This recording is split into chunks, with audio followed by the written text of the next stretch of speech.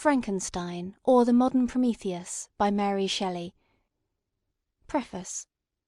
The event on which this fiction is founded has been supposed by Dr. Darwin and some of the physiological writers of Germany as not of impossible occurrence. I shall not be supposed as according the remotest degree of serious faith to such an imagination, yet in assuming it as the basis of a work of fancy, I have not considered myself as merely weaving a series of supernatural terrors. The event on which the interest of the story depends is exempt from the disadvantages of a mere tale of spectres or enchantment. It was recommended by the novelty of the situations which it develops, and, however impossible as a physical fact, affords a point of view to the imagination for the delineating of human passions more comprehensive and commanding than any which the ordinary relations of existing events can yield. I have thus endeavoured to preserve the truth of the elementary principles of human nature, while I have not scrupled to innovate upon their combinations. The Iliad, the tragic poetry of Greece, Shakespeare in The Tempest and Midsummer Night's Dream, and most especially Milton in Paradise Lost, conform to this rule, and the most humble novelist, who seeks to confer or receive amusement from his labours, may, without presumption, apply to prose fiction a licence, or rather a rule, from the adoption of which so many exquisite combinations of human feeling have resulted in the highest specimens of poetry. The circumstance on which my story rests was suggested in casual conversation.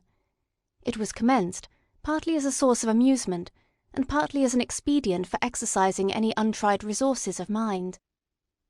Other motives were mingled with these as the work proceeded. I am by no means indifferent to the manner in which whatever moral tendencies exist in the sentiments or characters it contains shall affect the reader, yet my chief concern in this respect has been limited to avoiding the enervating effects of the novels of the present day, and to the exhibition of the amiableness of domestic affection and the excellence of universal virtue. The opinions which naturally spring from the character and situation of the hero are by no means to be conceived as existing always in my own conviction, nor is any inference justly to be drawn from the following pages as prejudicing any philosophical doctrine of whatever kind.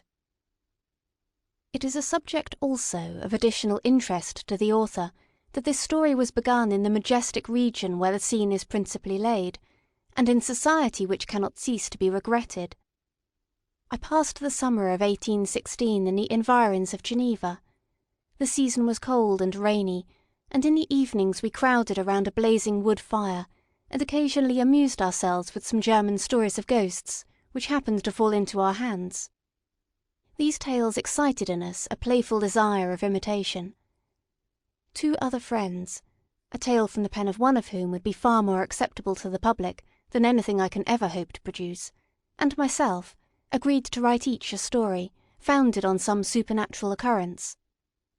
The weather, however, suddenly became serene, and my two friends left me on a journey among the Alps, and lost, in the magnificent scenes which they present, all memory of their ghostly visions.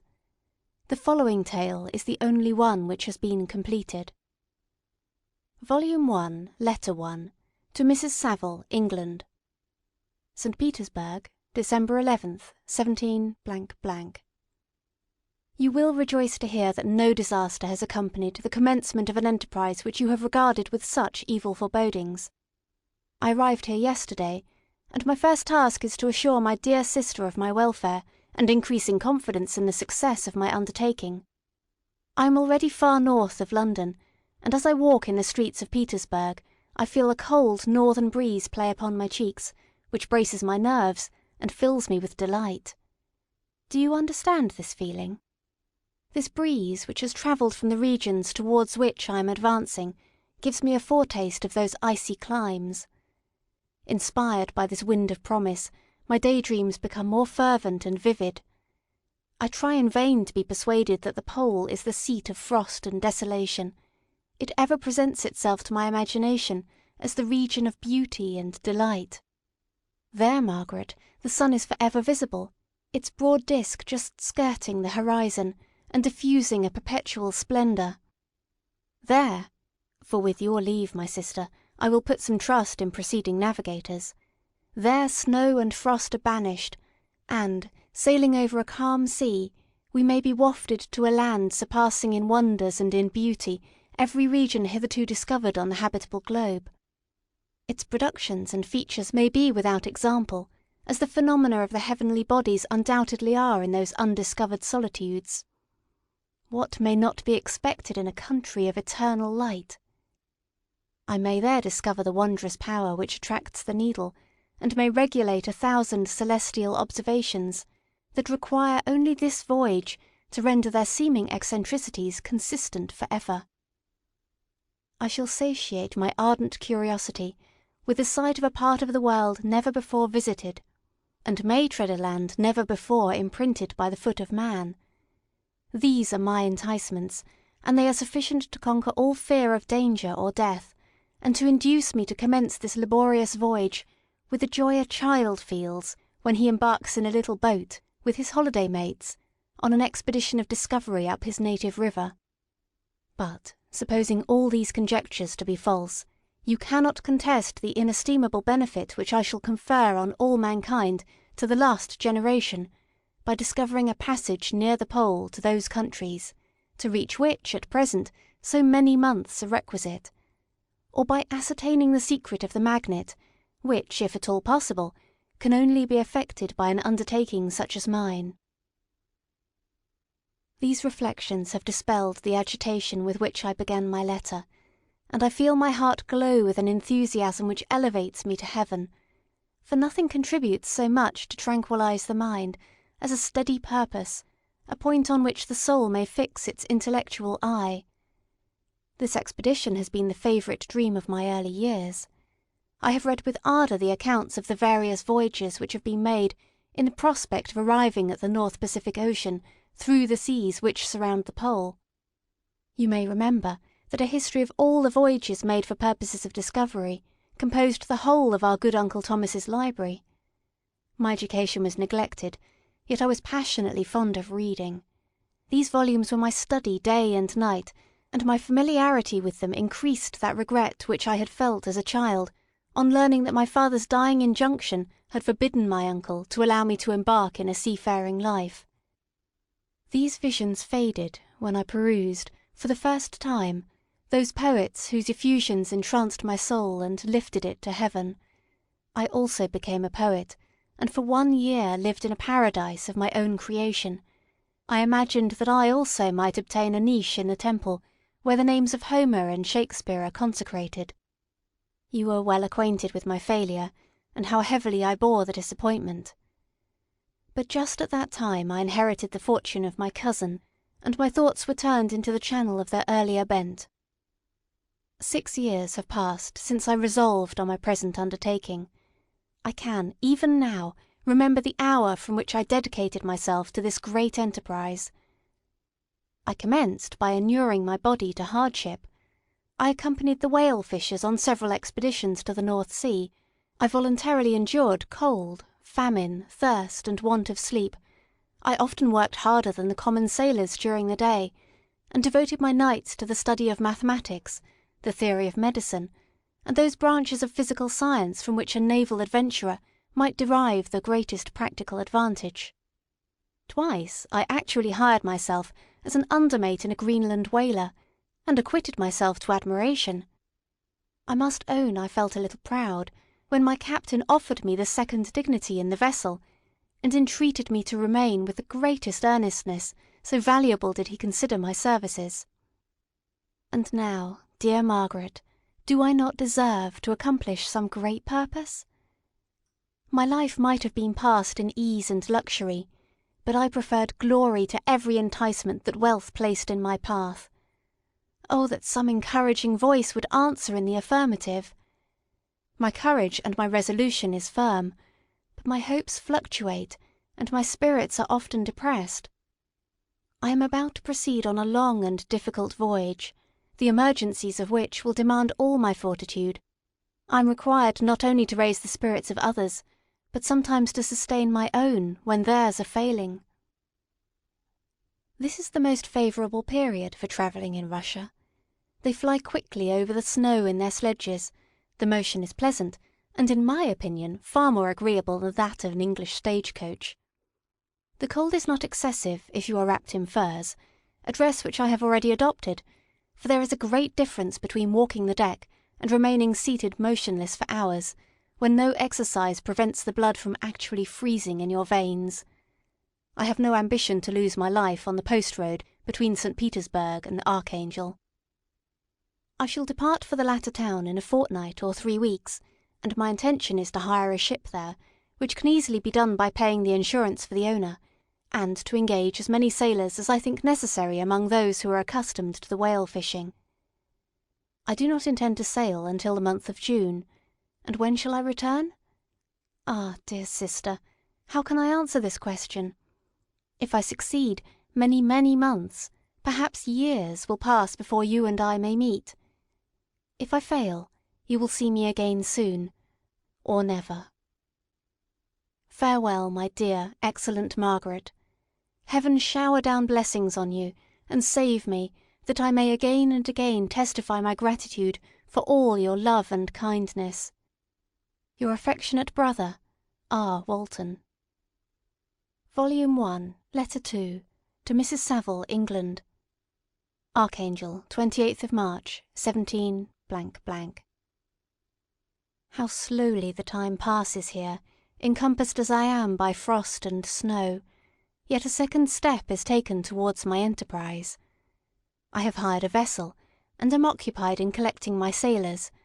Those whom I have already engaged appear to be men on whom I can depend, and are certainly possessed of dauntless courage. But I have one want which I have never yet been able to satisfy, and the absence of the object of which I now feel as a most severe evil. I have no friend, Margaret. When I am glowing with the enthusiasm of success, there will be none to participate my joy. If I am assailed by disappointment, no one will endeavour to sustain me in dejection. I shall commit my thoughts to paper, it is true, but that is a poor medium for the communication of feeling. I desire the company of a man who could sympathise with me, whose eyes would reply to mine. You may deem me romantic, my dear sister, but I bitterly feel the want of a friend. I have no one near me, gentle yet courageous, possessed of a cultivated as well as of a capacious mind, whose tastes are like my own, to approve or amend my plans. How would such a friend repair the faults of your poor brother? I am too ardent in execution, and too impatient of difficulties. But it is a still greater evil to me that I am self-educated. For the first 14 years of my life I ran wild on a common, and read nothing but our Uncle Thomas's books of voyages. At that age I became acquainted with the celebrated poets of our own country.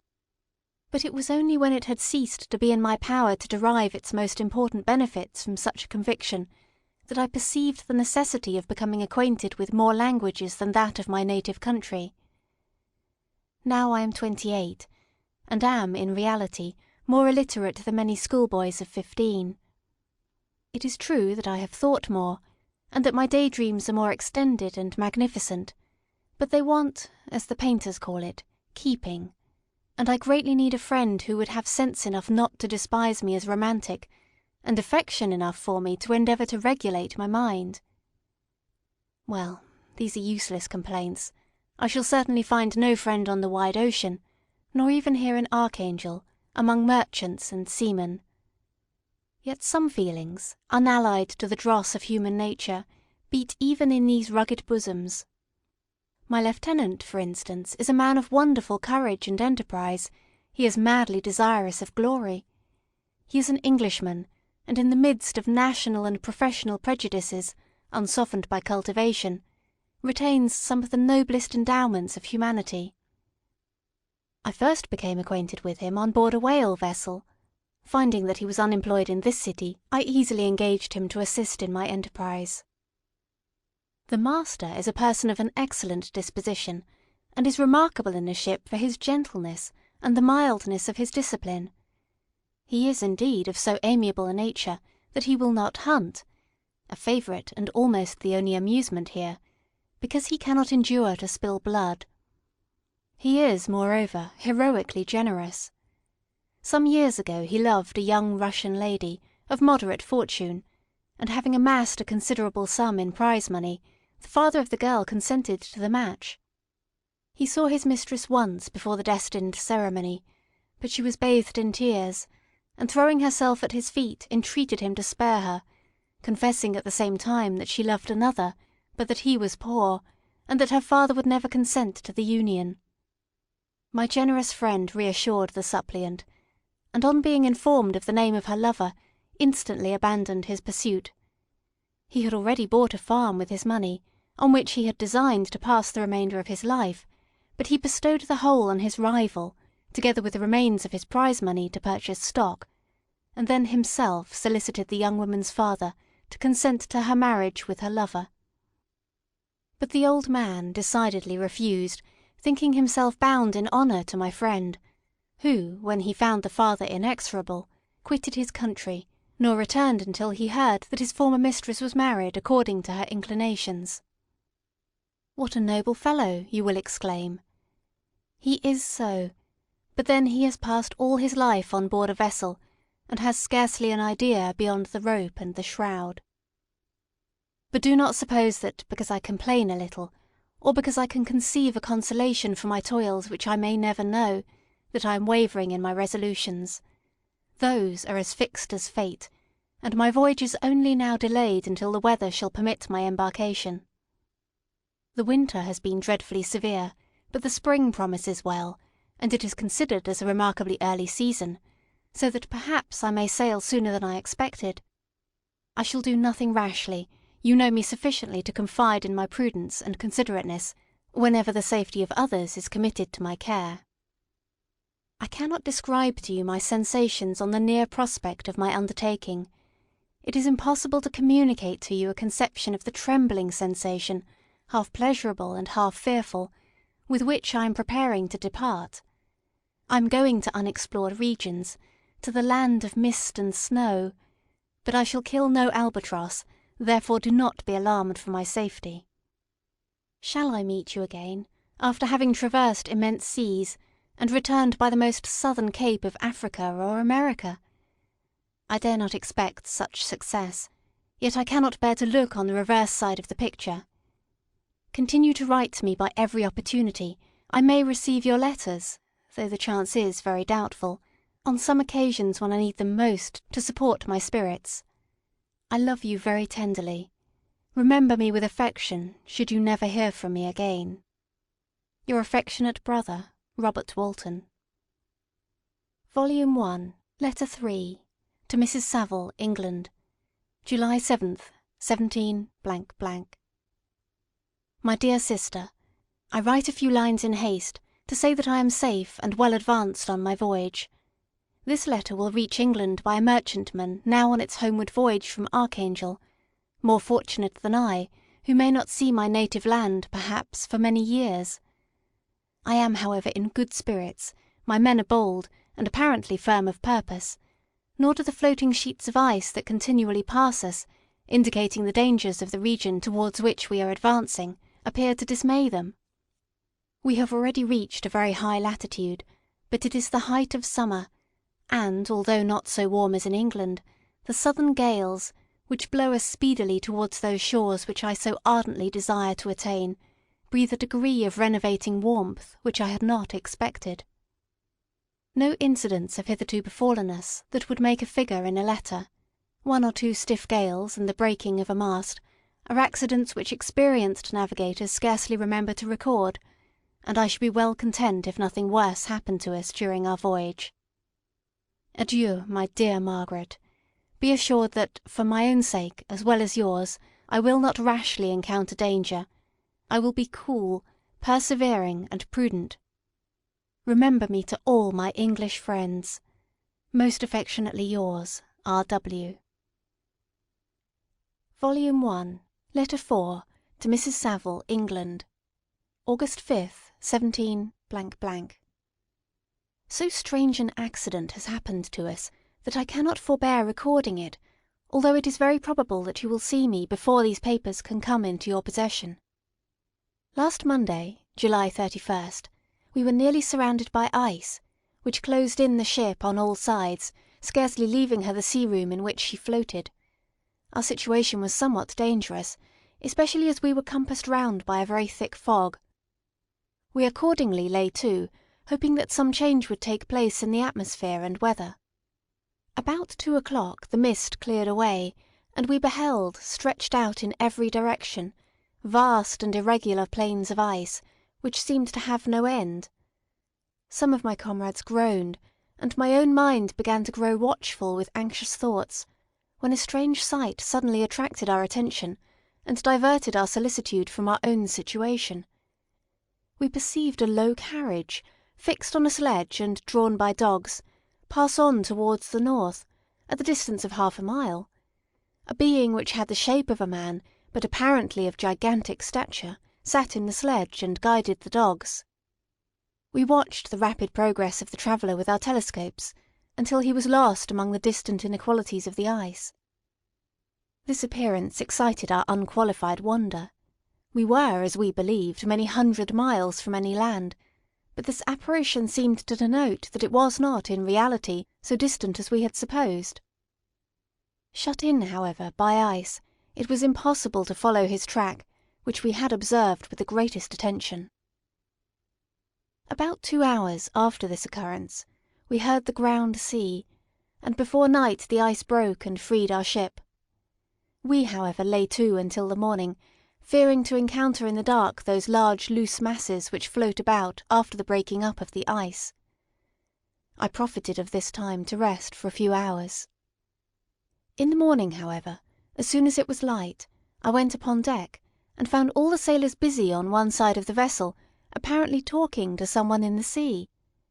It was in fact a sledge, like that we had seen before, which had drifted towards us in the night on a large fragment of ice.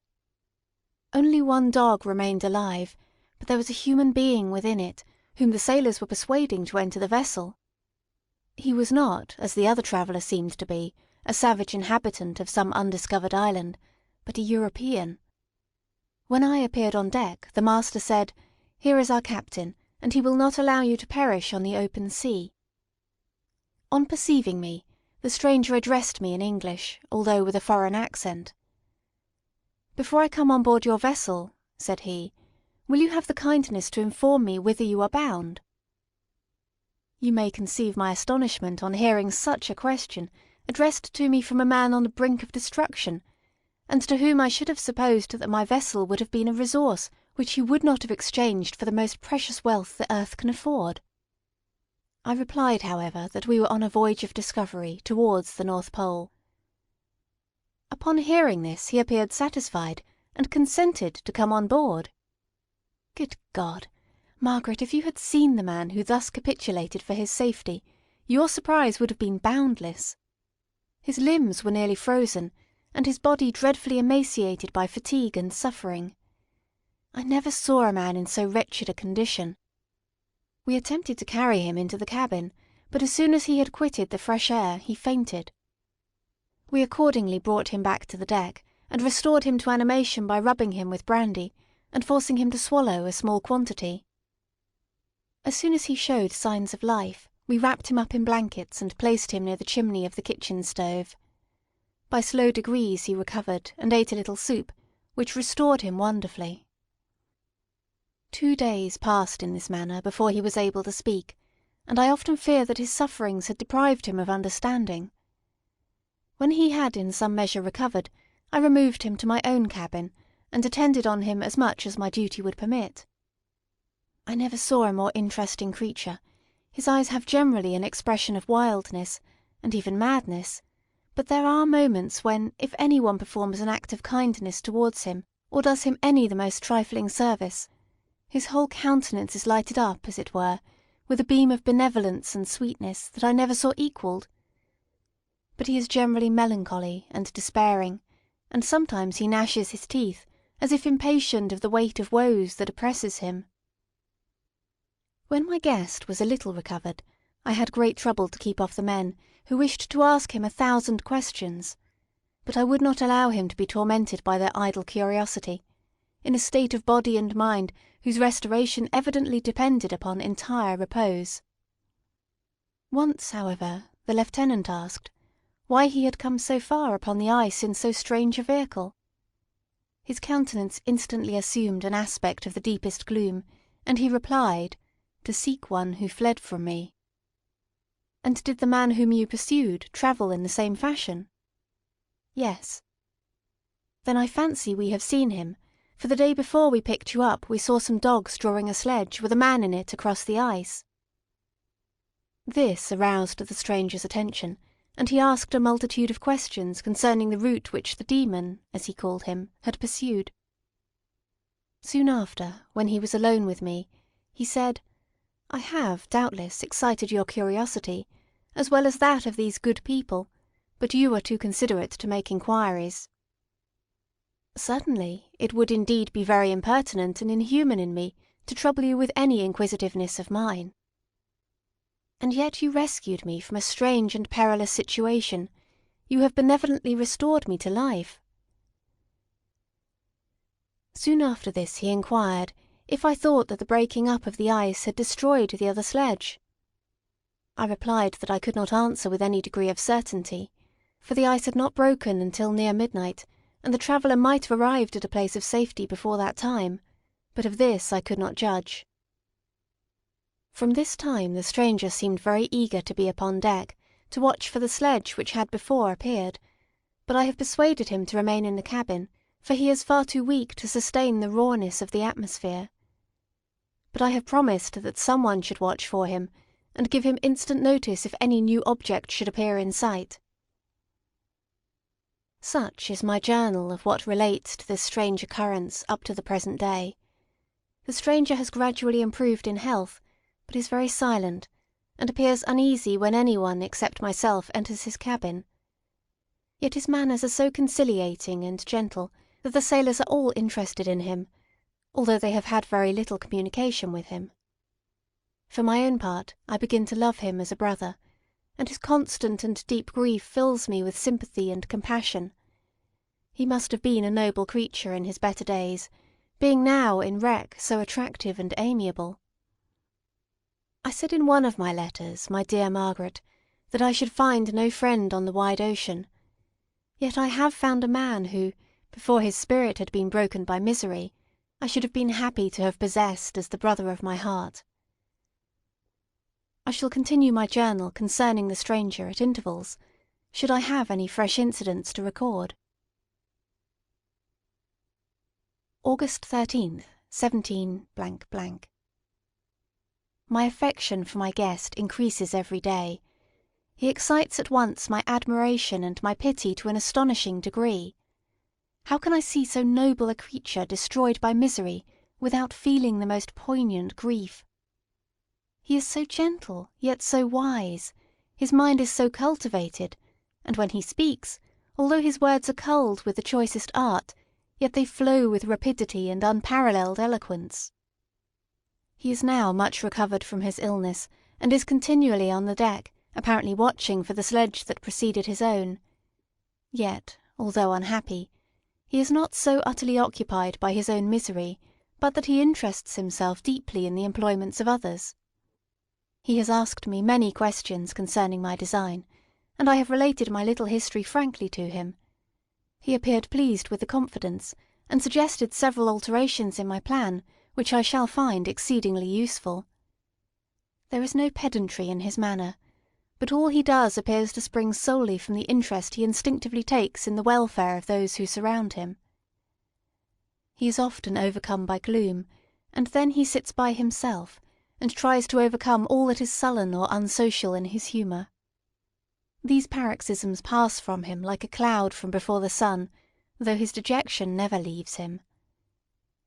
I have endeavoured to win his confidence, and I trust that I have succeeded.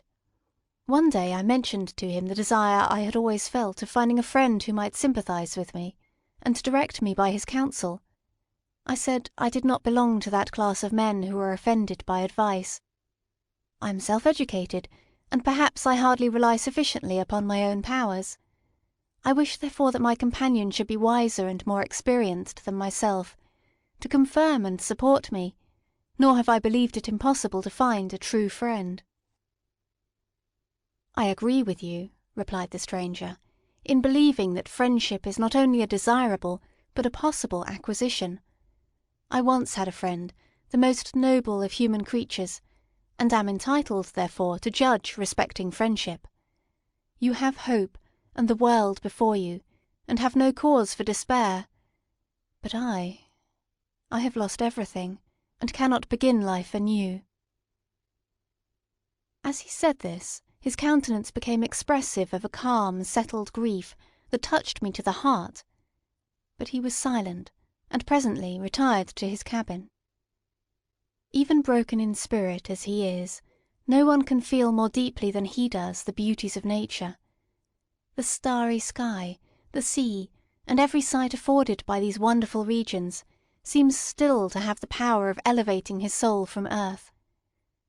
Such a man has a double existence. He may suffer misery, and be overwhelmed by disappointments, yet when he has retired into himself, he will be like a celestial spirit that has a halo around him, within whose circle no grief or folly ventures. Will you laugh at the enthusiasm I express concerning this divine wanderer? If you do, you must have certainly lost that simplicity which was once your characteristic charm. Yet, if you will, smile at the warmth of my expressions, while I find every day new causes for repeating them. August 19th, 17 . Yesterday the stranger said to me, "You may easily perceive, Captain Walton, that I have suffered great and unparalleled misfortunes. I had determined once that the memory of these evils should die with me, but you have won me to alter my determination. You seek for knowledge and wisdom as I once did, and I ardently hope that the gratification of your wishes may not be a serpent to sting you, as mine has been. I do not know that the relation of my misfortunes will be useful to you, yet, if you are inclined, listen to my tale. I believe that the strange incidents connected with it will afford a view of nature which may enlarge your faculties and understanding. You will hear of powers and occurrences such as you have been accustomed to believe impossible, but I do not doubt that my tale conveys in its series internal evidence of the truth of the events of which it is composed." You may easily imagine that I was much gratified by the offered communication, yet I could not endure that he should renew his grief by a recital of his misfortunes. I felt the greatest eagerness to hear the promised narrative, partly from curiosity, and partly from a strong desire to ameliorate his fate, if it were in my power. I expressed these feelings in my answer. "I thank you," he replied, "for your sympathy, but it is useless. My fate is nearly fulfilled. I wait but for one event, and then I shall repose in peace. I understand your feeling," continued he, perceiving that I wished to interrupt him, "but you are mistaken, my friend, if thus you will allow me to name you. Nothing can alter my destiny.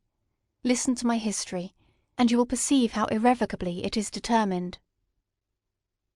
He then told me that he would commence his narrative the next day when I should be at leisure. This promise drew from me the warmest thanks. I have resolved every night, when I am not engaged, to record, as nearly as possible in his own words, what he has related during the day. If I should be engaged, I will at least make notes. This manuscript will doubtless afford you the greatest pleasure, but to me, who know him, and who hear it from his own lips, with what interest and sympathy shall I read it in some future day? Volume 1, Chapter 1. I am by birth a Genevese, and my family is one of the most distinguished of that republic. My ancestors had been for many years councillors and syndics, and my father had filled several public situations with honour and reputation. He was respected by all who knew him for his integrity and indefatigable attention to public business.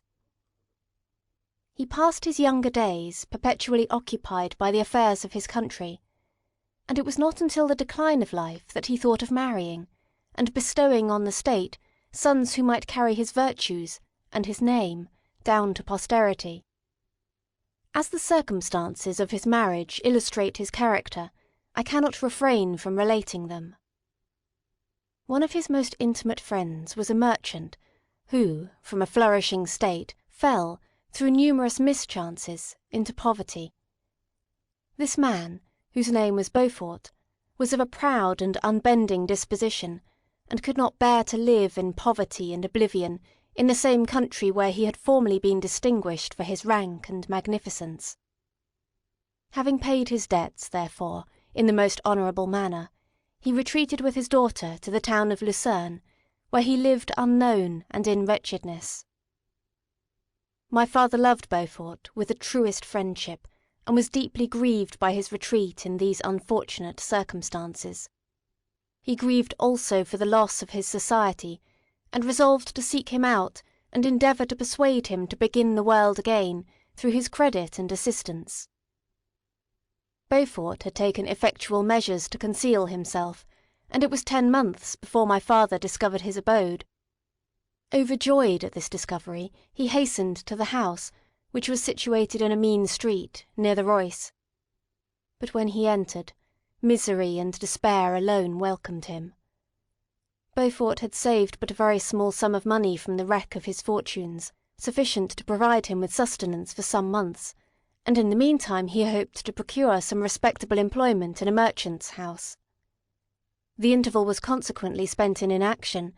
His grief only became more deep and rankling when he had leisure for reflection, and at length it took so fast hold of his mind that at the end of 3 months he lay on a bed of sickness, incapable of any exertion. His daughter attended him with the greatest tenderness, but she saw with despair that their little fund was rapidly decreasing, and that there was no other prospect of support. But Caroline Beaufort possessed a mind of an uncommon mould, and her courage rose to support her in her adversity. She procured plain work, she plaited straw, and by various means contrived to earn a pittance scarcely sufficient to support life. Several months passed in this manner. Her father grew worse, her time was more entirely occupied in attending him, her means of subsistence decreased, and in the 10th month her father died in her arms, leaving her an orphan and a beggar. This last blow overcame her, and she knelt by Beaufort's coffin weeping bitterly when my father entered the chamber. He came like a protecting spirit to the poor girl, who committed herself to his care, and after the interment of his friend he conducted her to Geneva and placed her under the protection of a relation. 2 years after this event, Caroline became his wife. When my father became a husband and a parent, he found his time so occupied by the duties of his new situation that he relinquished many of his public employments and devoted himself to the education of his children. Of these I was the eldest, and the destined successor to all his labours and utility. No creature could have more tender parents than mine. My improvement and health were their constant care, especially as I remained for several years their only child. But before I continue my narrative, I must record an incident which took place when I was 4 years of age. My father had a sister whom he tenderly loved, and who had married early in life an Italian gentleman. Soon after her marriage she had accompanied her husband into his native country, and for some years my father had very little communication with her. About the time I mentioned, she died, and a few months afterwards he received a letter from her husband, acquainting him with his intention of marrying an Italian lady, and requesting my father to take charge of the infant Elizabeth, the only child of his deceased sister. "It is my wish," he said, "that you should consider her as your own daughter, and educate her thus. Her mother's fortune is secured to her, the documents of which I will commit to your keeping. Reflect upon this proposition, and decide whether you would prefer educating your niece yourself to her being brought up by a stepmother." My father did not hesitate, and immediately went to Italy, that he might accompany the little Elizabeth to her future home. I have often heard my mother say that she was at that time the most beautiful child she had ever seen, and showed signs, even then, of a gentle and affectionate disposition. These indications, and a desire to bind as closely as possible the ties of domestic love, determined my mother to consider Elizabeth as my future wife, a design which she never found reason to repent. From this time Elizabeth Lavenza became my playfellow and, as we grew older, my friend. She was docile and good-tempered, yet gay and playful as a summer insect. Although she was lively and animated, her feelings were strong and deep, and her disposition uncommonly affectionate. No one could better enjoy liberty, yet no one could submit with more grace than she did to constraint and caprice. Her imagination was luxuriant, yet her capability of application was great. Her person was the image of her mind. Her hazel eyes, although as lively as a bird's, possessed an attractive softness. Her figure was light and airy, and, though capable of enduring great fatigue, she appeared the most fragile creature in the world. While I admired her understanding and fancy, I loved to tend on her, as I should on a favourite animal, and I never saw so much grace both of person and mind united to so little pretension. Everyone adored Elizabeth. If the servants had any request to make, it was always through her intercession. We were strangers to any species of disunion and dispute, for although there was a great dissimilitude in our characters, there was a harmony in that very dissimilitude. I was more calm and philosophical than my companion, yet my temper was not so yielding. My application was of longer endurance, but it was not so severe whilst it endured. I delighted in investigating the facts relative to the actual world. She busied herself in following the aerial creations of the poets. The world was to me a secret, which I desired to discover. To her it was a vacancy, which she sought to people with imaginations of her own. My brothers were considerably younger than myself, but I had a friend in one of my schoolfellows who compensated for this deficiency. Henry Clerval was the son of a merchant of Geneva, an intimate friend of my father. He was a boy of singular talent and fancy. I remember, when he was 9 years old, he wrote a fairy tale which was the delight and amazement of all his companions. His favourite study consisted in books of chivalry and romance, and when very young I can remember that we used to act plays composed by him out of these favourite books, the principal characters of which were Orlando, Robin Hood, Amadis, and St. George.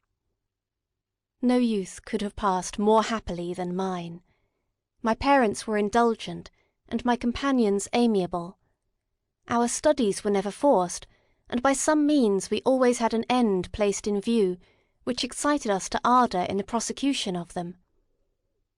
It was by this method, and not by emulation, that we were urged to application. Elizabeth was not incited to apply herself to drawing that her companions might not outstrip her, but through the desire of pleasing her aunt, by the representation of some favourite scene done by her own hand. We learned Latin and English, that we might read the writings in those languages, and so far from study being made odious to us through punishment, we loved application, and our amusements would have been the labours of other children. Perhaps we did not read so many books, or learn languages so quickly, as those who were disciplined according to the ordinary methods, but what we learned was impressed the more deeply on our memories. In this description of our domestic circle I include Henry Clerval, for he was constantly with us. He went to school with me, and generally passed the afternoon at our house, for being an only child, and destitute of companions at home, his father was well pleased that he should find associates at our house, and we were never completely happy when Clerval was absent. I feel pleasure in dwelling on the recollections of childhood, before misfortune had tainted my mind, and changed its bright visions of extensive usefulness into gloomy and narrow reflections upon self. But, in drawing the picture of my early days, I must not omit to record those events which led, by insensible steps, to my after-tale of misery.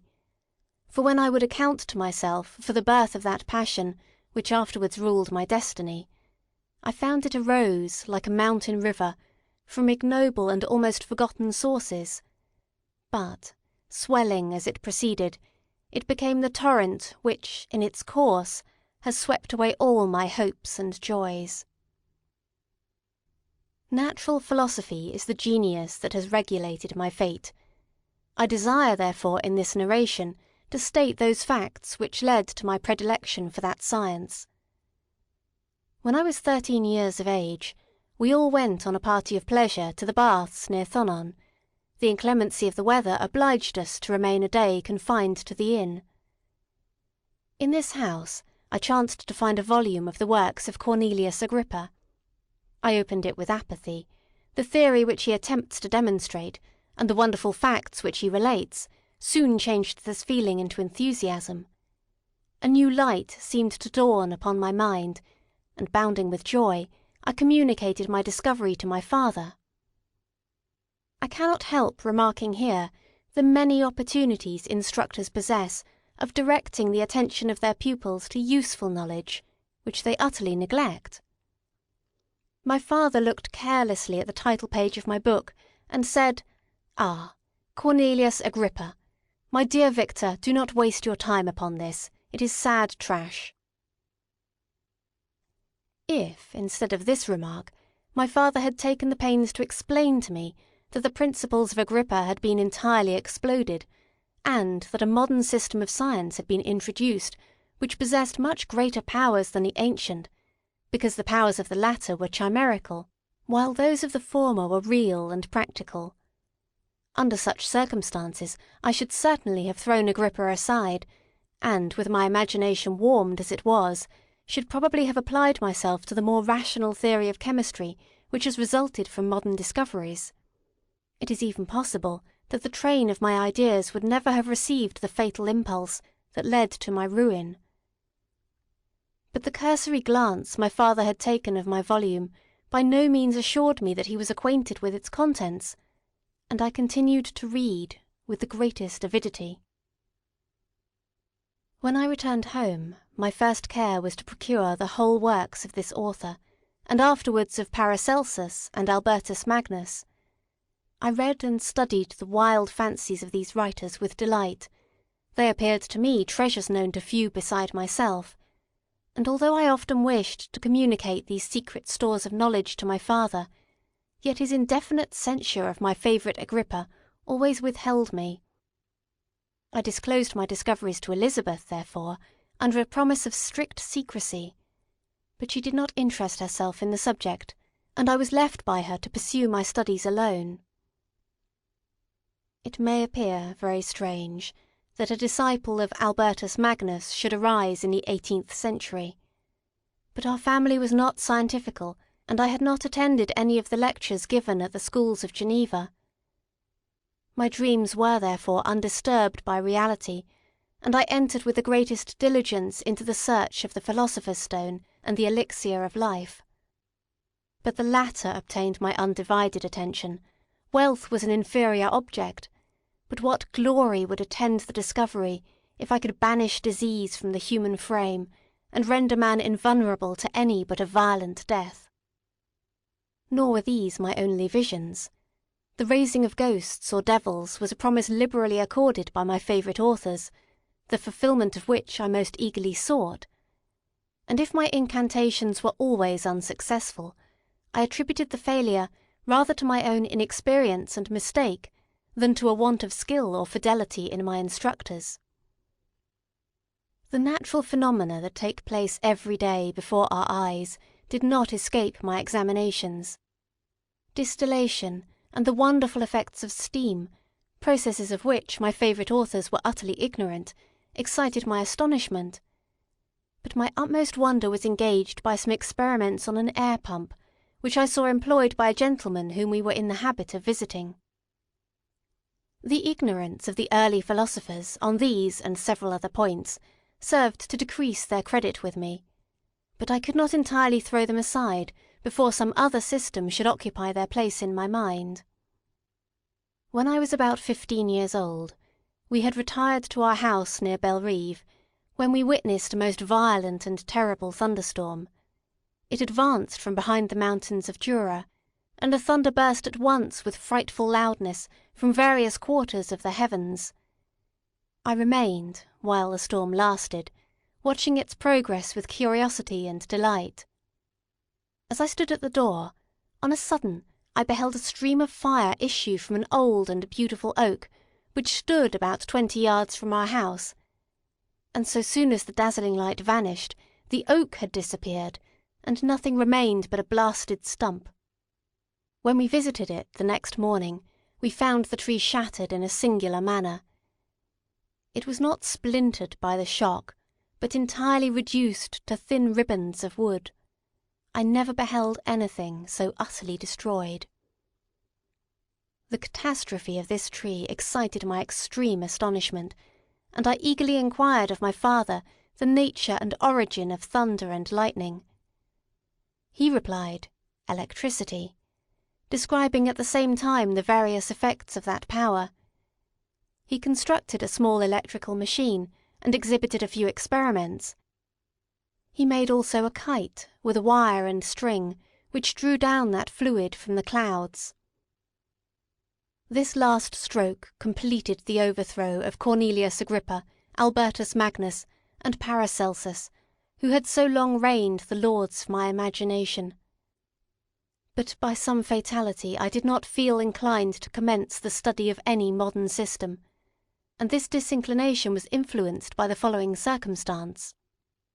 My father expressed a wish that I should attend a course of lectures upon natural philosophy, to which I cheerfully consented. Some accident prevented my attending these lectures until the course was nearly finished. The lecture, being therefore one of the last, was entirely incomprehensible to me. The professor discoursed with the greatest fluency of potassium and boron, of sulphates and oxides, terms to which I could affix no idea, and I became disgusted with the science of natural philosophy, although I still read Pliny and Buffon with delight, authors in my estimation of nearly equal interest and utility. My occupations at this age were principally the mathematics, and most of the branches of study appertaining to that science. I was busily employed in learning languages. Latin was already familiar to me, and I began to read some of the easiest Greek authors without the help of a lexicon. I also perfectly understood English and German. This is the list of my accomplishments at the age of 17, and you may conceive that my hours were fully employed in acquiring and maintaining a knowledge of this various literature. Another task also devolved upon me when I became the instructor of my brothers. Ernest was 6 years younger than myself, and was my principal pupil. He had been afflicted with ill health from his infancy, through which Elizabeth and I had been his constant nurses. His disposition was gentle, but he was incapable of any severe application. William, the youngest of our family, was yet an infant, and the most beautiful little fellow in the world. His lively blue eyes, dimpled cheeks, and endearing manners inspired the tenderest affection. Such was our domestic circle, from which care and pain seemed forever banished. My father directed our studies, and my mother partook of our enjoyments. Neither of us possessed the slightest preeminence over the other. The voice of command was never heard amongst us, but mutual affection engaged us all to comply with and obey the slightest desire of each other. Volume 1, Chapter 2. When I had attained the age of 17, my parents resolved that I should become a student at the University of Ingolstadt. I had hitherto attended the schools of Geneva, but my father thought it necessary, for the completion of my education, that I should be made acquainted with other customs than those of my native country. My departure was therefore fixed at an early date, but, before the day resolved upon could arrive, the first misfortune of my life occurred, an omen, as it were, of my future misery.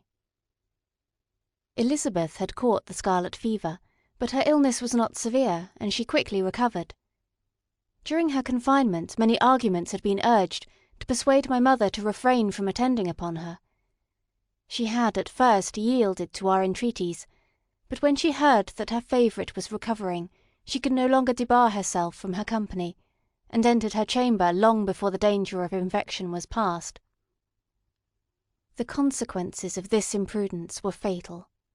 On the 3rd day my mother sickened, her fever was very malignant, and the looks of her attendants prognosticated the worst event. On her deathbed, the fortitude and benignity of this admirable woman did not desert her. She joined the hands of Elizabeth and myself. "My children," she said, "my firmest hopes of future happiness were placed on the prospect of your union. This expectation will now be the consolation of your father. Elizabeth, my love, you must supply my place to your younger cousins. Alas!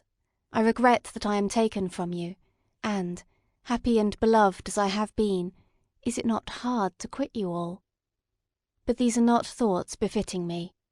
I will endeavour to resign myself cheerfully to death, and will indulge a hope of meeting you in another world."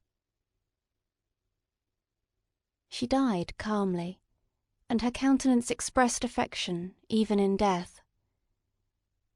I need not describe the feelings of those whose dearest ties are rent by that most irreparable evil, the void that presents itself to the soul, and the despair that is exhibited on the countenance.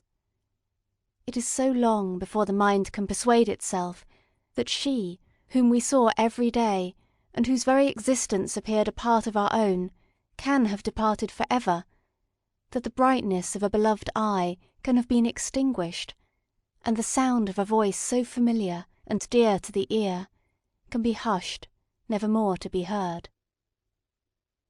These are the reflections of the first days, but when the lapse of time proves the reality of the evil, then the actual bitterness of grief commences. Yet from whom has not that rude hand rent away some dear connection, and why should I describe a sorrow which all have felt and must feel? The time at length arrives when grief is rather an indulgence than a necessity, and the smile that plays upon the lips, though it may be deemed a sacrilege, is not banished. My mother was dead, but we still had duties which we ought to perform. We must continue our course with the rest, and learn to think ourselves fortunate, whilst one remains whom the spoiler has not seized. My journey to Ingolstadt, which had been deferred by these events, was now again determined upon. I obtained from my father a respite of some weeks. This period was spent sadly. My mother's death and my speedy departure depressed our spirits, but Elizabeth endeavoured to renew the spirit of cheerfulness in our little society. Since the death of her aunt, her mind had acquired new firmness and vigour. She determined to fulfil her duties with the greatest exactness, and she felt that that most imperious duty, of rendering her uncle and cousins happy, had devolved upon her. She consoled me, amused her uncle, instructed my brothers, and I never beheld her so enchanting as at this time, when she was continually endeavouring to contribute to the happiness of others, entirely forgetful of herself. The day of my departure at length arrived. I had taken leave of all my friends, excepting Clerval, who spent the last evening with us. He bitterly lamented that he was unable to accompany me, but his father could not be persuaded to part with him, intending that he should become a partner with him in business, in compliance with his favourite theory, that learning was superfluous in the commerce of ordinary life. Henry had a refined mind. He had no desire to be idle, and was well pleased to become his father's partner. But he believed that a man might become a very good trader, and yet possess a cultivated understanding. We sat late, listening to his complaints, and making many little arrangements for the future. The next morning, early, I departed. Tears gushed from the eyes of Elizabeth. They proceeded partly from sorrow at my departure, and partly because she reflected that the same journey was to have taken place 3 months before, when a mother's blessing would have accompanied me. I threw myself into the chaise that was to convey me away, and indulged in the most melancholy reflections. I, who had ever been surrounded by amiable companions, continually engaged in endeavouring to bestow mutual pleasure, I was now alone. In the university, whither I was going, I must form my own friends, and be my own protector. My life had hitherto been remarkably secluded and domestic, and this had given me invincible repugnance to new countenances. I loved my brothers, Elizabeth and Clerval. These were old familiar faces, but I believed myself totally unfitted for the company of strangers. Such were my reflections as I commenced my journey, but as I proceeded my spirits and hopes rose. I ardently desired the acquisition of knowledge. I had often, when at home, thought it hard to remain during my youth cooped up in one place, and had longed to enter the world, and take my station among other human beings. Now my desires were complied with, and it would indeed have been folly to repent.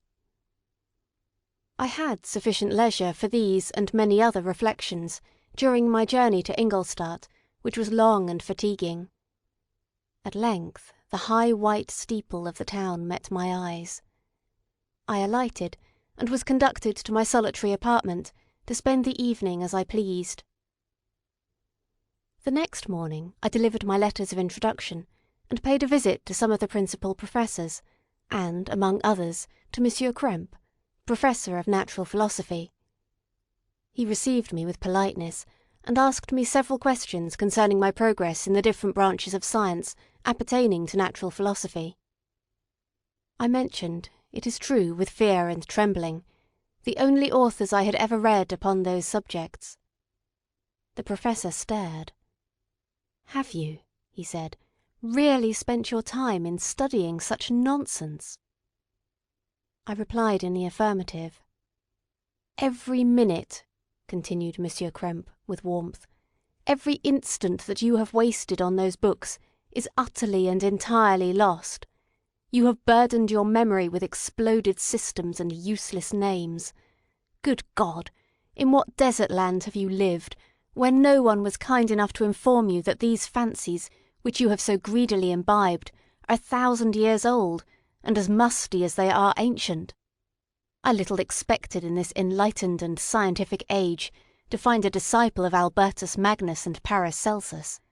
My dear sir, you must begin your studies entirely anew." So saying, he stepped aside, and wrote down a list of several books treating of natural philosophy, which he desired me to procure, and dismissed me, after mentioning that in the beginning of the following week he intended to commence a course of lectures upon natural philosophy in its general relations, and that Monsieur Waldman, a fellow professor, would lecture upon chemistry the alternate days that he missed. I returned home, not disappointed, for I had long considered those authors useless whom the Professor had so strongly reprobated, but I did not feel much inclined to study the books which I had procured at his recommendation. Monsieur Krempe was a little squat man, with a gruff voice and repulsive countenance. The teacher therefore did not prepossess me in favour of his doctrine. Besides, I had a contempt for the uses of modern natural philosophy. It was very different when the masters of the science sought immortality and power. Such views, although futile, were grand, but now the scene was changed. The ambition of the inquirer seemed to limit itself to the annihilation of those visions on which my interest in science was chiefly founded. I was required to exchange chimeras of boundless grandeur for realities of little worth. Such were my reflections during the first 2 or 3 days, spent almost in solitude. But as the ensuing week commenced, I thought of the information which Monsieur Krempe had given me concerning the lectures, and although I could not consent to go and hear that little conceited fellow deliver sentences out of a pulpit, I recollected what he had said of Monsieur Waldman, whom I had never seen, as he had hitherto been out of town. Partly from curiosity, and partly from idleness, I went into the lecturing room, which Monsieur Waldman entered shortly after. This professor was very unlike his colleague. He appeared about 50 years of age, but with an aspect expressive of the greatest benevolence. A few grey hairs covered his temples, but those at the back of his head were nearly black. His person was short, but remarkably erect, and his voice the sweetest I had ever heard. He began his lecture by a recapitulation of the history of chemistry and the various improvements made by different men of learning, pronouncing with fervour the names of the most distinguished discoverers. He then took a cursory view of the present state of the science and explained many of its elementary terms. After having made a few preparatory experiments, he concluded with a panegyric upon modern chemistry, the terms of which I shall never forget. "The ancient teachers of this science," said he, "promised impossibilities and performed nothing. The modern masters promise very little. They know that metals cannot be transmuted, and that the elixir of life is a chimera. But these philosophers, whose hands seem only made to dabble in dirt, and their eyes to pore over the microscope or crucible, have indeed performed miracles. They penetrate into the recesses of nature, and show how she works in her hiding places. They ascend into the heavens. They have discovered how the blood circulates, and the nature of the air we breathe. They have acquired new and almost unlimited powers. They can command the thunders of heaven, mimic the earthquake, and even mock the invisible world with its own shadows." I departed highly pleased with the Professor and his lecture, and paid him a visit the same evening. His manners in private were even more mild and attractive than in public, for there was a certain dignity in his mien during his lecture, which in his own house was replaced by the greatest affability and kindness. He heard with attention my little narration concerning my studies, and smiled at the names of Cornelius Agrippa and Paracelsus, but without the contempt that Monsieur Krempe had exhibited. He said that these were men to whose indefatigable zeal modern philosophers were indebted for most of the foundations of their knowledge. They had left to us, as an easier task, to give new names, arrange in connected classifications, the facts which they, in a great degree, had been the instruments of bringing to light. The labours of men of genius, however erroneously directed, scarcely ever fail in ultimately turning to the solid advantage of mankind. I listened to his statement, which was delivered without any presumption or affectation, and then added that his lecture had removed my prejudices against modern chemists, and I, at the same time, requested his advice concerning the books I ought to procure. "I am happy," said Monsieur Waldman, "to have gained a disciple, and if your application equals your ability, I have no doubt of your success. Chemistry is that branch of natural philosophy in which the greatest improvements have been and may be made. It is on that account that I have made it my peculiar study, but at the same time I have not neglected the other branches of science. A man would make but a very sorry chemist if he attended to that department of human knowledge alone. If your wish is to become really a man of science, and not merely a petty experimentalist, I should advise you to apply to every branch of natural philosophy, including mathematics." He then took me into his laboratory, and explained to me the uses of his various machines, instructing me as to what I ought to procure, and promising me the use of his own, when I should have advanced far enough in the science not to derange their mechanism. He also gave me the list of books which I had requested, and I took my leave. Thus ended a day memorable to me. It decided my future destiny. Volume 1, Chapter 3. From this day, natural philosophy, and particularly chemistry, in the most comprehensive sense of the term, became nearly my sole occupation. I read with ardour those works, so full of genius and discrimination, which modern inquirers have written on these subjects. I attended the lectures, and cultivated the acquaintance of the men of science of the university, and I found even in Monsieur Krempe a great deal of sound sense and real information, combined, it is true, with a repulsive physiognomy and manners, but not on that account the less valuable. In Monsieur Waldman I found a true friend. His gentleness was never tinged by dogmatism, and his instructions were given with an air of frankness and good nature that banished every idea of pedantry. It was perhaps the amiable character of this man that inclined me more to that branch of natural philosophy which he professed, than an intrinsic love for the science itself. But this state of mind had place only in the first steps towards knowledge. The more fully I entered into the science, the more exclusively I pursued it for its own sake. That application, which at first had been a matter of duty and resolution, now became so ardent and eager that the stars often disappeared in the light of the morning, whilst I was yet engaged in my laboratory. As I applied so closely, it may be easily conceived that I improved rapidly. My ardour was indeed the astonishment of the students, and my proficiency that of the masters.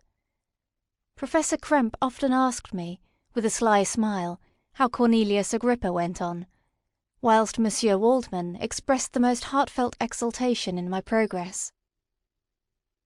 2 years passed in this manner, during which I paid no visit to Geneva, but was engaged heart and soul in the pursuit of some discoveries which I hoped to make.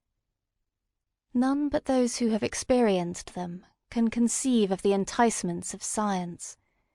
In other studies you go as far as others have gone before you, and there is nothing more to know. But in a scientific pursuit there is continual food for discovery and wonder. A mind of moderate capacity, which closely pursues one study, must infallibly arrive at great proficiency in that study, and I, who continually sought the attainment of one object of pursuit, and was solely wrapped up in this, improved so rapidly that, at the end of 2 years, I made some discoveries in the improvement of some chemical instruments, which procured me great esteem and admiration at the university. When I had arrived at this point, and had become as well acquainted with the theory and practice of natural philosophy as depended on the lessons of any of the professors at Ingolstadt, my residence there being no longer conducive to my improvements, I thought of returning to my friends and my native town, when an incident happened that protracted my stay. One of the phenomena which had peculiarly attracted my attention was the structure of the human frame, and indeed any animal endued with life. Whence, I often asked myself, did the principle of life proceed? It was a bold question, and one which has ever been considered as a mystery. Yet with how many things are we on the brink of becoming acquainted, if cowardice or carelessness did not restrain our inquiries? I revolved these circumstances in my mind, and determined thenceforth to apply myself more particularly to those branches of natural philosophy which relate to physiology. Unless I had been animated by an almost supernatural enthusiasm, my application to this study would have been irksome and almost intolerable. To examine the causes of life, we must first have recourse to death. I became acquainted with the science of anatomy, but this was not sufficient. I must also observe the natural decay and corruption of the human body. In my education, my father had taken the greatest precautions that my mind should be impressed with no supernatural horrors. I do not ever remember to have trembled at a tale of superstition, or to have feared the apparition of a spirit. Darkness had no effect upon my fancy, and a churchyard was to me merely the receptacle of bodies deprived of life, which, from being the seat of beauty and strength, had become food for the worm. Now I was led to examine the cause and progress of this decay, and forced to spend days and nights in vaults and charnel houses. My attention was fixed upon every object the most insupportable to the delicacy of the human feelings. I saw how the fine form of man was degraded and wasted. I beheld the corruption of death succeed to the blooming cheek of life.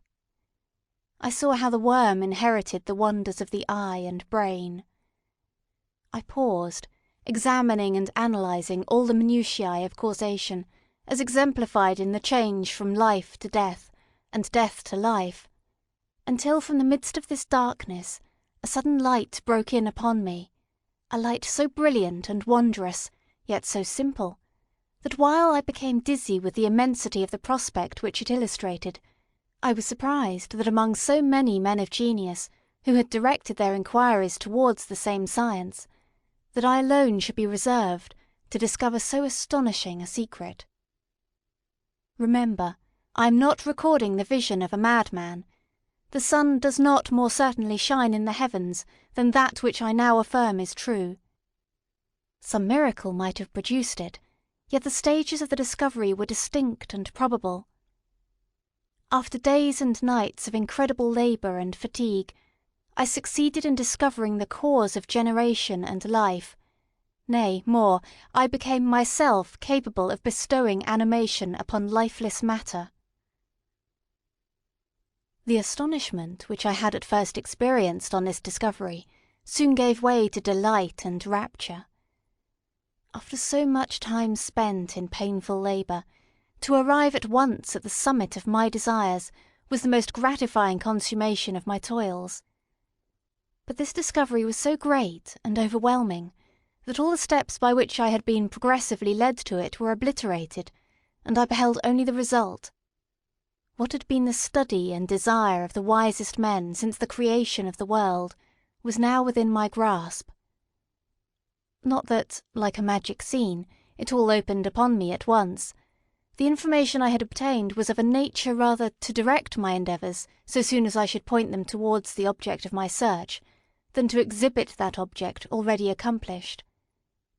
I was like the Arabian who had been buried with the dead, and found a passage to life aided only by one glimmering and seemingly ineffectual light. I see by your eagerness, and the wonder and hope which your eyes express, my friend, that you expect to be informed of the secret with which I am acquainted. That cannot be. Listen patiently until the end of my story, and you will easily perceive why I am reserved upon that subject. I will not lead you on, unguarded and ardent as I was then, to your destruction and infallible misery. Learn from me, if not by my precepts, at least by my example, how dangerous is the acquirement of knowledge, and how much happier that man is who believes his native town to be the world, than he who aspires to become greater than his nature will allow. When I found so astonishing a power placed within my hands, I hesitated a long time concerning the manner in which I should employ it. Although I possessed the capacity of bestowing animation, yet to prepare a frame for the reception of it, with all its intricacies of fibres, muscles, and veins, still remained a work of inconceivable difficulty and labour. I doubted at first whether I should attempt the creation of a being like myself, or one of simpler organisation. But my imagination was too exalted by my first success to permit me to doubt of my ability to give life to an animal as complex and wonderful as man.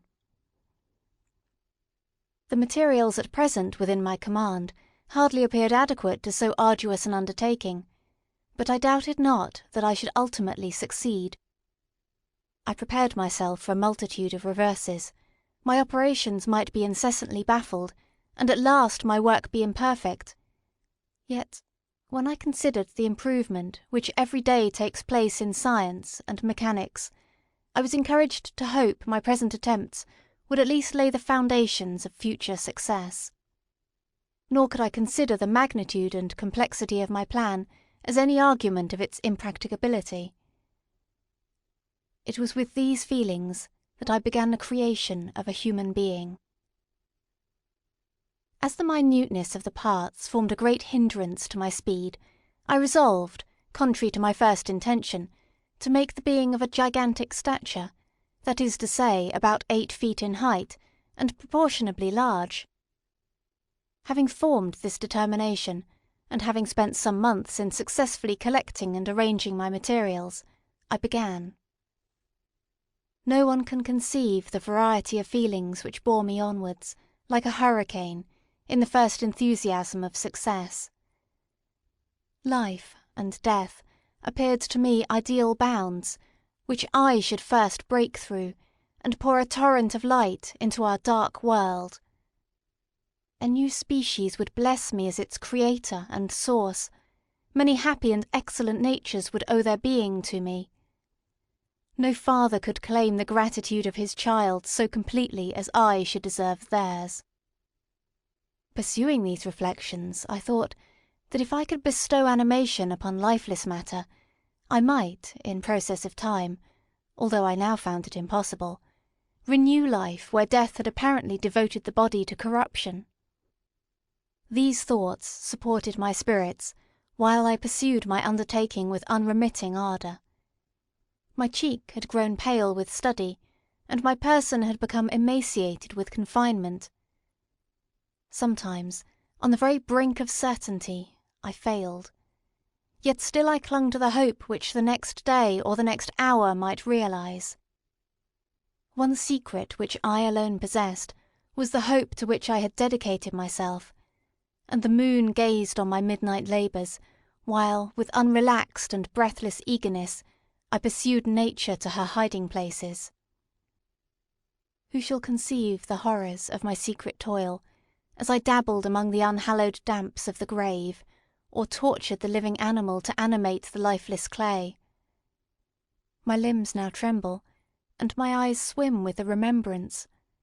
But then a resistless and almost frantic impulse urged me forward.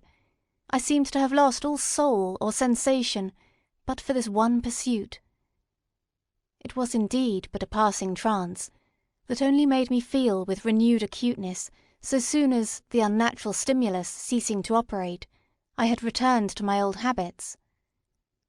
I collected bones from charnel houses, and disturbed, with profane fingers, the tremendous secrets of the human frame. In a solitary chamber, or rather cell, at the top of the house, and separated from all the other apartments by a gallery and staircase, I kept my workshop of filthy creation.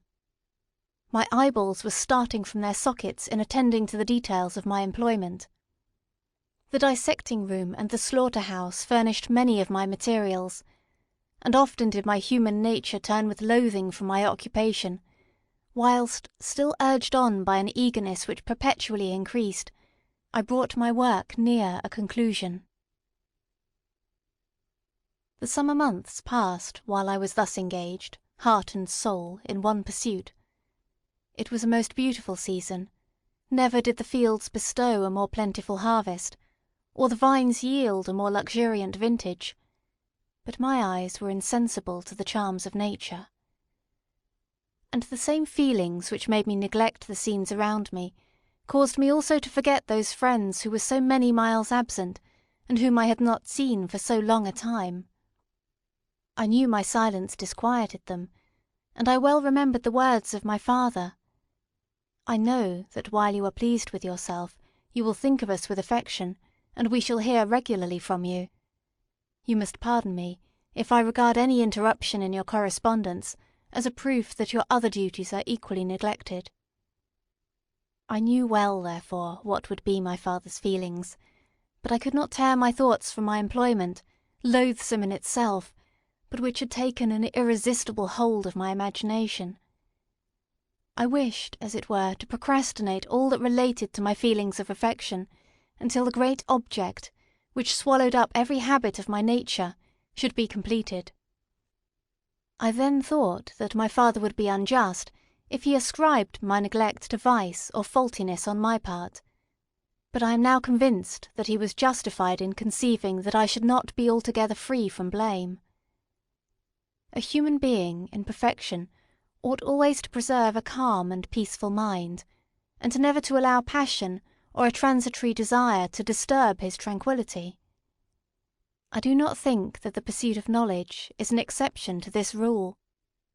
If the study to which you apply yourself has a tendency to weaken your affections, and to destroy your taste for those simple pleasures in which no alloy can possibly mix, then that study is certainly unlawful, that is to say, not befitting the human mind. If this rule were always observed, if no man allowed any pursuit whatsoever to interfere with the tranquillity of his domestic affections, Greece had not been enslaved, Caesar would have spared his country, America would have been discovered more gradually, and the empires of Mexico and Peru had not been destroyed. But I forget that I'm moralising in the most interesting part of my tale, and your looks remind me to proceed. My father made no reproach in his letters, and only took notice of my silence by inquiring into my occupations more particularly than before. Winter, spring, and summer passed away during my labours, but I did not watch the blossom or the expanding leaves, sights which before always yielded me supreme delight, so deeply was I engrossed in my occupation. The leaves of that year had withered before my work drew near to a close, and now every day showed me more plainly how well I had succeeded. But my enthusiasm was checked by my anxiety, and I appeared rather like one doomed by slavery to toil in the mines, or any other unwholesome trade, than an artist occupied by his favourite employment. Every night I was oppressed by a slow fever, and I became nervous to a most painful degree, a disease that I regretted the more because I had hitherto enjoyed most excellent health, and had always boasted of the firmness of my nerves. But I believed that exercise and amusement would soon drive away such symptoms, and I promised myself both of these, when my creation should be complete. Volume 1, Chapter 4. It was on a dreary night of November that I beheld the accomplishment of my toils. With an anxiety that almost amounted to agony, I collected the instruments of life around me, that I might infuse a spark of being into the lifeless thing that lay at my feet. It was already 1 in the morning, the rain pattered dismally against the panes, and my candle was nearly burnt out, when, by the glimmer of the half-extinguished light, I saw the dull yellow eye of the creature open. It breathed hard, and a convulsive motion agitated its limbs. How can I describe my emotions at this catastrophe, or how delineate the wretch whom with such infinite pains and cares I had endeavoured to form? His limbs were in proportion, and I had selected his features as beautiful. Beautiful, good God! His yellow skin scarcely covered the work of muscles and arteries beneath, his hair was of a lustrous black and flowing, his teeth of a pearly whiteness, but these luxuriances only formed a more horrid contrast with his watery eyes, that seemed almost of the same colour as the dun white sockets in which they were set, his shrivelled complexion, and straight black lips. The different accidents of life are not so changeable as the feelings of human nature. I had worked hard for nearly 2 years, for the sole purpose of infusing life into an inanimate body. For this I had deprived myself of rest and health. I had desired it with an ardour that far exceeded moderation. But now that I had finished, the beauty of the dream vanished, and breathless horror and disgust filled my heart. Unable to endure the aspect of the being I had created, I rushed out of the room, and continued a long time traversing my bedchamber, unable to compose my mind to sleep. At length lassitude succeeded to the tumult I had before endured, and I threw myself on the bed in my clothes, endeavouring to seek a few moments of forgetfulness. But it was in vain. I slept indeed, but I was disturbed by the wildest dreams. I thought I saw Elizabeth, in the bloom of health, walking in the streets of Ingolstadt. Delighted and surprised, I embraced her, but as I imprinted the first kiss on her lips, they became livid with the hue of death, her features appeared to change, and I thought that I held the corpse of my dead mother in my arms. A shroud enveloped her form, and I saw the grave worms crawling in the folds of the flannel. I started from my sleep with horror.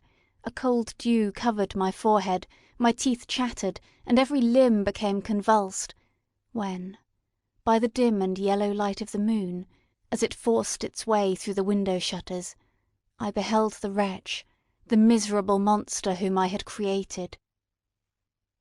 He held up the curtain of the bed, and his eyes, if eyes they may be called, were fixed on me.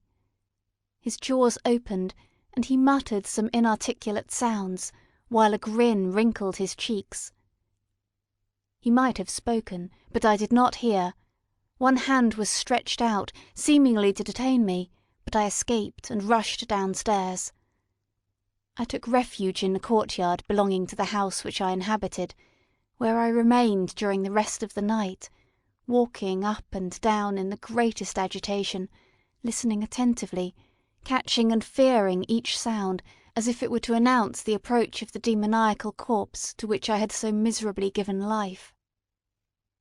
Oh, no mortal could support the horror of that countenance.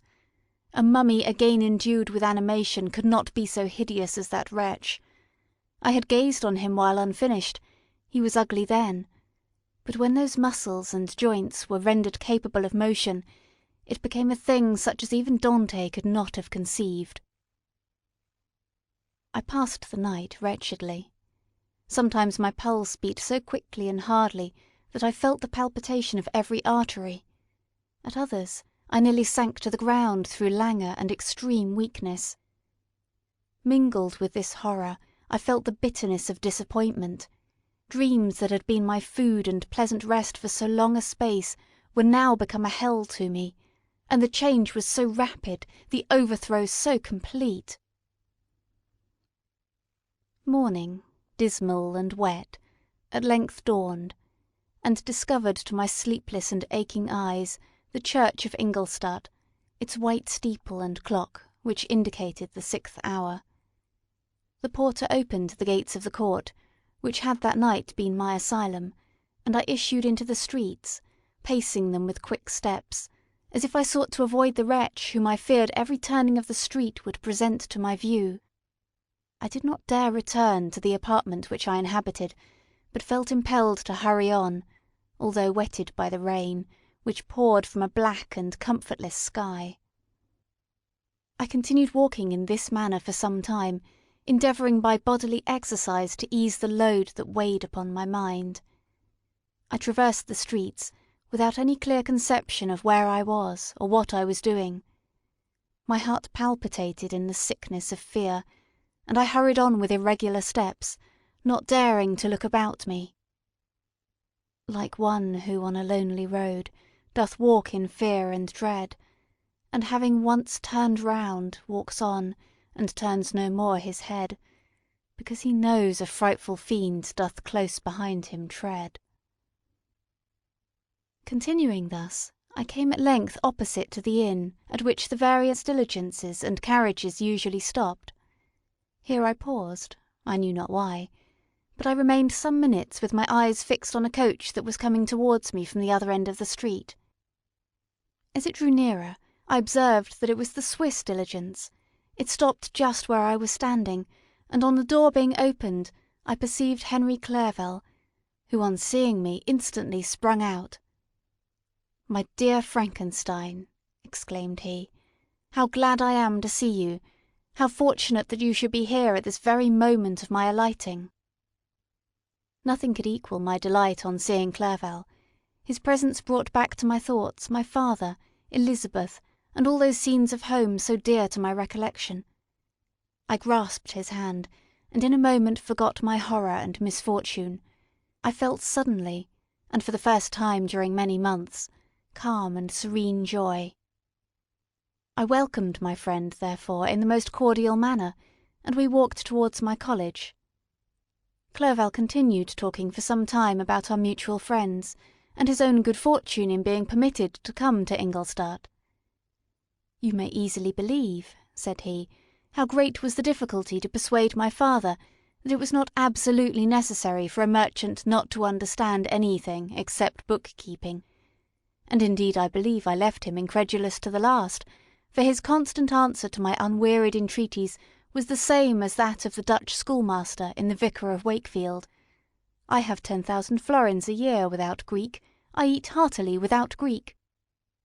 But his affection for me at length overcame his dislike of learning, and he has permitted me to undertake a voyage of discovery to the land of knowledge.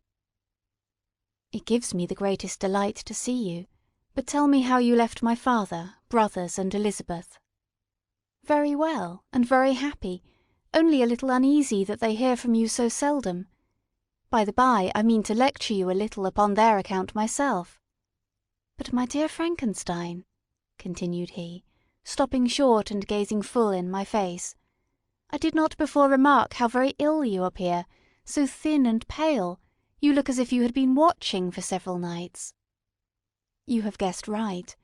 I have lately been so deeply engaged in one occupation that I have not allowed myself sufficient rest, as you see.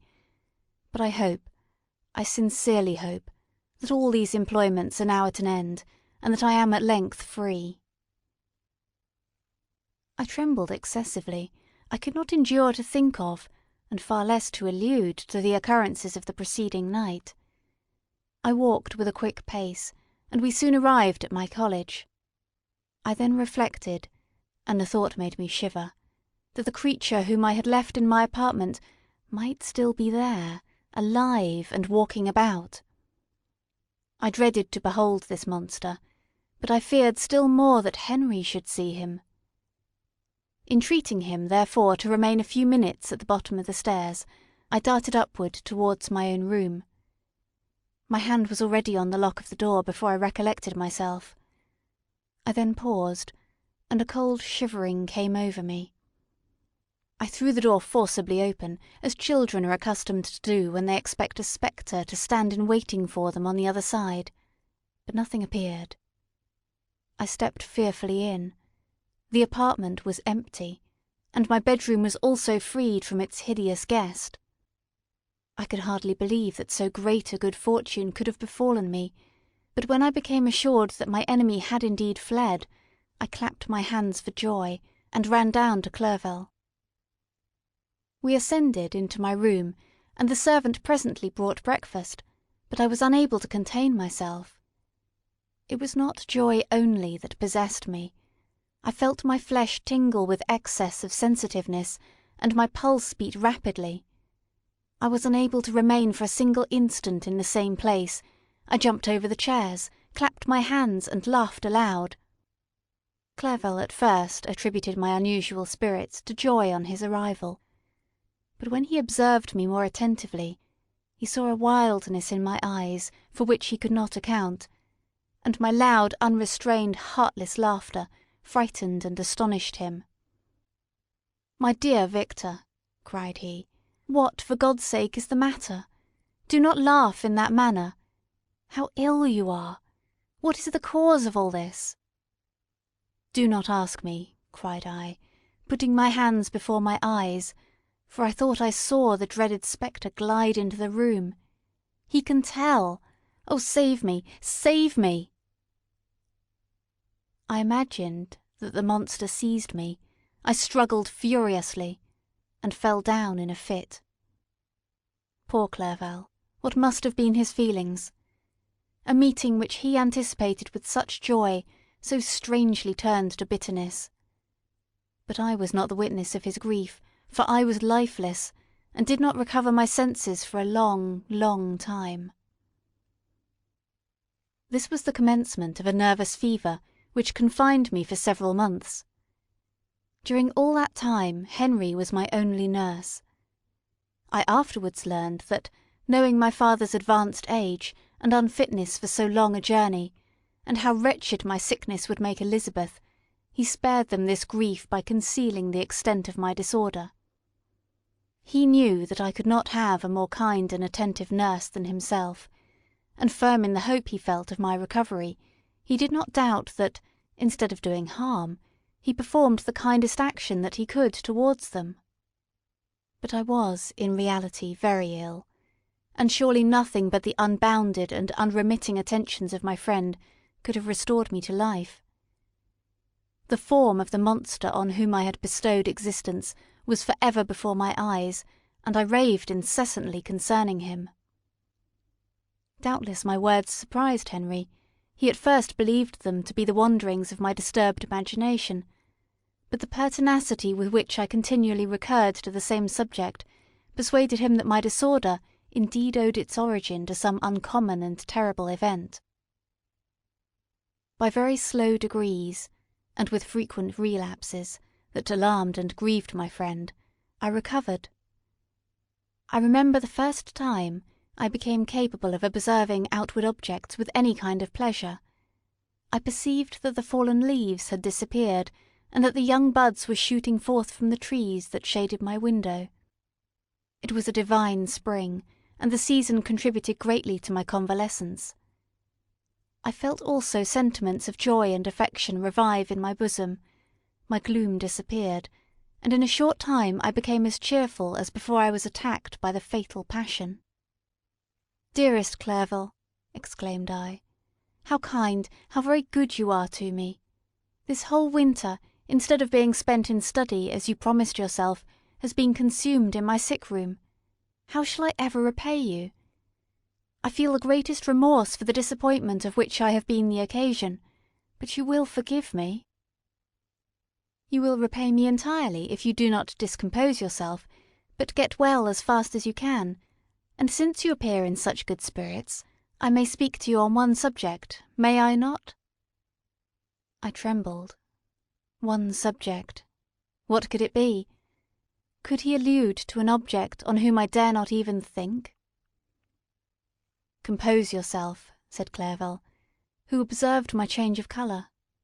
"I will not mention it if it agitates you, but your father and cousin would be very happy if they received a letter from you in your own handwriting.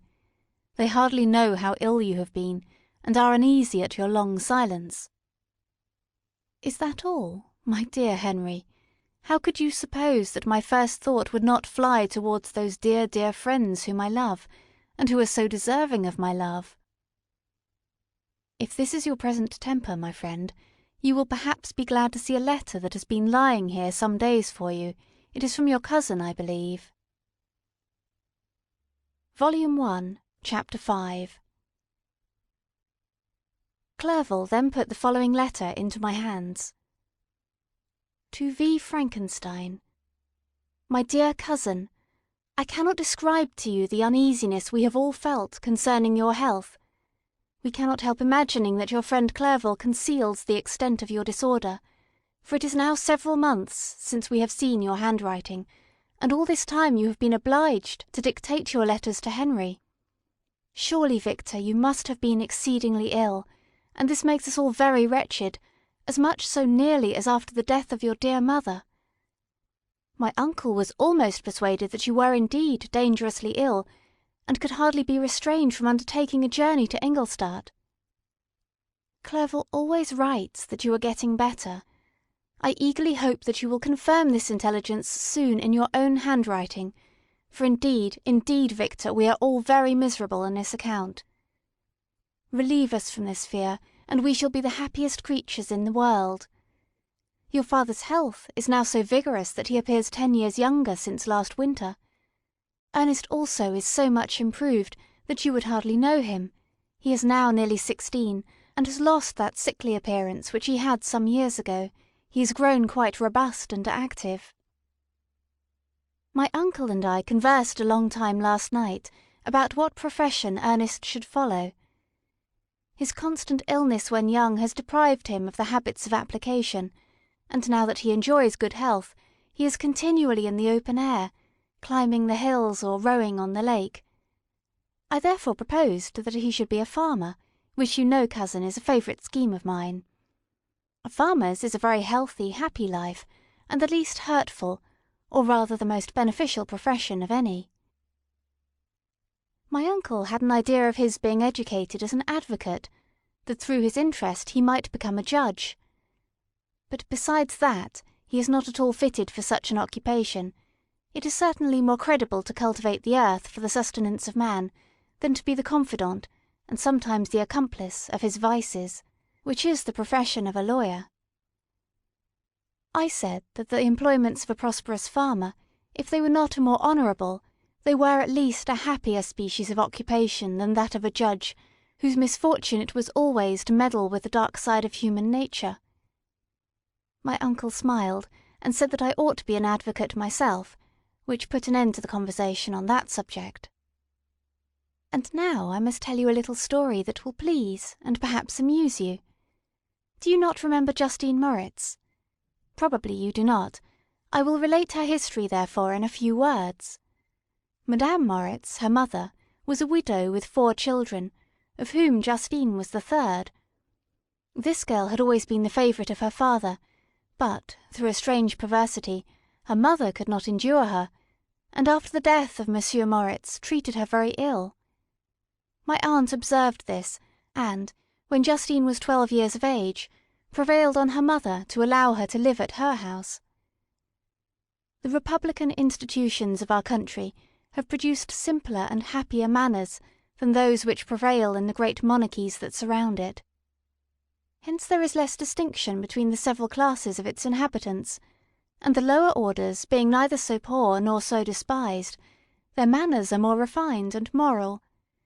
A servant in Geneva does not mean the same thing as a servant in France and England. Justine, thus received in our family, learned the duties of a servant, a condition which, in our fortunate country, does not include the idea of ignorance and a sacrifice of the dignity of a human being.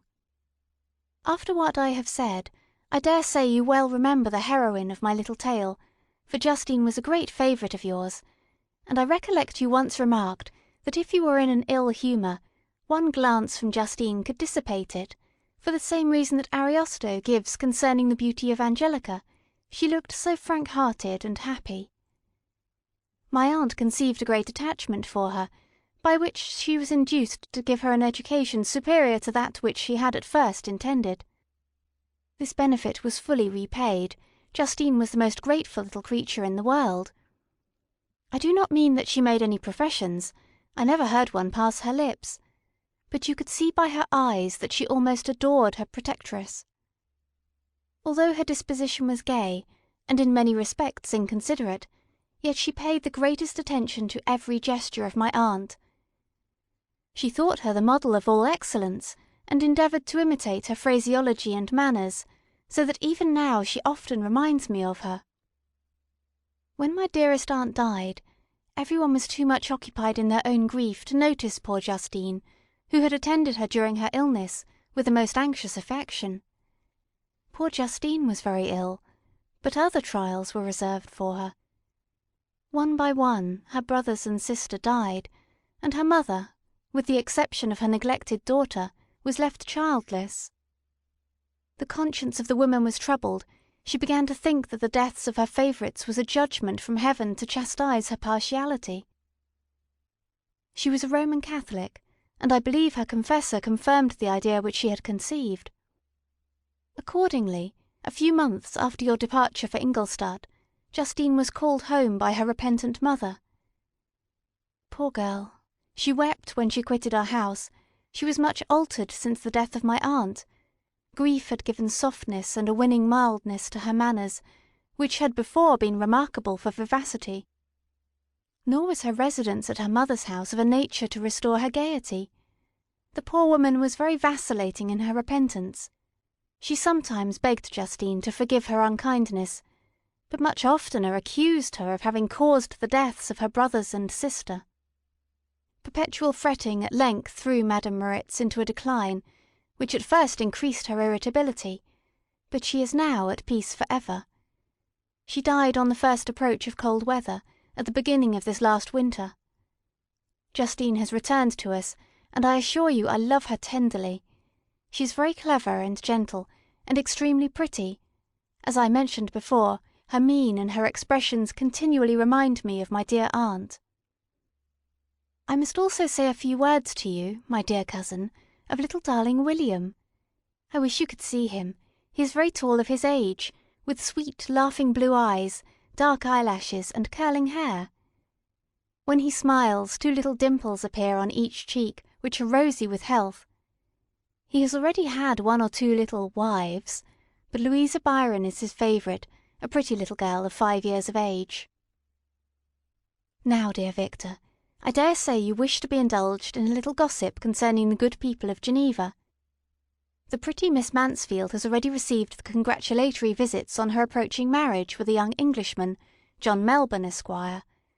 Her ugly sister, Manon, married Monsieur Duvillard, the rich banker, last autumn. Your favourite schoolfellow, Louis Manoir, has suffered several misfortunes since the departure of Clerval from Geneva. But he has already recovered his spirits, and is reported to be on the point of marrying a very lively, pretty Frenchwoman, Madame Tavernier. She is a widow, and much older than Manoir, but she is very much admired and a favourite with everybody. I have written myself into good spirits, dear cousin, yet I cannot conclude without again anxiously inquiring concerning your health.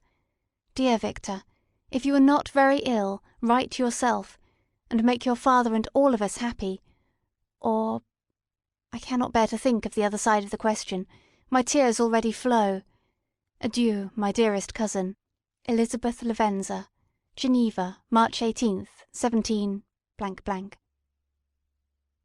Dear, dear Elizabeth, I exclaimed, when I had read her letter. I will write instantly, and relieve them from the anxiety they must feel. I wrote, and this exertion greatly fatigued me, but my convalescence had commenced, and proceeded regularly. In another fortnight I was able to leave my chamber. One of my first duties on my recovery was to introduce Clerval to the several professors of the university. In doing this, I underwent a kind of rough usage, ill befitting the wounds that my mind had sustained.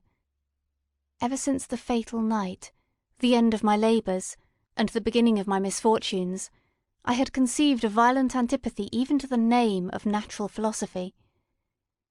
When I was otherwise quite restored to health, the sight of a chemical instrument would renew all the agony of my nervous symptoms. Henry saw this, and had removed all my apparatus from my view. He had also changed my apartment, for he perceived that I had acquired a dislike for the room which had previously been my laboratory. But these cares of Clerval were made of no avail when I visited the professors. Monsieur Waldman inflicted torture when he praised, with kindness and warmth, the astonishing progress I had made in the sciences. He soon perceived that I disliked the subject, but not guessing the real cause, he attributed my feelings to modesty, and changed the subject from my improvement to the science itself, with a desire, as I evidently saw, of drawing me out. What could I do? He meant to please, and he tormented me. I felt as if he had placed carefully, one by one, in my view those instruments which would be afterwards used in putting me to a slow and cruel death.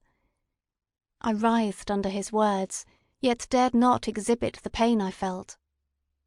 Clerval, whose eyes and feelings were always quick in discerning the sensations of others, declined the subject, alleging in excuse his total ignorance, and the conversation took a more general turn. I thanked my friend from my heart, but I did not speak. I saw plainly that he was surprised, but he never attempted to draw my secret from me, and although I loved him with a mixture of affection and reverence that knew no bounds, yet I could never persuade myself to confide to him that event which was so often present to my recollection, but which I feared the detail to another would only impress more deeply. Monsieur Krempe was not equally docile, and in my condition at that time, of almost insupportable sensitiveness, his harsh blunt encomiums gave me even more pain than the benevolent approbation of Monsieur Waldman. "Damn the fellow!" cried he. "Why, Monsieur Clerval, I assure you he has outstripped us all. Ay, stare if you please, but it is nevertheless true. A youngster who, but a few years ago, believed Cornelius Agrippa as firmly as the gospel, has now set himself at the head of the university, and if he is not soon pulled down, we shall all be out of countenance. Ay," continued he, observing my face expressive of suffering, "Monsieur Frankenstein is modest, an excellent quality in a young man. Young men should be diffident of themselves, you know, Monsieur Clerval. I was myself when young, but that wears out in a very short time." Monsieur Krempe had now commenced a eulogy on himself, which happily turned the conversation from a subject that was so annoying to me. Clerval was no natural philosopher. His imagination was too vivid for the minutiae of science.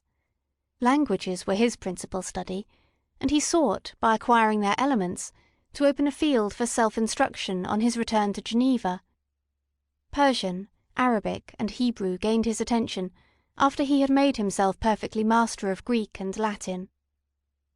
For my own part, idleness had ever been irksome to me, and now that I wished to fly from reflection, and hated my former studies, I felt great relief in being the fellow pupil with my friend, and found not only instruction, but consolation in the works of the Orientalists. Their melancholy is soothing, and their joy elevating to a degree I never experienced in studying the authors of any other country.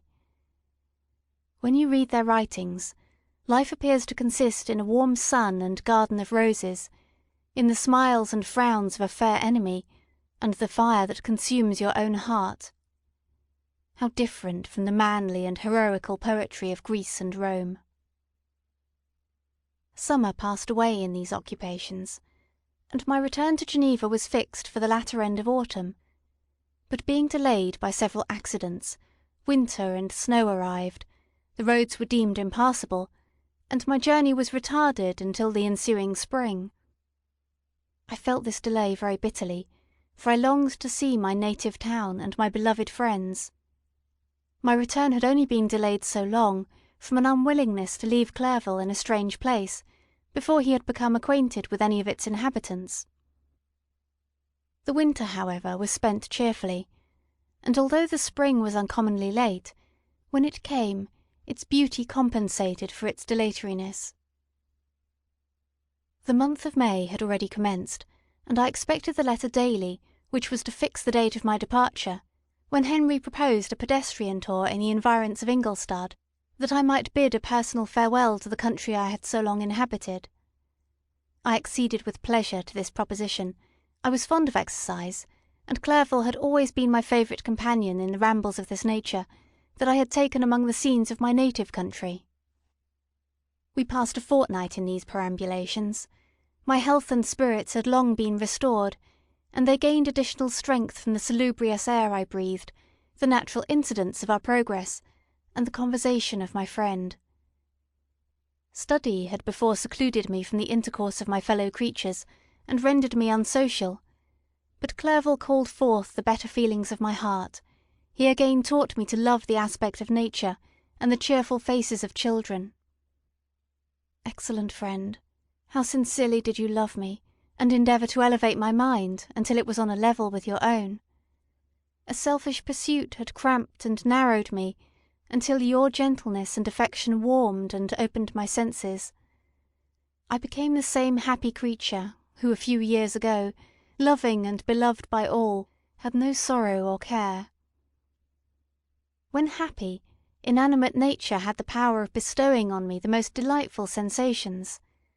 A serene sky and verdant fields filled me with ecstasy. The present season was indeed divine. The flowers of spring bloomed in the hedges, while those of summer were already in bud. I was undisturbed by thoughts which during the preceding year had pressed upon me, notwithstanding my endeavours to throw them off, with an invincible burden. Henry rejoiced in my gaiety, and sincerely sympathised in my feelings. He exerted himself to amuse me, while he expressed the sensations that filled his soul. The resources of his mind on this occasion were truly astonishing.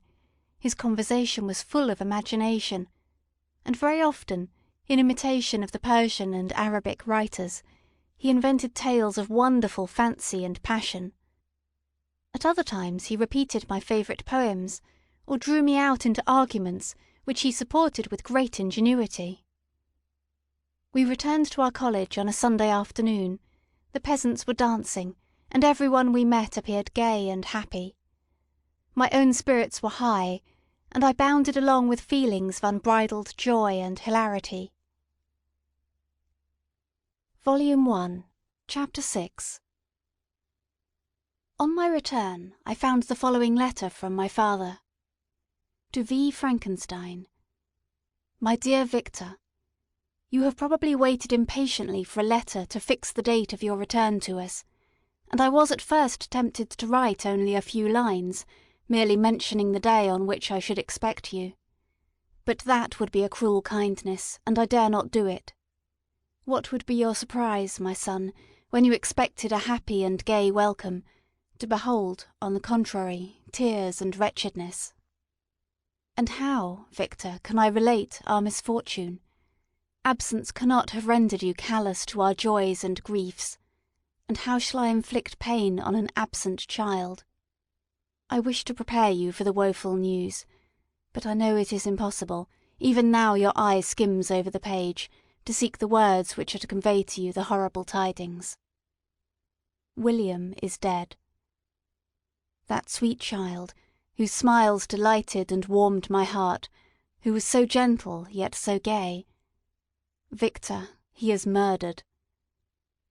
I will not attempt to console you, but will simply relate the circumstances of the transaction. Last Thursday, May 7th, I, my niece, and your 2 brothers went to walk in Plain Palais. The evening was warm and serene, and we prolonged our walk farther than usual. It was already dusk before we thought of returning, and then we discovered that William and Ernest, who had gone on before, were not to be found. We accordingly rested on a seat until they should return. Presently Ernest came, and inquired if we had seen his brother. He said that they had been playing together, that William had run away to hide himself, and that he vainly sought for him, and afterwards waited for him a long time, but that he did not return. This account rather alarmed us, and we continued to search for him until night fell, when Elizabeth conjectured that he might have returned to the house. He was not there. We returned again, with torches, for I could not rest when I thought that my sweet boy had lost himself, and was exposed to all the damps and dews of night. Elizabeth also suffered extreme anguish. About 5 in the morning I discovered my lovely boy, whom the night before I had seen blooming and active in health, stretched on the grass, livid and motionless. The print of the murderer's finger was on his neck. He was conveyed home, and the anguish that was visible in my countenance betrayed the secret to Elizabeth.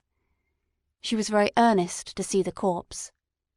At first I attempted to prevent her, but she persisted, and entering the room where it lay, hastily examined the neck of the victim, and clasping her hands, exclaimed, "O God, I have murdered my darling infant." She fainted, and was restored with extreme difficulty. When she again lived, it was only to weep and sigh. She told me that same evening William had teased her to let him wear a very valuable miniature that she possessed of your mother. This picture is gone, and was doubtless the temptation which urged the murderer to the deed. We have no trace of him at present, although our exertions to discover him are unremitted, but they will not restore my beloved William. Come, dearest Victor, you alone can console Elizabeth. She weeps continually, and accuses herself unjustly as to the cause of his death. Her words pierce my heart. We are all unhappy, but will not that be an additional motive for you, my son, to return and be our comforter? Your dear mother. Alas, Victor, I now say, thank God she did not live to witness the cruel, miserable death of her youngest darling. Come, Victor, not brooding thoughts of vengeance against the assassin, but with feelings of peace and gentleness that will heal instead of festering the wounds of our minds. Enter the house of mourning, my friend, but with kindness and affection for those who love you, and not with hatred for your enemies. Your affectionate and afflicted father, Alphonse Frankenstein. Geneva, May 12th, 17 __. Clerval, who had watched my countenance as I read this letter, was surprised to observe the despair that succeeded to the joy I at first expressed on receiving news from my friends. I threw the letter on the table, and covered my face with my hands. "My dear Frankenstein," exclaimed Henry, when he perceived me weep with bitterness, "are you always to be unhappy? My dear friend, what has happened?" I motioned to him to take up the letter, while I walked up and down the room in the extremest agitation. Tears also gushed from the eyes of Clerval, as he read the account of my misfortune. "I can offer you no consolation, my friend," said he. "Your disaster is irreparable. What do you intend to do?" "To go instantly to Geneva, Come with me, Henry, to order the horses." During our walk, Clerval endeavoured to raise my spirits. He did not do this by common topics of consolation, but by exhibiting the truest sympathy. "Poor William," said he, "that dear child, he now sleeps with his angel mother. His friends mourn and weep, but he is at rest. He does not now feel the murderer's grasp. A sod covers his gentle form, and he knows no pain. He can no longer be a fit subject for pity. The survivors are the greatest sufferers, and for them time is the only consolation. Those maxims of the Stoics, that death was no evil, and that the mind of man ought to be superior to despair on the eternal absence of a beloved object, ought not to be urged. Even Cato wept over the dead body of his brother." Clerval spoke thus as we hurried through the streets. The words impressed themselves on my mind, and I remembered them afterwards in solitude. But now, as soon as the horses arrived, I hurried into a cabriole, and bade farewell to my friend. My journey was very melancholy. At first I wished to hurry on, for I longed to console and sympathise with my loved and sorrowing friends. But when I drew near my native town, I slackened my progress. I could hardly sustain the multitude of feelings that crowded into my mind. I passed through scenes familiar to my youth, but which I had not seen for nearly 6 years. How altered everything might be during that time! One sudden and desolating change had taken place, but 1,000 little circumstances might have by degrees worked other alterations, which, although they were done more tranquilly, might not be the less decisive. Fear overcame me.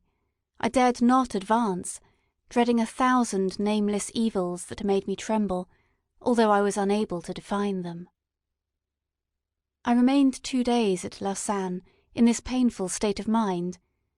I contemplated the lake. The waters were placid, all around was calm, and the snowy mountains, the palaces of nature, were not changed. By degrees the calm and heavenly scene restored me, and I continued my journey towards Geneva. The road ran by the side of the lake, which became narrower as I approached my native town. I discovered more distinctly the black sides of Jura and the bright summit of Mont Blanc. I wept like a child. "Dear mountains, my own beautiful lake, how do you welcome your wanderer? Your summits are clear, the sky and lake are blue and placid. Is this to prognosticate peace, or to mock at my unhappiness?" I fear, my friend, that I shall render myself tedious by dwelling on these preliminary circumstances, but they were days of comparative happiness, and I think of them with pleasure. My country, my beloved country, who but a native can tell the delight I took in again beholding thy streams, thy mountains, and, more than all, thy lovely lake? Yet, as I drew nearer home, grief and fear again overcame me. Night also closed around, and when I could hardly see the dark mountains, I felt still more gloomily. The picture appeared a vast and dim scene of evil, and I foresaw obscurely that I was destined to become the most wretched of human beings. Alas! I prophesied truly, and failed only in one single circumstance, that in all the misery I imagined and dreaded, I did not conceive the 100th part of the anguish I was destined to endure. It was completely dark when I arrived in the environs of Geneva. The gates of the town were already shut, and I was obliged to pass the night at Secheron, a village half a league to the east of the city. The sky was serene, and, as I was unable to rest, I resolved to visit the spot where my poor William had been murdered. As I could not pass through the town, I was obliged to cross the lake in a boat to arrive at Plainpalais. During this short voyage, I saw the lightnings playing on the summit of Mont Blanc in the most beautiful figures. The storm appeared to approach rapidly, and, on landing, I ascended a low hill, that I might observe its progress. It advanced, the heavens were clouded, and I soon felt the rain coming slowly in large drops, but its violence quickly increased. I quitted my seat and walked on, although the darkness and storm increased every minute, and the thunder burst with a terrific crash over my head. It was echoed from Salive, the Juras, and the Alps of Savoy. Vivid flashes of lightning dazzled my eyes, illuminating the lake, making it appear like a vast sheet of fire. Then for an instant everything seemed of a pitchy darkness, until the eye recovered itself from the preceding flash. The storm, as is often the case in Switzerland, appeared at once in various parts of the heavens. The most violent storm hung exactly north of the town, over that part of the lake which lies between the promontory of Bellerive and the village of Coppet. Another storm enlightened Jura with faint flashes, and another darkened and sometimes disclosed the Mole, a peaked mountain to the east of the lake. While I watched the storm, so beautiful yet terrific, I wandered on with a hasty step. This noble war in the sky elevated my spirits. I clasped my hands and exclaimed aloud, "William, dear angel, this is thy funeral, this thy dirge." As I said these words, I perceived in the gloom a figure which stole from behind a clump of trees near me. I stood fixed, gazing intently. I could not be mistaken. A flash of lightning illuminated the object, and discovered its shape plainly to me. Its gigantic stature, and the deformity of its aspect, more hideous than belongs to humanity, instantly informed me that it was the wretch, the filthy demon to whom I had given life. What did he there? Could he be, I shuddered at the conception, the murderer of my brother? No sooner did that idea cross my imagination than I became convinced of its truth. My teeth chattered, and I was forced to lean against a tree for support. The figure passed me quickly, and I lost it in the gloom. Nothing in human shape could have destroyed that fair child. He was the murderer. I could not doubt it. The mere presence of the idea was an irresistible proof of the fact. I thought of pursuing the devil, but it would have been in vain, for another flash discovered him to me, hanging among the rocks of the nearly perpendicular ascent of Mont Salive, a hill that bounds Plainpalais on the south. He soon reached the summit and disappeared. I remained motionless. The thunder ceased, but the rain still continued, and the scene was enveloped in an impenetrable darkness. I revolved in my mind the events which I had until now sought to forget, the whole train of my progress towards the creation, the appearance of the work of my own hands alive at my bedside, its departure. 2 years had now nearly elapsed since the night on which he first received life, and was this his first crime? Alas! I had turned loose into the world a depraved wretch, whose delight was in carnage and misery, had he not murdered my brother. No one can conceive the anguish I suffered during the remainder of the night, which I spent cold and wet in the open air. But I did not feel the inconvenience of the weather. My imagination was busy in scenes of evil and despair. I considered the being whom I had cast among mankind, and endowed with the will and power to effect purposes of horror, such as the deed which he had now done, nearly in the light of my own vampire, my own spirit let loose from the grave, and forced to destroy all that was dear to me. Day dawned, and I directed my steps towards the town. The gates were open, and I hastened to my father's house. My first thought was to discover what I knew of the murderer, and cause instant pursuit to be made. But I paused when I reflected on the story that I had to tell. A being, whom I myself had formed and endued with life, had met me at midnight among the precipices of an inaccessible mountain. I remembered also the nervous fever with which I had been seized just at the time that I dated my creation, and which would give an air of delirium to a tale otherwise so utterly improbable. I well knew that if any other had communicated such a relation to me, I should have looked upon it as the ravings of insanity. Besides, the strange nature of the animal would elude all pursuit, even if I were so far credited as to persuade my relatives to commence it. Besides, of what use would be pursuit? Who could arrest a creature capable of scaling the overhanging sides of Mont Saleve? These reflections determined me, and I resolved to remain silent. It was about 5 in the morning when I entered my father's house. I told the servants not to disturb the family, and went into the library to attend their usual hour of rising. 6 years had elapsed, passed as a dream but for one indelible trace, and I stood in the same place where I had last embraced my father before my departure for Ingolstadt. Beloved and respectable parent, he still remained to me. I gazed on the picture of my mother, which stood over the mantelpiece. It was a historical subject, painted at my father's desire, and represented Caroline Beaufort in an agony of despair, kneeling by the coffin of her dead father. Her garb was rustic, and her cheek pale, but there was an air of dignity and beauty that hardly permitted the sentiment of pity. Below this picture was a miniature of William, and my tears flowed when I looked upon it. While I was thus engaged, Ernest entered. He had heard me arrive, and hastened to welcome me. He expressed a sorrowful delight to see me.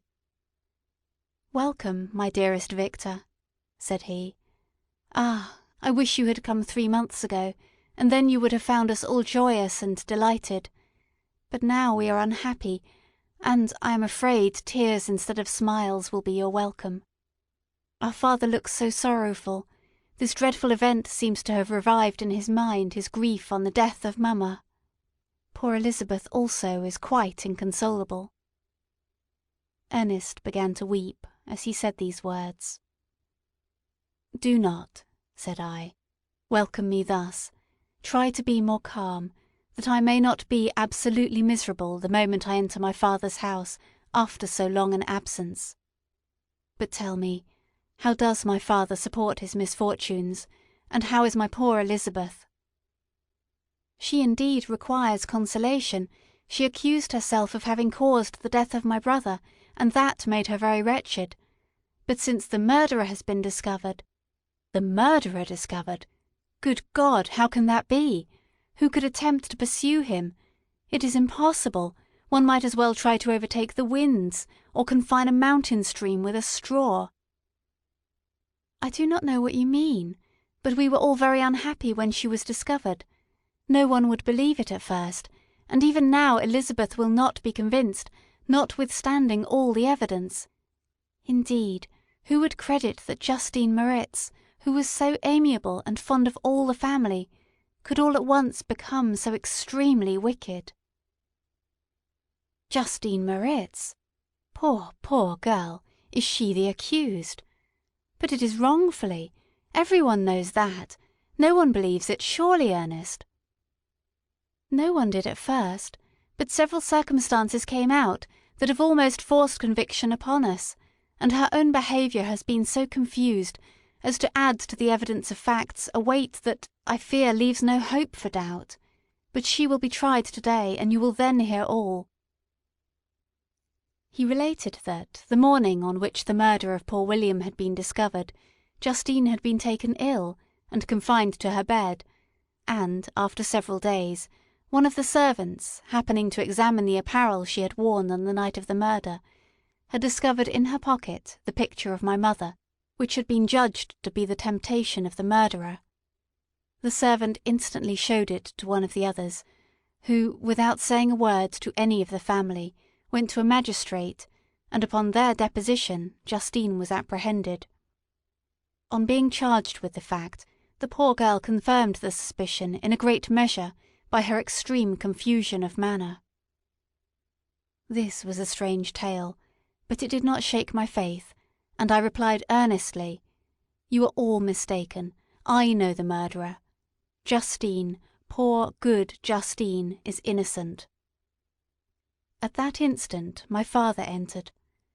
I saw unhappiness deeply impressed on his countenance, but he endeavoured to welcome me cheerfully, and, after we had exchanged our mournful greeting, would have introduced some other topic than that of our disaster, had not Ernest exclaimed, "Good God, papa!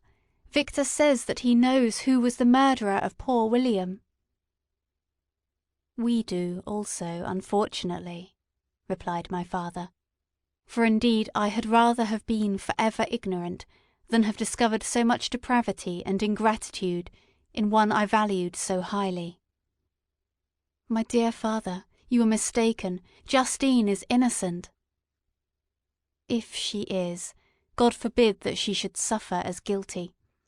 She is to be tried today, and I hope, I sincerely hope, that she will be acquitted." This speech calmed me. I was firmly convinced in my own mind that Justine, and indeed every human being, was guiltless of this murder. I had no fear, therefore, that any circumstantial evidence could be brought forward strong enough to convict her, and, in this assurance, I calmed myself, expecting the trial with eagerness, but without prognosticating an evil result. We were soon joined by Elizabeth. Time had made great alterations in her form since I had last beheld her. 6 years before she had been a pretty, good-humoured girl, whom everyone loved and caressed. She was now a woman in stature and expression of countenance, which was uncommonly lovely. An open and capacious forehead gave indications of a good understanding, joined to great frankness of disposition. Her eyes were hazel, and expressive of mildness, now through recent affliction allied to sadness. Her hair was of a rich dark auburn, her complexion fair, and her figure slight and graceful. She welcomed me with the greatest affection. "Your arrival, my dear cousin," said she, "fills me with hope. You will perhaps find some means to justify my poor guiltless Justine. Alas! Who is safe if she be convicted of crime? I rely on her innocence as certainly as I do upon my own. Our misfortune is doubly hard to us. We have not only lost that lovely, darling boy, but this poor girl, whom I sincerely love, is to be torn away by even a worse fate. If she is condemned, I never shall know joy more. But she will not be, I am sure she will not, and then I shall be happy again, even after the sad death of my little William." "She is innocent, my Elizabeth," said I, "and that shall be proved. Fear nothing, but let your spirits be cheered by the assurance of her acquittal."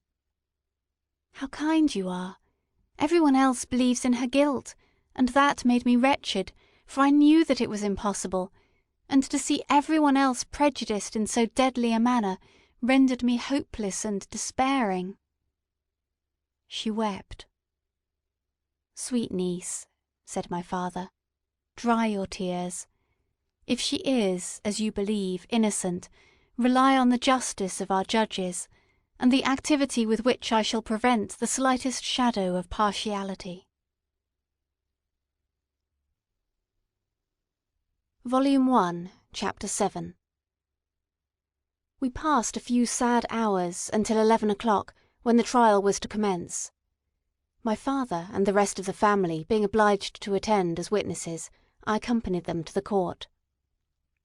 During the whole of this wretched mockery of justice, I suffered living torture. It was to be decided whether the result of my curiosity and lawless devices would cause the death of 2 of my fellow beings, one a smiling babe, full of innocence and joy, the other far more dreadfully murdered, with every aggravation of infamy that could make the murder memorable in horror. Justine also was a girl of merit, and possessed qualities which promised to render her life happy. Now all was to be obliterated in an ignominious grave, and I the cause. 1,000 times rather would I have confessed myself guilty of the crime ascribed to Justine, but I was absent when it was committed, and such a declaration would have been considered as the ravings of a madman, and would not have exculpated her who suffered through me. The appearance of Justine was calm. She was dressed in mourning, and her countenance, always engaging, was rendered, by the solemnity of her feelings, exquisitely beautiful. Yet she appeared confident in innocence, and did not tremble, although gazed on and execrated by thousands, for all the kindness which her beauty might otherwise have excited was obliterated in the minds of the spectators by the imagination of the enormity she was supposed to have committed. She was tranquil, yet her tranquillity was evidently constrained, and, as her confusion had before been adduced as a proof of her guilt, she worked up her mind to an appearance of courage. When she entered the court, she threw her eyes round it, and quickly discovered where we were seated. A tear seemed to dim her eye when she saw us, but she quickly recovered herself, and a look of sorrowful affection seemed to attest her utter guiltlessness. The trial began, and after the advocate against her had stated the charge, several witnesses were called. Several strange facts combined against her, which might have staggered anyone who had not such proof of her innocence as I had. She had been out the whole of the night on which the murder had been committed, and towards morning had been perceived by a market woman not far from the spot where the body of the murdered child had been afterwards found. The woman asked her what she did there, but she looked very strangely, and only returned a confused and unintelligible answer. She returned to the house about 8 o'clock, and when one inquired where she had passed the night, she replied that she had been looking for the child, and demanded earnestly if anything had been heard concerning him. When shown the body, she fell into violent hysterics, and kept her bed for several days. The picture was then produced, which the servant had found in her pocket, and when Elizabeth, in a faltering voice, proved that it was the same which, an hour before the child had been missed, she had placed round his neck, a murmur of horror and indignation filled the court. Justine was called on for her defence. As the trial had proceeded, her countenance had altered. Surprise, horror, and misery were strongly expressed. Sometimes she struggled with her tears, but when she was desired to plead, she collected her powers, and spoke in an audible, although variable voice. "God knows," she said, "how entirely I am innocent. But I do not pretend that my protestations should acquit me. I rest my innocence on a plain and simple explanation of the facts which have been adduced against me, and I hope the character I have always borne will incline my judges to a favourable interpretation, where any circumstance appears doubtful or suspicious."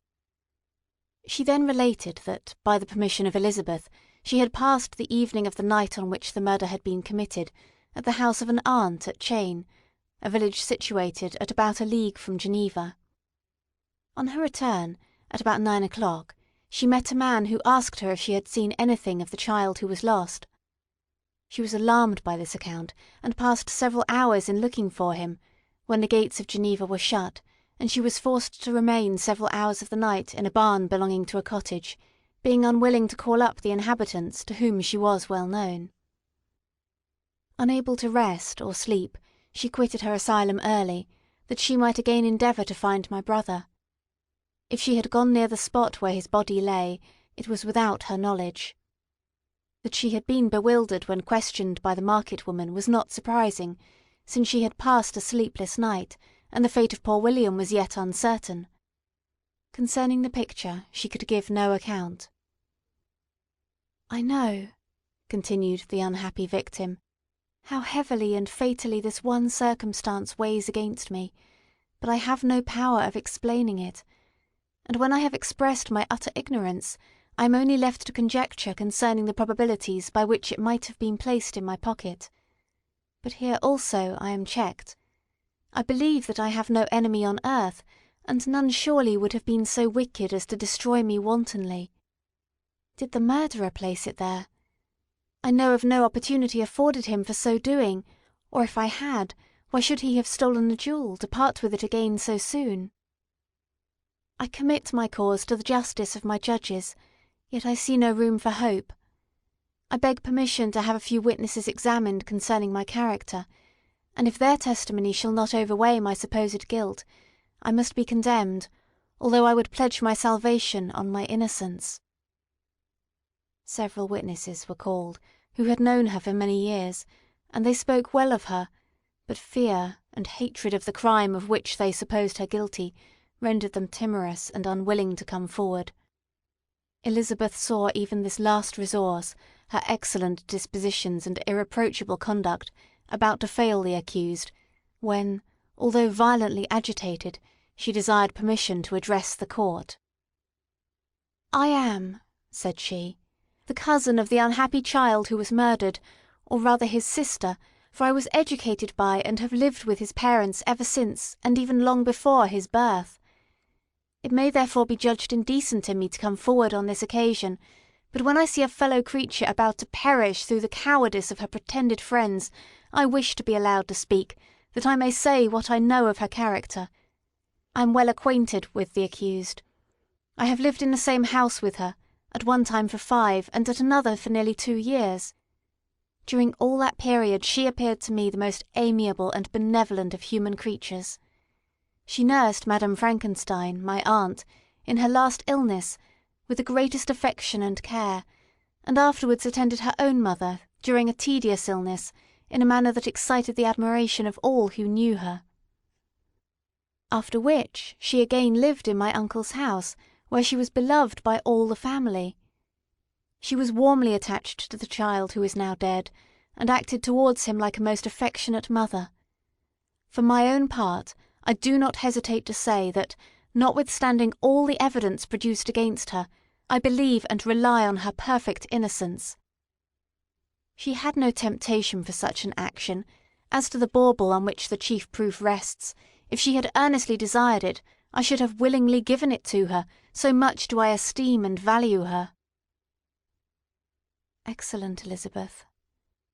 A murmur of approbation was heard, but it was excited by her generous interference, and not in favour of poor Justine, on whom the public indignation was turned with renewed violence, charging her with the blackest ingratitude.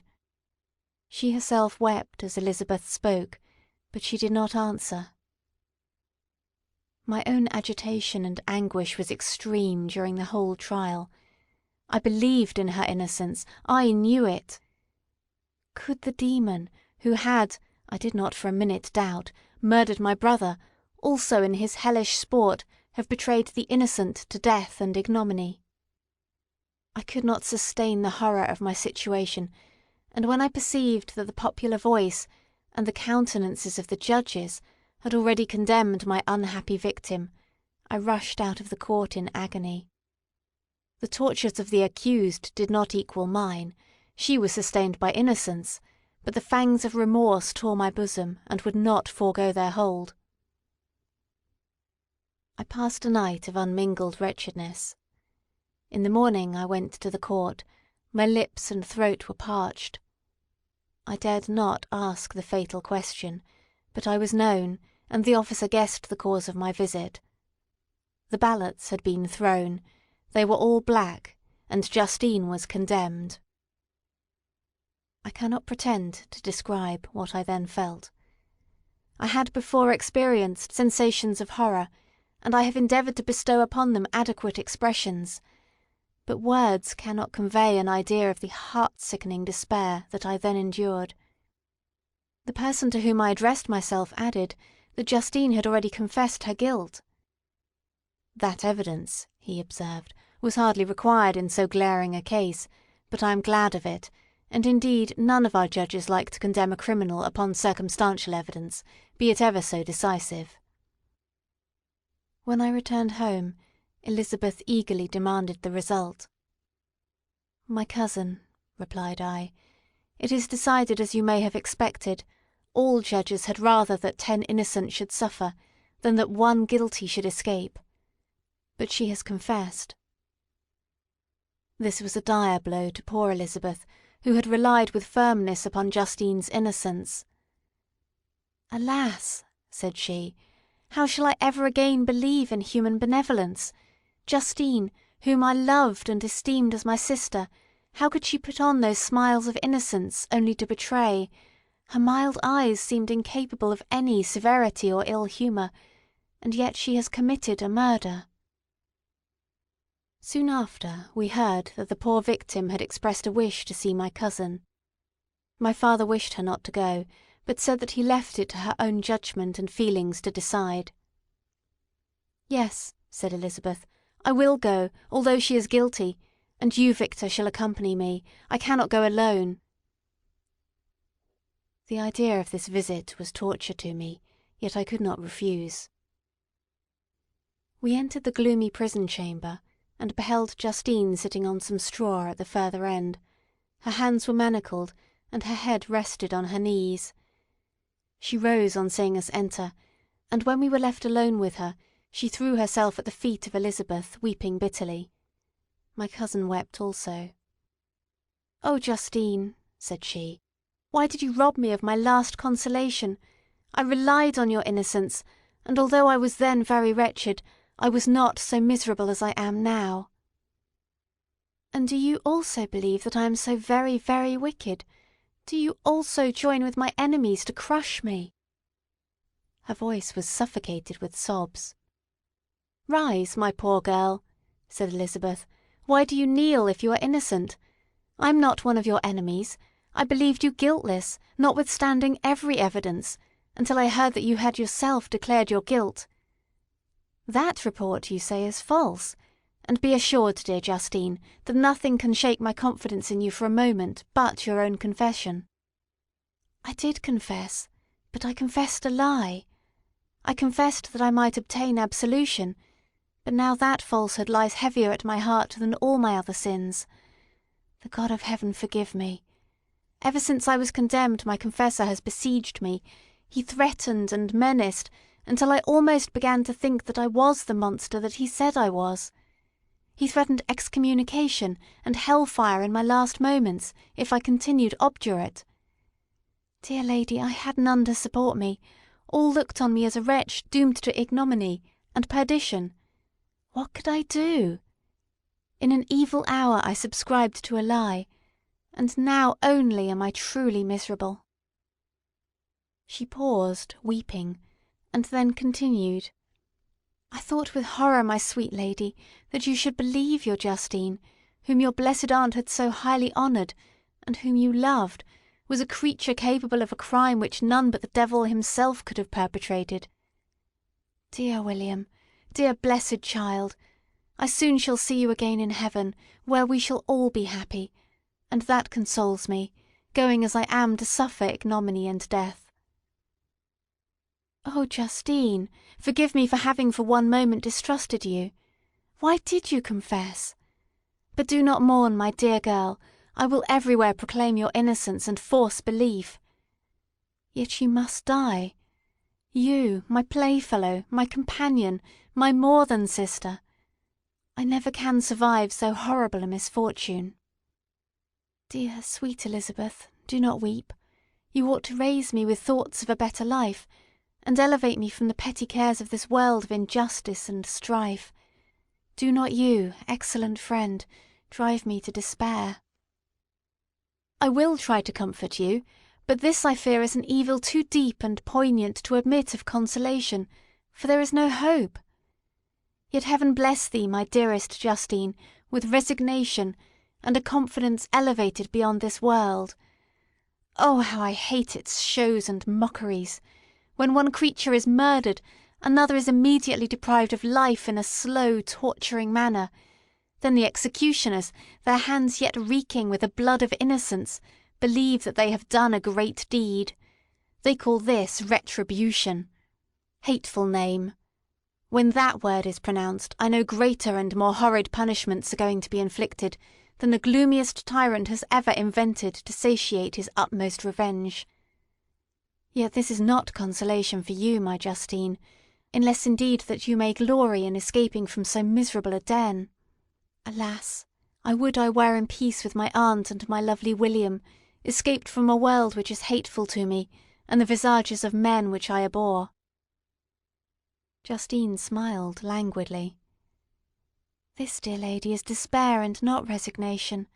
I must not learn the lesson that you would teach me. Talk of something else, something that will bring peace, and not increase of misery." During this conversation I had retired to a corner of the prison room, where I could conceal the horrid anguish that possessed me. Despair! Who dared talk of that? The poor victim, who on the morrow was to pass the dreary boundary between life and death, felt not, as I did, such deep and bitter agony. I gnashed my teeth and ground them together, uttering a groan that came from my inmost soul. Justine started. When she saw who it was, she approached me and said, "Dear sir, you are very kind to visit me. You, I hope, do not believe that I am guilty." I could not answer. "No, Justine," said Elizabeth. "He is more convinced of your innocence than I was, for even when he heard that you had confessed, he did not credit it." "I truly thank him. In these last moments I feel the sincerest gratitude towards those who think of me with kindness. How sweet is the affection of others to such a wretch as I am! It removes more than half my misfortune, and I feel as if I could die in peace, now that my innocence is acknowledged by you, dear lady, and your cousin." Thus the poor sufferer tried to comfort others and herself. She indeed gained the resignation she desired. But I, the true murderer, felt the never-dying worm alive in my bosom, which allowed of no hope or consolation. Elizabeth also wept and was unhappy, but hers also was the misery of innocence, which, like a cloud that passes over the fair moon, for a while hides but cannot tarnish its brightness. Anguish and despair had penetrated into the core of my heart. I bore a hell within me, which nothing could extinguish. We stayed several hours with Justine, and it was with great difficulty that Elizabeth could tear herself away. "I wish," cried she, "that I were to die with you. I cannot live in this world of misery." Justine assumed an air of cheerfulness, while she with difficulty repressed her bitter tears. She embraced Elizabeth, and said in a voice of half-suppressed emotion, "Farewell, sweet lady, dearest Elizabeth, my beloved and only friend. May heaven in its bounty bless and preserve you. May this be the last misfortune that you will ever suffer. Live, and be happy, and make others so." As we returned, Elizabeth said, "You know not, my dear Victor, how much I am relieved, now that I trust in the innocence of this unfortunate girl. I could never again have known peace if I had been deceived in my reliance on her. For the moment that I did believe her guilty, I felt an anguish that I could not have long sustained. Now my heart is lightened. The innocent suffers, but she, whom I thought amiable and good, has not betrayed the trust I reposed in her, and I am consoled." Amiable cousin, such were your thoughts, mild and gentle as your own dear eyes and voice. But I was a wretch, and none ever conceived of the misery that I then endured. Volume 2, Chapter 1. Nothing is more painful to the human mind than, after the feelings have been worked up by a quick succession of events, the dead calmness of inaction and certainty which follows, and deprives the soul of both hope and fear. Justine died. She rested, and I was alive. The blood flowed freely in my veins, but a weight of despair and remorse pressed on my heart, which nothing could remove. Sleep fled from my eyes. I wandered like an evil spirit, for I had committed deeds of mischief beyond description horrible, and more, much more, I persuaded myself, was yet behind. Yet my heart overflowed with kindness and the love of virtue. I had begun life with benevolent intentions, and thirsted for the moment when I should put them in practice, and make myself useful to my fellow beings. Now all was blasted. Instead of that serenity of conscience, which allowed me to look back upon the past with self-satisfaction, and from thence to gather promise of new hopes, I was seized by remorse and the sense of guilt, which hurried me away to a hell of intense tortures, such as no language can describe. This state of mind preyed upon my health, which had entirely recovered from the first shock it had sustained. I shunned the face of man. All sound of joy or complacency was torture to me. Solitude was my only consolation. Deep, dark, death-like solitude. My father observed with pain the alteration perceptible in my disposition and habits, and endeavoured to reason with me on the folly of giving way to immoderate grief.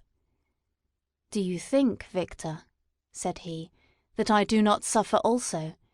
No one could love a child more than I loved your brother." Tears came into his eyes as he spoke.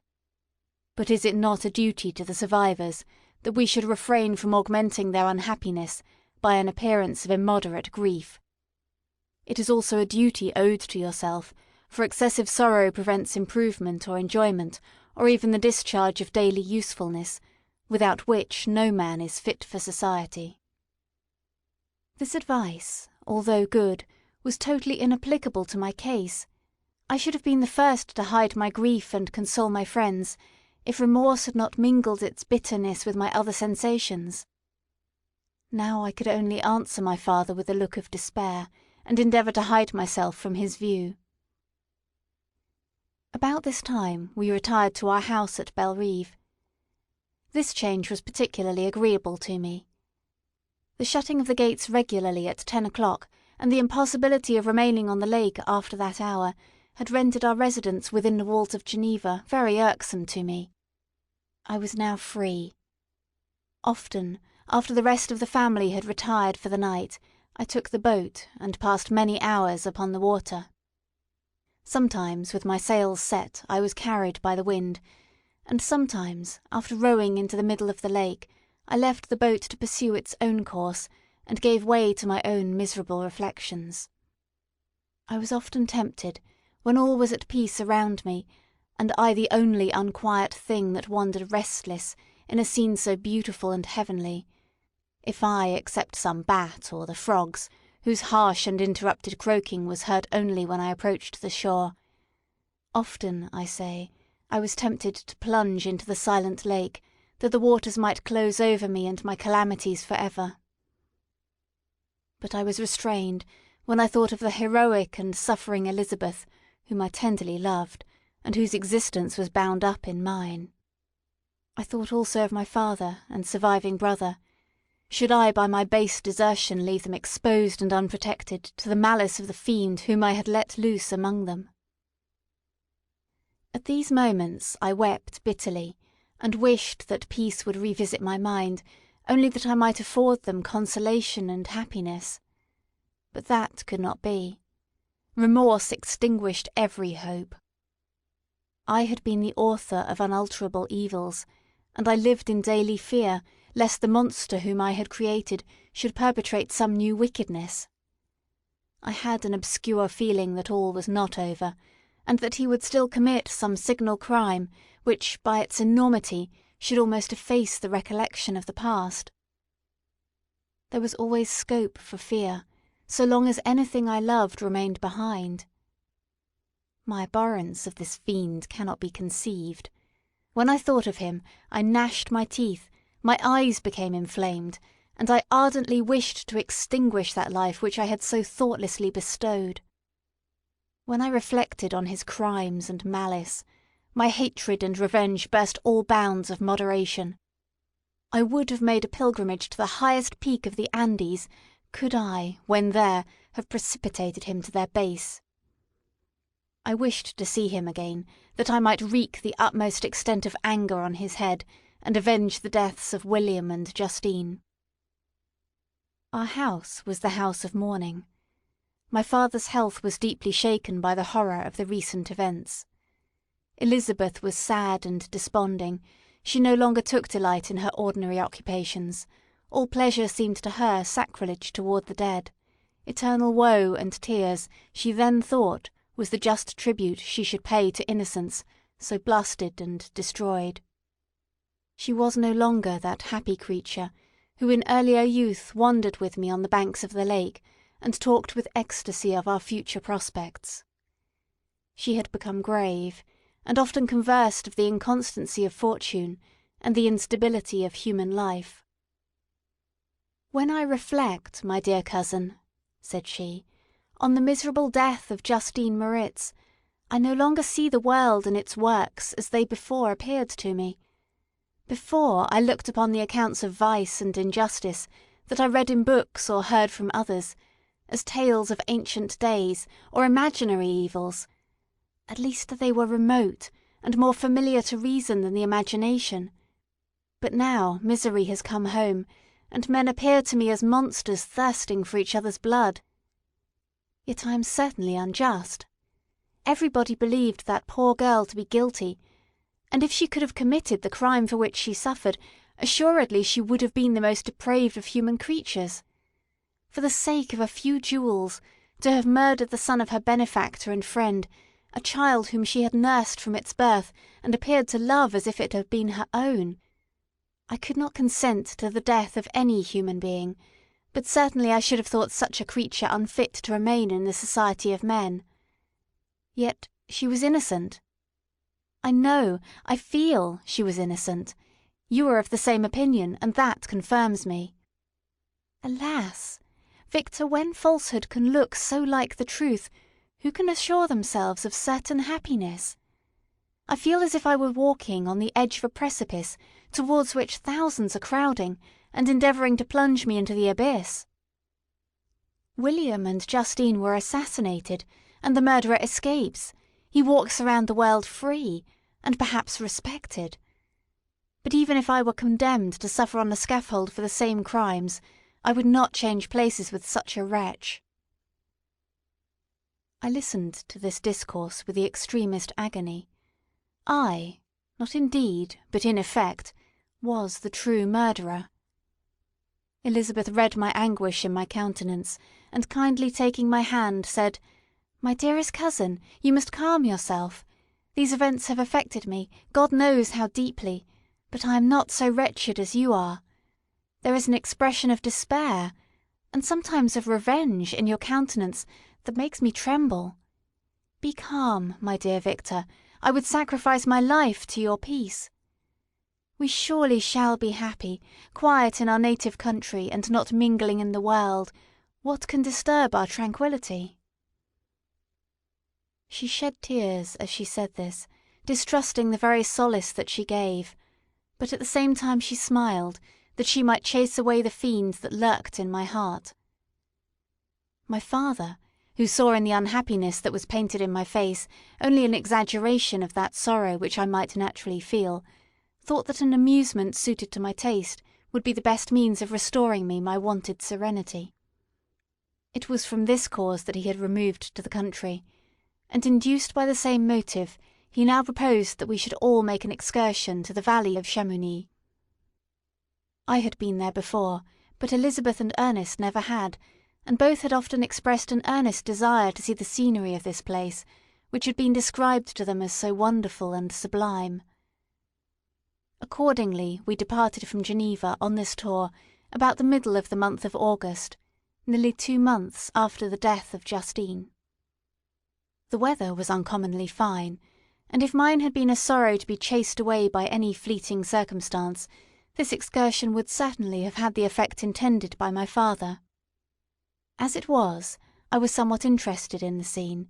It sometimes lulled, although it could not extinguish my grief. During the first day we travelled in a carriage. In the morning we had seen the mountains at a distance, towards which we gradually advanced. We perceived that the valley through which we wound, and which was formed by the river Arve, whose course we followed, closed in upon us by degrees, and when the sun had set, we beheld immense mountains and precipices overhanging us on every side, and heard the sound of the river raging among rocks, and the dashing of waterfalls around. The next day we pursued our journey upon mules, and as we ascended still higher, the valley assumed a more magnificent and astonishing character. Ruined castles hanging on the precipices of piny mountains, the impetuous Arve, and cottages every here and there peeping forth from among the trees, formed a scene of singular beauty. But it was augmented and rendered sublime by the mighty Alps, whose white and shining pyramids and domes towered above all, as belonging to another earth, the habitations of another race of beings. We passed the bridge of Pélissier, where the ravine, which the river forms, opened before us, and we began to ascend the mountain that overhangs it. Soon after, we entered the valley of Chamounix. This valley is more wonderful and sublime, but not so beautiful and picturesque as that of Servox through which we had just passed. The high and snowy mountains were its immediate boundaries, but we saw no more ruined castles and fertile fields. Immense glaciers approached the road, we heard the rumbling thunder of the falling avalanche, and marked the smoke of its passage. Mont Blanc, the supreme and magnificent Mont Blanc, raised itself from the surrounding aiguilles, and its tremendous dome overlooked the valley. During this journey I sometimes joined Elizabeth, and exerted myself to point out to her the various beauties of the scene. I often suffered my mule to lag behind, and indulged in a misery of reflection. At other times I spurred on the animal before my companions, that I might forget them, the world, and more than all, myself. When at a distance, I alighted, and threw myself on the grass, weighed down by horror and despair. At 8 in the evening I arrived at Chamounix. My father and Elizabeth were very much fatigued. Ernest, who accompanied us, was delighted, and in high spirits. The only circumstance that detracted from his pleasure was the south wind, and the rain it seemed to promise for the next day. We retired early to our apartments, but not to sleep. At least I did not. I remained many hours at the window, watching the pallid lightning that played above Mont Blanc, and listening to the rushing of the Arve, which ran below my window. Volume 2, Chapter 2. The next day, contrary to the prognostications of our guides, was fine, although clouded. We visited the source of the Arveiron, and rode about the valley until evening. These sublime and magnificent scenes afforded me the greatest consolation that I was capable of receiving. They elevated me from all littleness of feeling, and although they did not remove my grief, they subdued and tranquillized it. In some degree, also, they diverted my mind from the thoughts over which it had brooded for the last month. I returned in the evening, fatigued but less unhappy, and conversed with my family with more cheerfulness than had been my custom for some time. My father was pleased, and Elizabeth overjoyed. "My dear cousin," said she, "you see what happiness you diffuse when you are happy. Do not relapse again." The following morning the rain poured down in torrents, and thick mists hid the summits of the mountains. I rose early, but felt unusually melancholy. The rain depressed me, my old feelings recurred, and I was miserable. I knew how disappointed my father would be at this sudden change, and I wished to avoid him until I had recovered myself so far as to be enabled to conceal those feelings that overpowered me. I knew that they would remain that day at the inn, and as I had ever inured myself to rain, moisture, and cold, I resolved to go alone to the summit of Montanvert. I remembered the effect that the view of the tremendous and ever-moving glacier had produced upon my mind when I first saw it. It had then filled me with a sublime ecstasy that gave wings to the soul, and allowed it to soar from the obscure world to light and joy. The sight of the awful and majestic in nature had indeed always the effect of solemnizing my mind, and causing me to forget the passing cares of life. I determined to go alone, for I was well acquainted with the path, and the presence of another would destroy the solitary grandeur of the scene. The ascent is precipitous, but the path is cut into continual and short windings, which enable you to surmount the perpendicularity of the mountain. It is a scene terrifically desolate. In 1,000 spots the traces of the winter avalanche may be perceived, where trees lie broken and strewed on the ground, some entirely destroyed, others bent, leaning upon the jutting rocks of the mountain, or transversely upon other trees. The path as you ascend higher is intersected by ravines of snow, down which stones continually roll from above. One of them is particularly dangerous, as the slightest sound, such as even speaking in a loud voice, produces a concussion of air sufficient to draw destruction upon the head of the speaker. The pines are not tall or luxuriant, but they are sombre, and add an air of severity to the scene. I looked on the valley beneath. Vast mists were rising from the rivers which ran through it, and curling in thick wreaths around the opposite mountains, whose summits were hid in the uniform clouds, while rain poured from the dark sky, and added to the melancholy impression I received from the objects around me. Alas! Why does man boast of sensibilities superior to those apparent in the brute? It only renders them more necessary beings.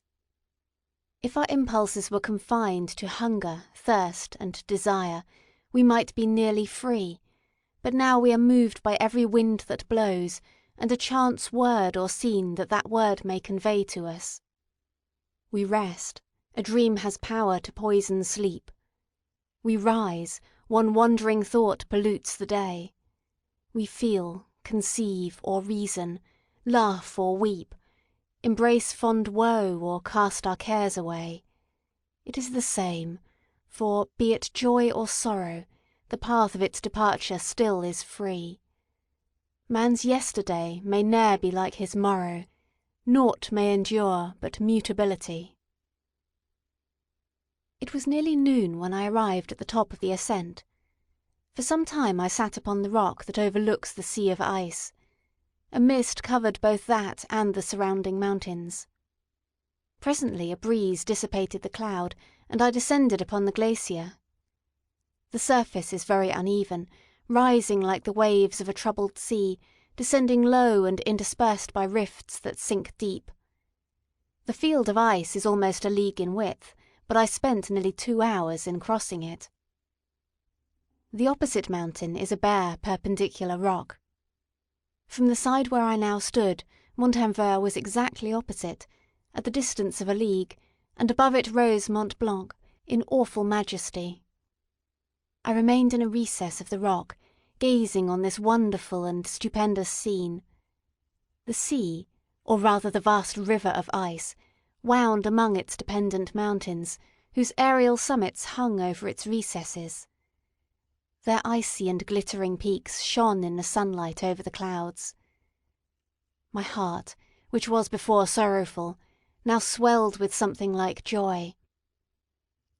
I exclaimed, "Wandering spirits, if indeed ye wander, and do not rest in your narrow beds, allow me this faint happiness, or take me, as your companion, away from the joys of life."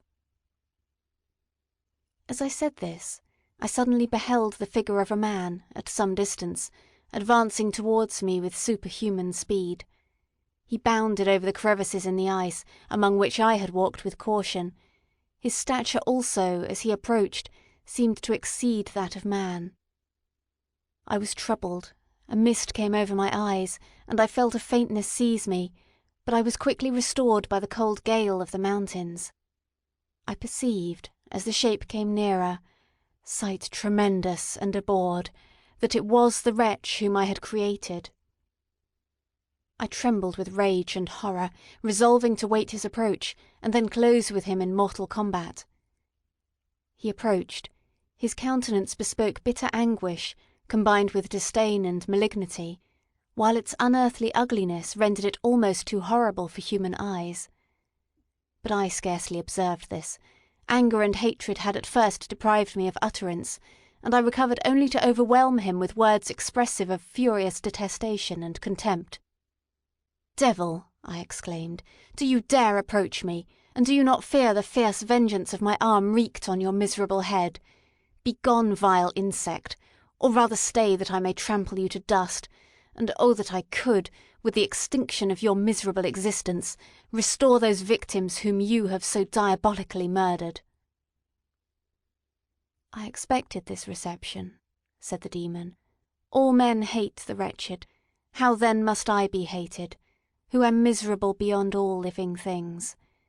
Yet you, my Creator, detest and spurn me, thy creature, to whom thou art bound by ties only dissoluble by the annihilation of one of us. You purpose to kill me. How dare you sport thus with life? Do your duty towards me, and I will do mine towards you and the rest of mankind. If you will comply with my conditions, I will leave them and you at peace, but if you refuse, I will glut the maw of death until it be satiated with the blood of your remaining friends."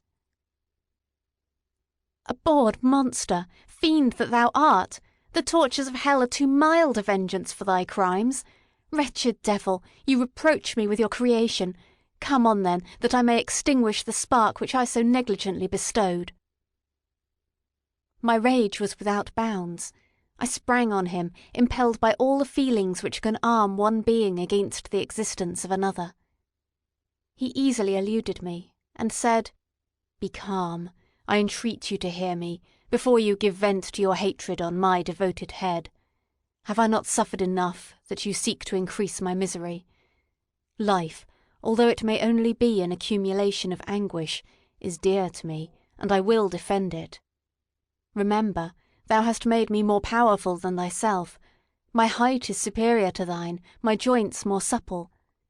But I will not be tempted to set myself in opposition to thee. I am thy creature, and I will be even mild and docile to my natural lord and king, if thou wilt also perform thy part, the which thou owest me. O Frankenstein, be not equitable to every other, and trample upon me alone, to whom thy justice, and even thy clemency and affection, is most due. Remember that I am thy creature. I ought to be thy Adam, but I am rather the fallen angel, whom thou drivest from joy for no misdeed. Everywhere I see bliss, from which I alone am irrevocably excluded. I was benevolent and good. Misery made me a fiend. Make me happy, and I shall again be virtuous." "Begone! I will not hear you.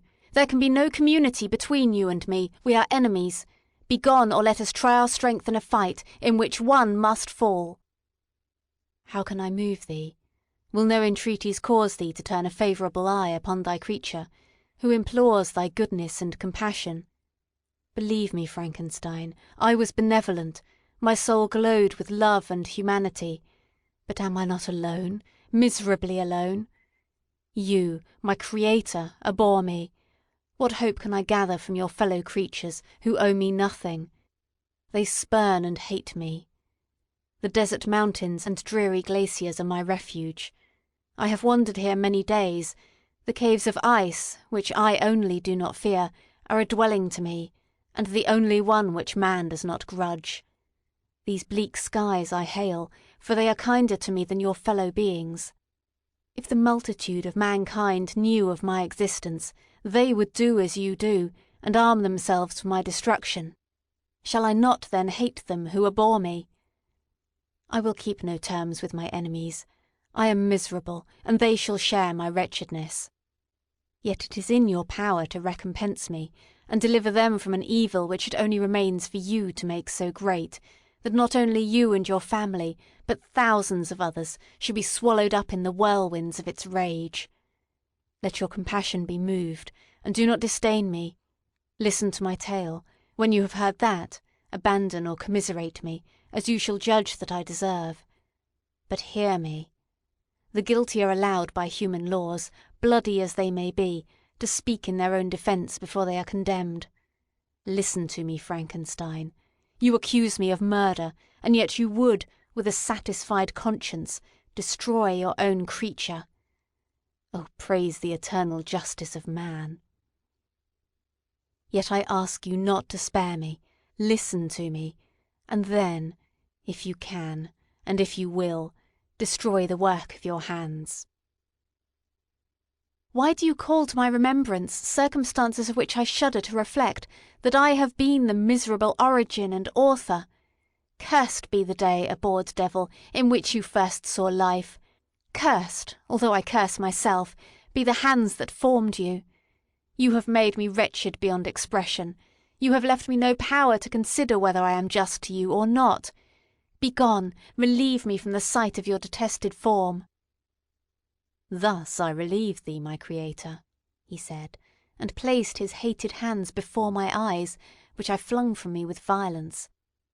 "Thus I take from thee a sight which you abhor. Still thou canst listen to me and grant me thy compassion. By the virtues that I once possessed, I demand this from you.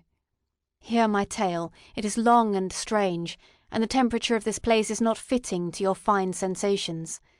Come to the hut upon the mountain. The sun is yet high in the heavens, before it descends to hide itself behind yon snowy precipices and illuminate another world. You will have heard my story, and can decide. On you it rests, whether I quit forever the neighbourhood of man, and lead a harmless life, or become the scourge of your fellow creatures, and the author of your own speedy ruin." As he said this, he led the way across the ice. I followed. My heart was full, and I did not answer him, but as I proceeded, I weighed the various arguments that he had used, and determined at least to listen to his tale. I was partly urged by curiosity, and compassion confirmed my resolution. I had hitherto supposed him to be the murderer of my brother, and I eagerly sought a confirmation or denial of this opinion. For the first time, also, I felt what the duties of a creator towards his creature were, and that I ought to render him happy before I complained of his wickedness. These motives urged me to comply with his demand. We crossed the ice, therefore, and ascended the opposite rock. The air was cold, and the rain again began to descend. We entered the hut, the fiend with an air of exultation, I with a heavy heart and depressed spirits. But I consented to listen, and seating myself by the fire which my odious companion had lighted, he thus began his tale. Volume 2, Chapter 3. It is with considerable difficulty that I remember the original era of my being. All the events of that period appear confused and indistinct. A strange multiplicity of sensations seized me, and I saw, felt, heard, and smelt at the same time, and it was indeed a long time before I learned to distinguish between the operations of my various senses. By degrees, I remember, a stronger light pressed upon my nerves, so that I was obliged to shut my eyes. Darkness then came over me and troubled me, but hardly had I felt this when, by opening my eyes, as I now suppose, the light poured in upon me again. I walked, and I believe descended, but I presently found a great alteration in my sensations. Before, dark and opaque bodies had surrounded me, impervious to my touch or sight, but I now found that I could wander on at liberty, with no obstacles which I could not either surmount or avoid. The light became more and more oppressive to me, and the heat wearying me as I walked, I sought a place where I could receive shade. This was the forest near Ingolstadt, and here I lay by the side of a brook, resting from my fatigue, until I felt tormented by hunger and thirst. This roused me from my nearly dormant state, and I ate some berries which I found hanging on the trees, or lying on the ground. I slaked my thirst at the brook, and then lying down was overcome by sleep. It was dark when I awoke. I felt cold also, and half frightened, as it were, instinctively, finding myself so desolate. Before I had quitted your apartment, on a sensation of cold, I had covered myself with some clothes, but these were insufficient to secure me from the dews of night. I was a poor, helpless, miserable wretch. I knew and could distinguish nothing, but feeling pain invade me on all sides, I sat down and wept. Soon a gentle light stole over the heavens, and gave me a sensation of pleasure. I started up, and beheld a radiant form rise from among the trees. I gazed with a kind of wonder. It moved slowly, but it enlightened my path, and I again went out in search of berries. I was still cold, when under one of the trees I found a huge cloak, with which I covered myself, and sat down upon the ground. No distinct ideas occupied my mind, all was confused. I felt light, and hunger, and thirst, and darkness. Innumerable sounds rung in my ears, and on all sides various scents saluted me. The only object that I could distinguish was the bright moon, and I fixed my eyes on that with pleasure. Several changes of day and night passed, and the orb of night had greatly lessened when I began to distinguish my sensations from each other. I gradually saw plainly the clear stream that supplied me with drink, and the trees that shaded me with their foliage. I was delighted when I first discovered that a pleasant sound, which often saluted my ears, proceeded from the throats of the little winged animals who had often intercepted the light from my eyes. I began also to observe with greater accuracy the forms that surrounded me, and to perceive the boundaries of the radiant roof of light which canopied me. Sometimes I tried to imitate the pleasant songs of the birds, but was unable. Sometimes I wished to express my sensations in my own mode, but the uncouth and inarticulate sounds which broke from me frightened me into silence again. The moon had disappeared from the night, and again with a lessened form showed itself while I still remained in the forest. My sensations had, by this time, become distinct, and my mind received every day additional ideas. My eyes became accustomed to the light, and to perceive objects in their right forms. I distinguished the insect from the herb, and, by degrees, one herb from another. I found that the sparrow uttered none but harsh notes, while those of the blackbird and thrush were sweet and enticing. One day, when I was oppressed by cold, I found a fire which had been left by some wandering beggars, and was overcome with delight at the warmth I experienced from it. In my joy I thrust my hand into the live embers, but quickly drew it out again with a cry of pain. How strange, I thought, that the same cause should produce such opposite effects. I examined the materials of the fire, and to my joy found it to be composed of wood. I quickly collected some branches, but they were wet and would not burn. I was pained at this, and sat still watching the operation of the fire. The wet wood which I had placed near the heat dried, and itself became inflamed. I reflected on this, and, by touching the various branches, I discovered the cause, and busied myself in collecting a great quantity of wood, that I might dry it and have a plentiful supply of fire. When night came on, and brought sleep with it, I was in the greatest fear lest my fire should be extinguished. I covered it carefully with dry wood and leaves, and placed wet branches upon it, and then, spreading my cloak, I lay on the ground and sunk into sleep. It was morning when I awoke, and my first care was to visit the fire.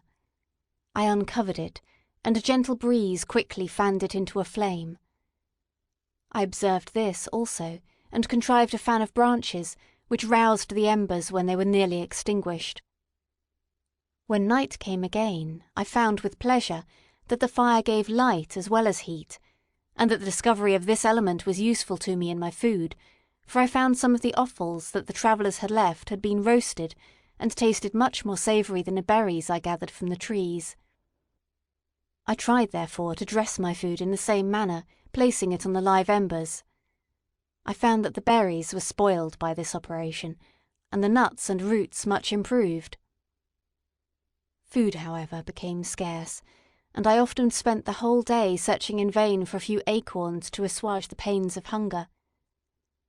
When I found this, I resolved to quit the place that I had hitherto inhabited, to seek for one where the few wants I experienced would be more easily satisfied. In this emigration, I exceedingly lamented the loss of the fire which I had obtained through accident, and knew not how to reproduce it. I gave several hours to the serious consideration of this difficulty, but I was obliged to relinquish all attempt to supply it, and, wrapping myself up in my cloak, I struck across the wood towards the setting sun. I passed 3 days in these rambles, and at length discovered the open country. A great fall of snow had taken place the night before, and the fields were of one uniform white. The appearance was disconsolate, and I found my feet chilled by the cold damp substance that covered the ground. It was about 7 in the morning, and I longed to obtain food and shelter. At length I perceived a small hut on a rising ground, which had doubtless been built for the convenience of some shepherd. This was a new sight to me, and I examined the structure with great curiosity. Finding the door open, I entered. An old man sat in it, near a fire, over which he was preparing his breakfast. He turned on hearing a noise, and perceiving me, shrieked loudly, and quitting the hut, ran across the fields with a speed of which his debilitated form hardly appeared capable. His appearance, different from any I had ever before seen, and his flight, somewhat surprised me. But I was enchanted by the appearance of the hut.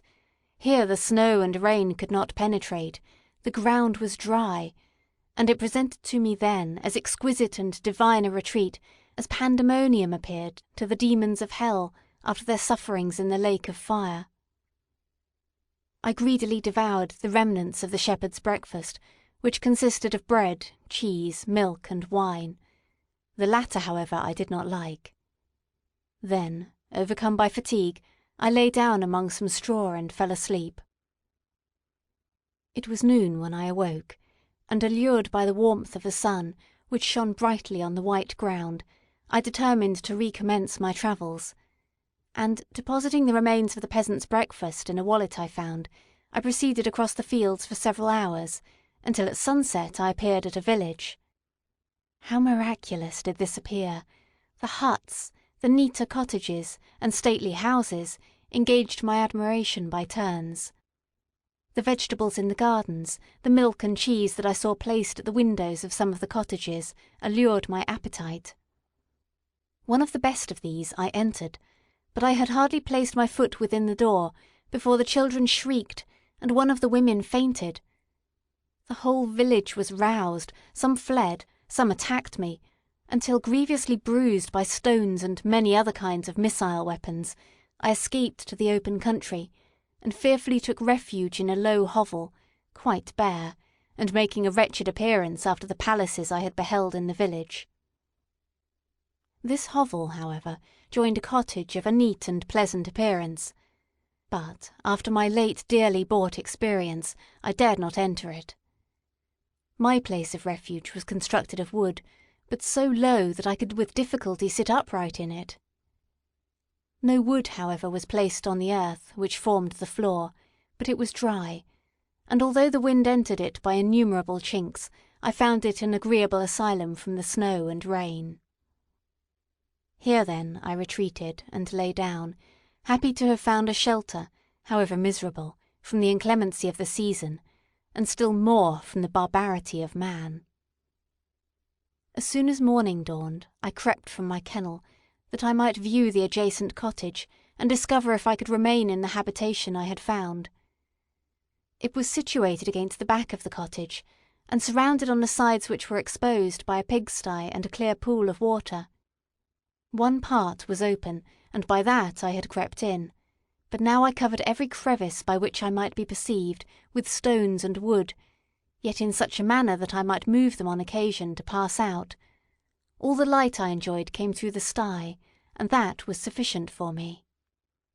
Having thus arranged my dwelling, and carpeted it with clean straw, I retired, for I saw the figure of a man at a distance, and I remembered too well my treatment the night before to trust myself in his power. I had first, however, provided for my sustenance for that day by a loaf of coarse bread which I purloined, and a cup with which I could drink, more conveniently than from my hand, of the pure water which flowed by my retreat. The floor was a little raised, so that it was kept perfectly dry, and by its vicinity to the chimney of the cottage it was tolerably warm. Being thus provided, I resolved to reside in this hovel until something should occur which might alter my determination. It was indeed a paradise compared to the bleak forest, my former residence, the rain-dropping branches and dank earth. I ate my breakfast with pleasure, and was about to remove a plank to procure myself a little water, when I heard a step, and looking through a small chink, I beheld a young creature, with a pail on her head, passing before my hovel. The girl was young and of gentle demeanour, unlike what I have since found cottagers and farmhouse servants to be. Yet she was meanly dressed, a coarse blue petticoat and a linen jacket being her only garb. Her fair hair was plaited, but not adorned. She looked patient, yet sad. I lost sight of her, and in about a quarter of an hour she returned, bearing the pail, which was now partly filled with milk. As she walked along, seemingly incommoded by the burden, a young man met her, whose countenance expressed a deeper despondence. Uttering a few sounds with an air of melancholy, he took the pail from her head and bore it to the cottage himself. She followed, and they disappeared. Presently I saw the young man again, with some tools in his hand, cross the field behind the cottage, and the girl was also busied, sometimes in the house and sometimes in the yard. On examining my dwelling, I found that one of the windows of the cottage had formerly occupied a part of it, but the panes had been filled up with wood. In one of these was a small and almost imperceptible chink, through which the eye could just penetrate. Through this crevice a small room was visible, whitewashed and clean, but very bare of furniture. In one corner, near a small fire, sat an old man, leaning his head on his hands in a disconsolate attitude. The young girl was occupied in arranging the cottage, but presently she took something out of a drawer which employed her hands, and she sat down beside the old man, who, taking up an instrument, began to play, and to produce sounds sweeter than the voice of the thrush or the nightingale. It was a lovely sight, even to me, poor wretch, who had never beheld aught beautiful before. The silver hair and benevolent countenance of the aged cottager won my reverence, while the gentle manners of the girl enticed my love. He played a sweet, mournful air, which I perceived drew tears from the eyes of his amiable companion, of which the old man took no notice, until she sobbed audibly. He then produced a few sounds, and the fair creature, leaving her work, knelt at his feet. He raised her, and smiled with such kindness and affection that I felt sensations of a peculiar and overpowering nature. They were a mixture of pain and pleasure, such as I had never before experienced, either from hunger or cold, warmth or food, and I withdrew from the window, unable to bear these emotions. Soon after this the young man returned, bearing on his shoulders a load of wood. The girl met him at the door, helped to relieve him of his burden, and, taking some of the fuel into the cottage, placed it on the fire. Then she and the youth went apart into a nook of the cottage, and he showed her a large loaf and a piece of cheese. She seemed pleased, and went into the garden for some roots and plants, which she placed in water and then upon the fire. She afterwards continued her work, whilst the young man went into the garden, and appeared busily employed in digging and pulling up roots. After he had been employed thus about an hour, the young woman joined him, and they entered the cottage together. The old man had, in the meantime, been pensive, but on the appearance of his companions he assumed a more cheerful air, and they sat down to eat. The meal was quickly dispatched. The young woman was again occupied in arranging the cottage. The old man walked before the cottage in the sun for a few minutes, leaning on the arm of the youth. Nothing could exceed in beauty the contrast between these two excellent creatures. One was old, with silver hairs, and a countenance beaming with benevolence and love.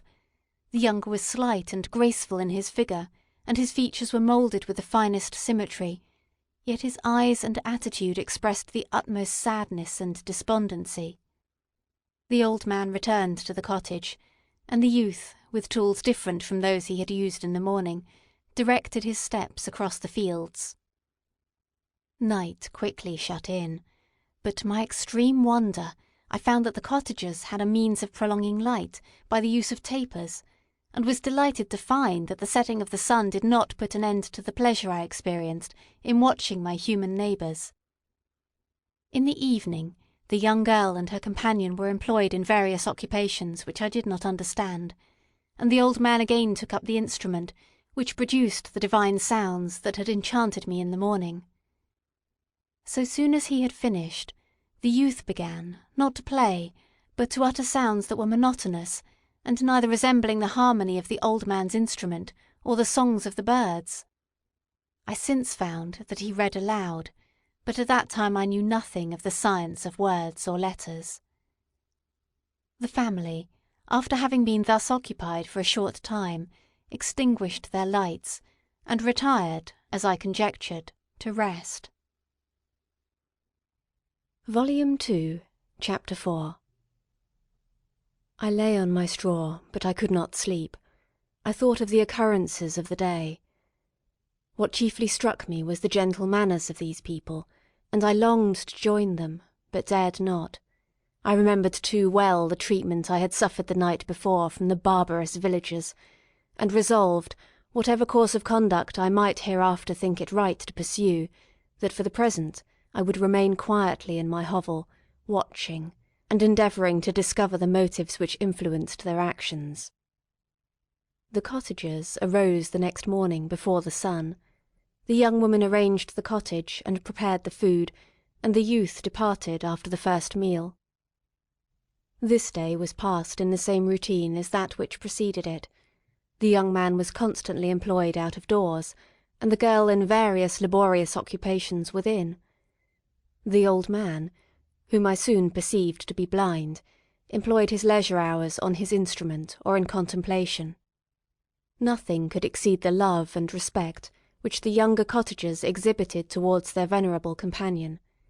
They performed towards him every little office of affection and duty with gentleness, and he rewarded them by his benevolent smiles.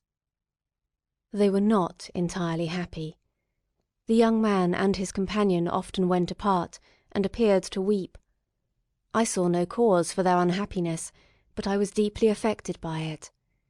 If such lovely creatures were miserable, it was less strange that I, an imperfect and solitary being, should be wretched. Yet why were these gentle beings unhappy? They possessed a delightful house, for such it was in my eyes, and every luxury. They had a fire to warm them when chill, and delicious viands when hungry. They were dressed in excellent clothes, and, still more, they enjoyed one another's company and speech, interchanging each day looks of affection and kindness. What did their tears imply? Did they really express pain?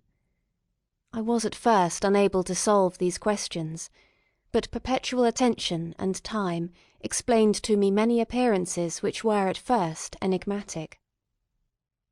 A considerable period elapsed before I discovered one of the causes of the uneasiness of this amiable family.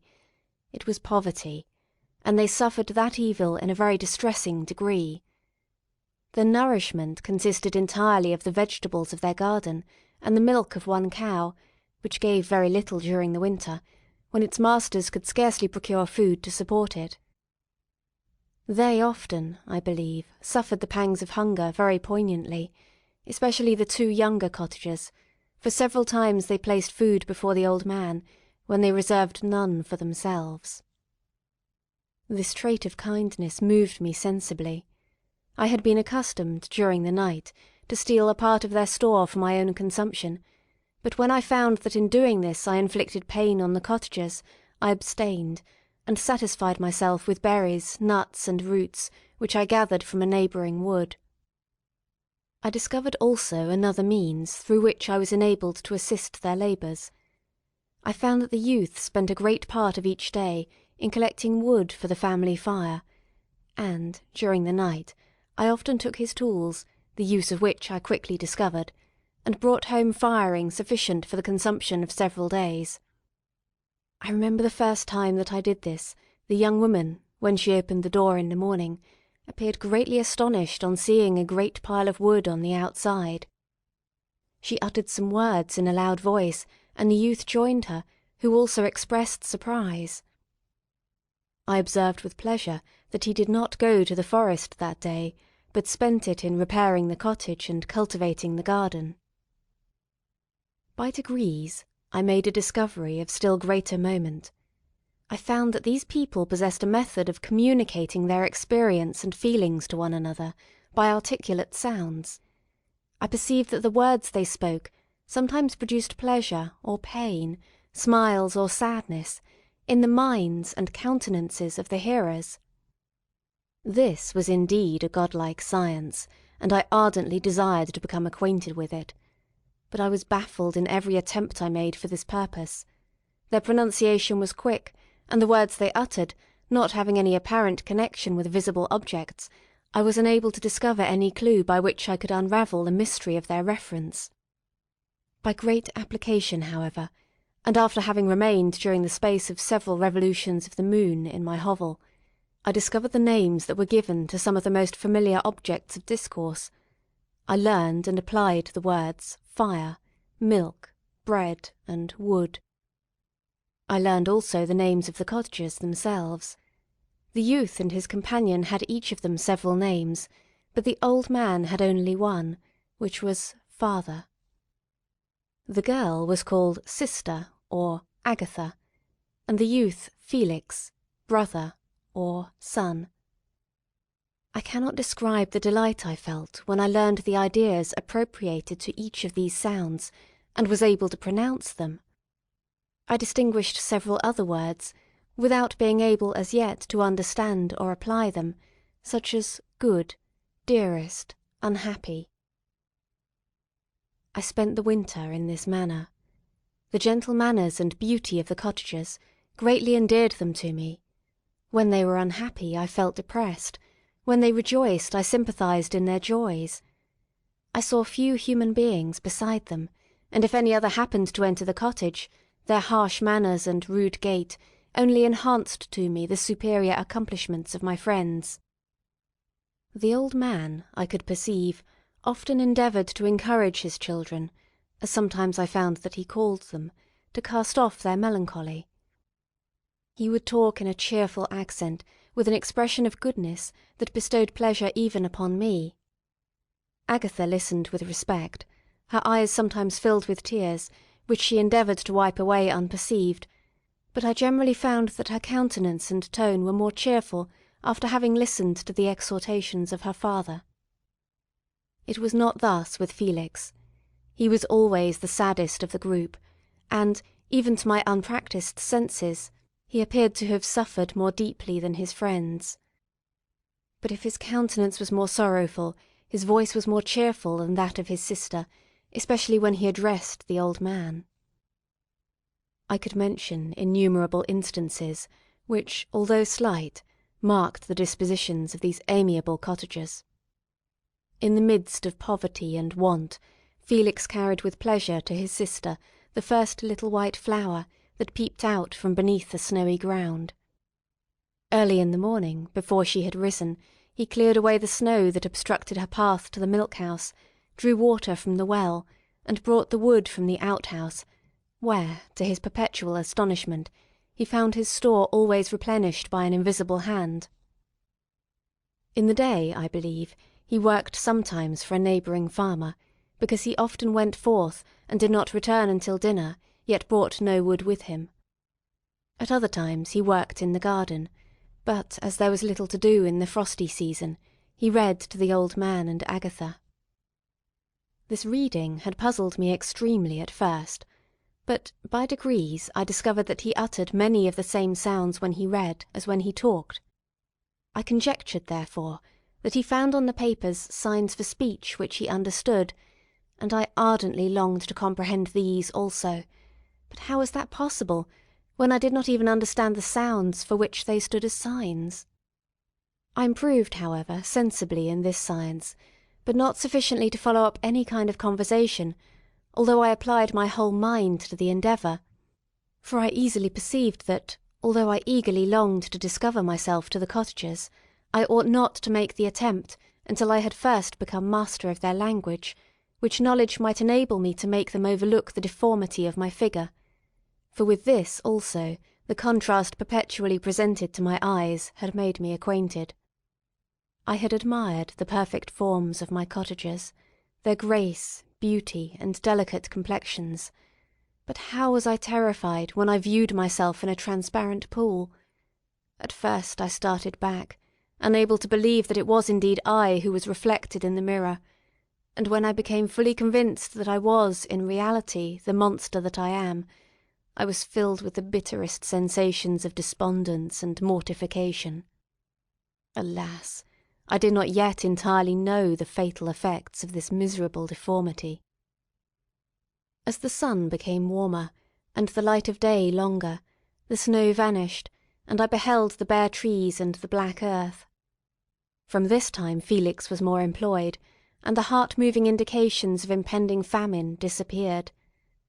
Their food, as I afterwards found, was coarse, but it was wholesome, and they procured a sufficiency of it.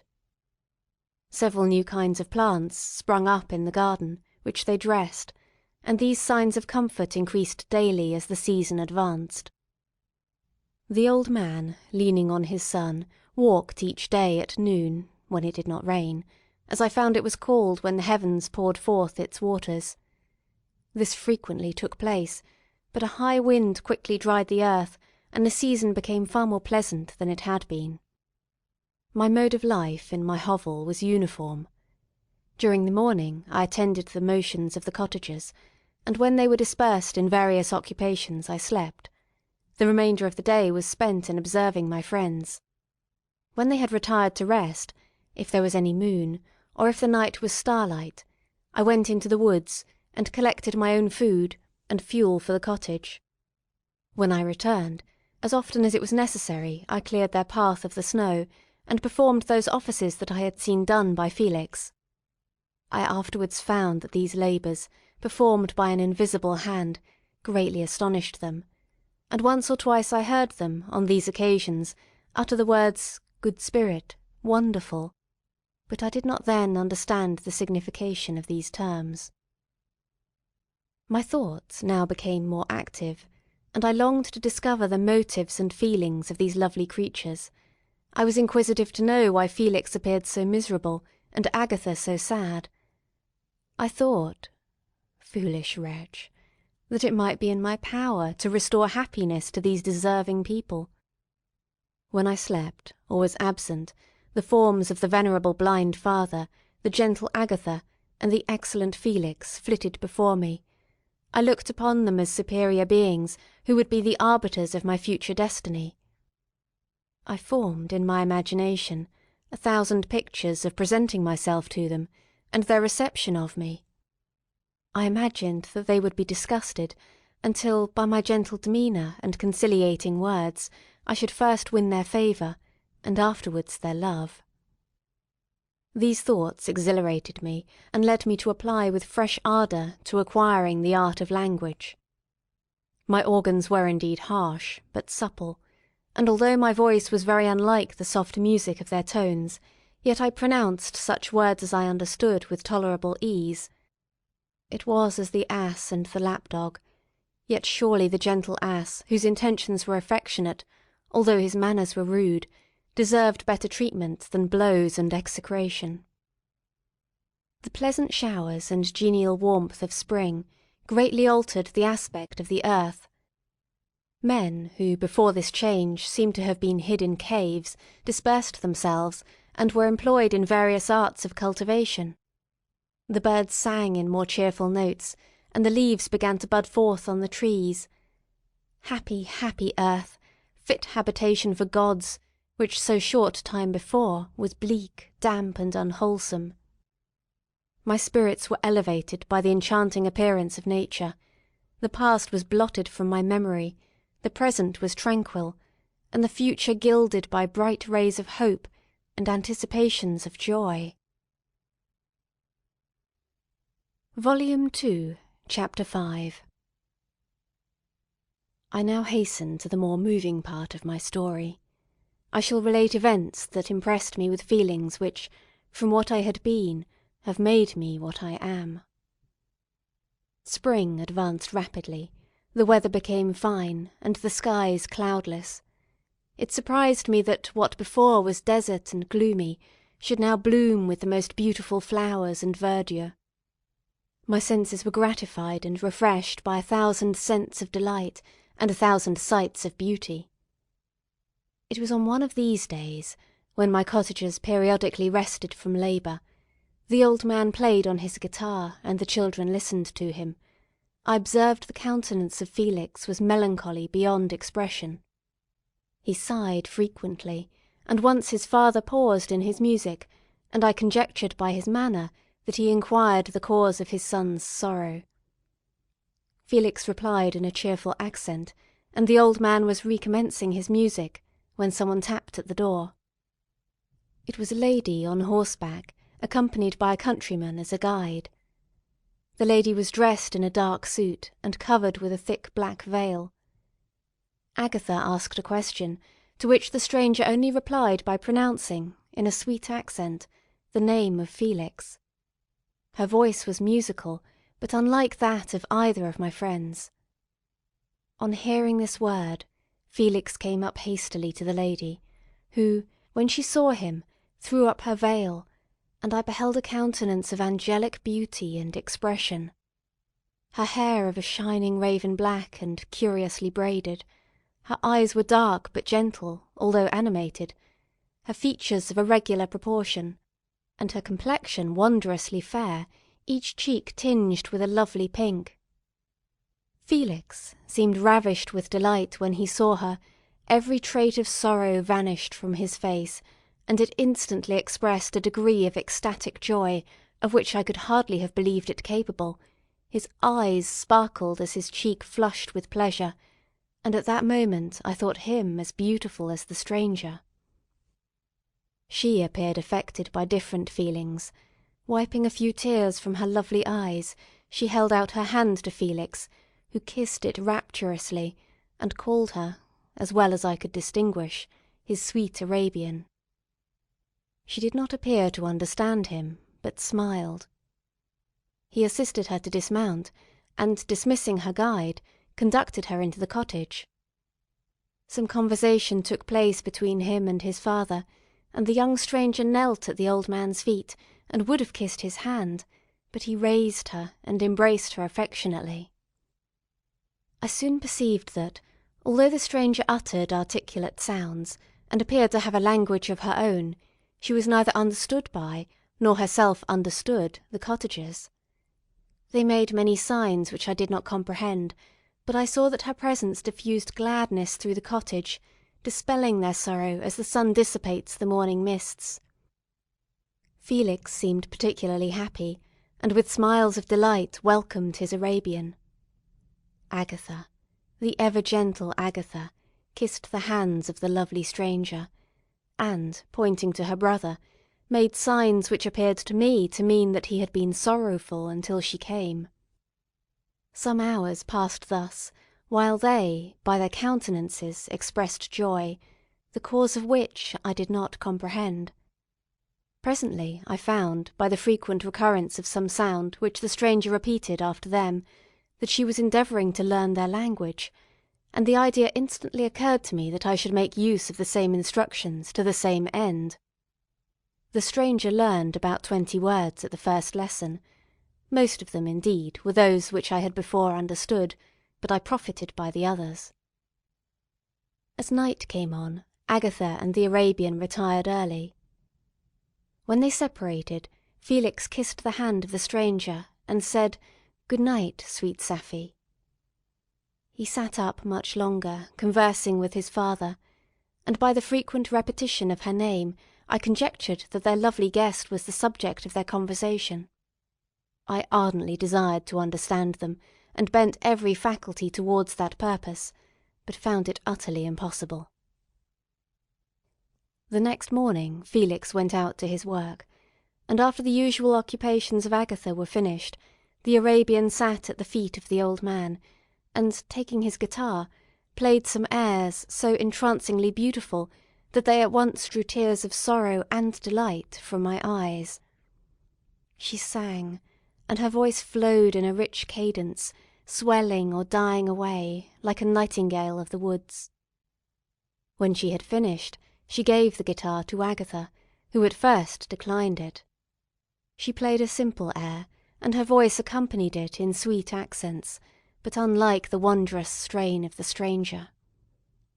The old man appeared enraptured, and said some words, which Agatha endeavoured to explain to Safie, and by which he appeared to wish to express that she bestowed on him the greatest delight by her music. The days now passed as peacefully as before, with the sole alteration that joy had taken the place of sadness in the countenances of my friends. Safie was always gay and happy. She and I improved rapidly in the knowledge of language, so that in 2 months I began to comprehend most of the words uttered by my protectors. In the meanwhile, also, the black ground was covered with herbage, and the green banks interspersed with innumerable flowers, sweet to the scent and the eyes, stars of pale radiance among the moonlight woods. The sun became warmer, the nights clear and balmy, and my nocturnal rambles were an extreme pleasure to me, although they were considerably shortened by the late setting and early rising of the sun, for I never ventured abroad during daylight, fearful of meeting with the same treatment I had formerly endured in the first village which I entered. My days were spent in close attention, that I might more speedily master the language, and I may boast that I improved more rapidly than the Arabian, who understood very little, and conversed in broken accents, whilst I comprehended and could imitate almost every word that was spoken. While I improved in speech, I also learned the science of letters as it was taught to the stranger, and this opened before me a wide field for wonder and delight. The book from which Felix instructed Safie was Volney's Ruins of Empires. I should not have understood the purport of this book had not Felix, in reading it, given very minute explanations. He had chosen this work, he said, because the declamatory style was framed in imitation of the Eastern authors. Through this work I obtained a cursory knowledge of history, and a view of the several empires at present existing in the world. It gave me an insight into the manners, governments, and religions of the different nations of the earth. I heard of the slothful Asiatics, of the stupendous genius and mental activity of the Grecians, of the wars and wonderful virtue of the early Romans, of their subsequent degeneration, of the decline of that mighty empire, of chivalry, Christianity, and kings. I heard of the discovery of the American hemisphere, and wept, with Safie, over the hapless fate of its original inhabitants. These wonderful narrations inspired me with strange feelings. Was man, indeed, at once so powerful, so virtuous and magnificent, yet so vicious and base? He appeared at one time a mere scion of the evil principle, and at another as all that can be conceived of noble and godlike. To be a great and virtuous man appeared the highest honour that can befall a sensitive being. To be base and vicious, as many on record have been, appeared the lowest degradation, a condition more abject than that of the blind mole or harmless worm. For a long time I could not conceive how one man could go forth to murder his fellow, or even why there were laws and governments. But when I heard details of vice and bloodshed, my wonder ceased, and I turned away with disgust and loathing. Every conversation of the cottagers now opened new wonders to me. While I listened to the instructions which Felix bestowed upon the Arabian, the strange system of human society was explained to me. I heard of the division of property, of immense wealth and squalid poverty, of rank, descent, and noble blood. The words induced me to turn towards myself. I learned that the possessions most esteemed by your fellow creatures were high and unsullied descent, united with riches. A man might be respected with only one of these acquisitions, but without either he was considered, except in very rare instances, as a vagabond and a slave, doomed to waste his powers for the profit of the chosen few. And what was I? Of my creation and creator I was absolutely ignorant, but I knew that I possessed no money, no friends, no kind of property. I was, besides, endowed with a figure hideously deformed and loathsome. I was not even of the same nature as men. I was more agile than they, and could subsist upon coarser diet. I bore the extremes of heat and cold with less injury to my frame. My stature far exceeded theirs. When I looked around, I saw and heard of none like me. Was I then a monster, a blot upon the earth, from which all men fled, and whom all men disowned. I cannot describe to you the agony that these reflections inflicted upon me. I tried to dispel them, but sorrow only increased with knowledge. Oh, that I had for ever remained in my native wood, nor known nor felt beyond the sensations of hunger, thirst, and heat. Of what a strange nature is knowledge! It clings to the mind when it has once seized on it, like a lichen on the rock. I wished sometimes to shake off all thought and feeling, but I learned that there was but one means to overcome the sensation of pain, and that was death, a state which I feared, yet did not understand.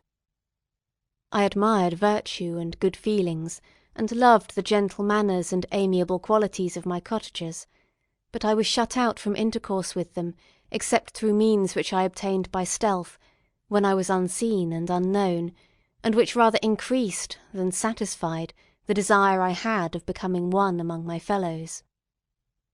The gentle words of Agatha, and the animated smiles of the charming Arabian, were not for me. The mild exhortations of the old man, and the lively conversation of the loved Felix, were not for me. Miserable, unhappy wretch! Other lessons were impressed upon me even more deeply. I heard of the difference of sexes, of the birth and growth of children, how the father doted on the smiles of the infant and the lively sallies of the older child, how all the life and cares of the mother were wrapped up in the precious charge, how the mind of youth expanded and gained knowledge, of brother, sister, and all the various relationships which bind one human being to another in mutual bonds. But where were my friends and relations? No father had watched my infant days, no mother had blessed me with smiles and caresses, or if they had, all my past life was now a blot, a blind vacancy in which I distinguished nothing. From my earliest remembrance I had been as I then was, in height and proportion. I had never yet seen a being resembling me, or who claimed any intercourse with me. What was I? The question again recurred, to be answered only with groans. I will soon explain to what these feelings tended, but allow me now to return to the cottagers, whose story excited in me such various feelings of indignation, delight, and wonder, but which all terminated in additional love and reverence for my protectors, for so I loved, in an innocent, half-painful self-deceit, to call them. Volume 2, Chapter 6. Some time elapsed before I learned the history of my friends. It was one which could not fail to impress itself deeply on my mind, unfolding as it did a number of circumstances, each interesting and wonderful, to one so utterly inexperienced as I was. The name of the old man was de Lacy. He was descended from a good family in France, where he had lived for many years in affluence, respected by his superiors, and beloved by his equals. His son was bred in the service of his country, and Agatha had ranked with ladies of the highest distinction. A few months before my arrival, they had lived in a large and luxurious city called Paris, surrounded by friends, and possessed of every enjoyment which virtue, refinement of intellect, or taste, accompanied by a moderate fortune, could afford. The father of Safie had been the cause of their ruin. He was a Turkish merchant, and had inhabited Paris for many years, when, for some reason which I could not learn, he became obnoxious to the government. He was seized and cast into prison the very day that Safie arrived from Constantinople to join him.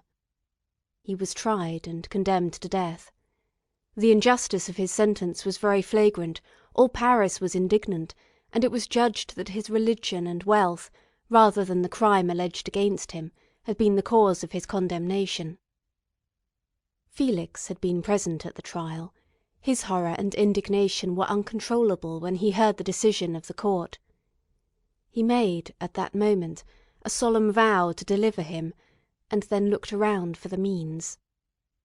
After many fruitless attempts to gain admittance to the prison, he found a strongly grated window in an unguarded part of the building which lighted the dungeon of the unfortunate Mahometan, who, loaded with chains, waited in despair the execution of the barbarous sentence. Felix visited the grate at night, and made known to the prisoner his intentions in his favour. The Turk, amazed and delighted, endeavoured to kindle the zeal of his deliverer by promises of reward and wealth. Felix rejected his offers with contempt, yet when he saw the lovely Safie, who was allowed to visit her father, and who by her gestures expressed her lively gratitude, the youth could not help owning to his own mind that the captive possessed a treasure which would fully reward his toil and hazard. The Turk quickly perceived the impression that his daughter had made on the heart of Felix, and endeavoured to secure him more entirely in his interests by the promise of her hand in marriage so soon as he should be conveyed to a place of safety. Felix was too delicate to accept this offer, yet he looked forward to the probability of the event as the consummation of his happiness. During the ensuing days, while the preparations were going forward for the escape of the merchant, the zeal of Felix was warmed by several letters that he received from this lovely girl, who found means to express her thoughts in the language of her lover, by the aid of an old man, a servant of her father's, who understood French. She thanked him in the most ardent terms for his intended services towards her father, and at the same time deeply deplored her own fate. I have copies of these letters, for I found means, during my residence in the hovel, to procure the implements of writing, and the letters were often in the hands of Felix or Agatha. Before I depart, I will give them to you. They will prove the truth of my tale, but at present, as the sun is already far declined, I shall only have time to repeat the substance of them to you. Safie related that her mother was a Christian Arab, seized and made a slave by the Turks. Recommended by her beauty, she had won the heart of the father of Safie, who married her. The young girl spoke in high and enthusiastic terms of her mother, who, born in freedom, spurned the bondage to which she was now reduced. She instructed her daughter in the tenets of her religion, and taught her to aspire to higher powers of intellect and an independence of spirit forbidden to the female followers of Mahomet. This lady died, but her lessons were indelibly impressed on the mind of Safie, who, sickened at the prospect of again returning to Asia, and being immured within the walls of a harem, allowed only to occupy herself with puerile amusements, ill-suited to the temper of her soul, now accustomed to grand ideas and a noble emulation for virtue. The prospect of marrying a Christian, and remaining in a country where women were allowed to take rank in society, was enchanting to her. The day for the execution of the Turk was fixed, but on the night previous to it he had quitted prison, and before morning was distant many leagues from Paris. Felix had procured passports in the name of his father, sister, and himself. He had previously communicated his plan to the former, who aided the deceit by quitting his house under the pretence of a journey, and concealed himself, with his daughter, in an obscure part of Paris. Felix conducted the fugitives through France to Lyons, and across Mount Cenis to Leghorn, where the merchant had decided to wait a favourable opportunity of passing into some part of the Turkish dominions. Safie resolved to remain with her father until the moment of his departure, before which time the Turk renewed his promise that she should be united to his deliverer, and Felix remained with them in expectation of that event, and in the meantime he enjoyed the society of the Arabian, who exhibited towards him the simplest and tenderest affection. They conversed with one another through the means of an interpreter, and sometimes with the interpretation of looks, and Safie sang to him the divine airs of her native country. The Turk allowed this intimacy to take place, and encouraged the hopes of the youthful lovers, while in his heart he had formed far other plans. He loathed the idea that his daughter should be united to a Christian, but he feared the resentment of Felix if he should appear lukewarm, for he knew that he was still in the power of his deliverer, if he should choose to betray him to the Italian state which they inhabited. He revolved 1,000 plans by which he should be enabled to prolong the deceit until it might no longer be necessary, and secretly to take his daughter with him when he departed. His plans were facilitated by the news which arrived from Paris. The government of France were greatly enraged at the escape of their victim, and spared no pains to detect and punish his deliverer. The plot of Felix was quickly discovered, and De Lacy and Agatha were thrown into prison. The news reached Felix and roused him from his dream of pleasure. His blind and aged father and his gentle sister lay in a noisome dungeon, while he enjoyed the free air and the society of her whom he loved. This idea was torture to him.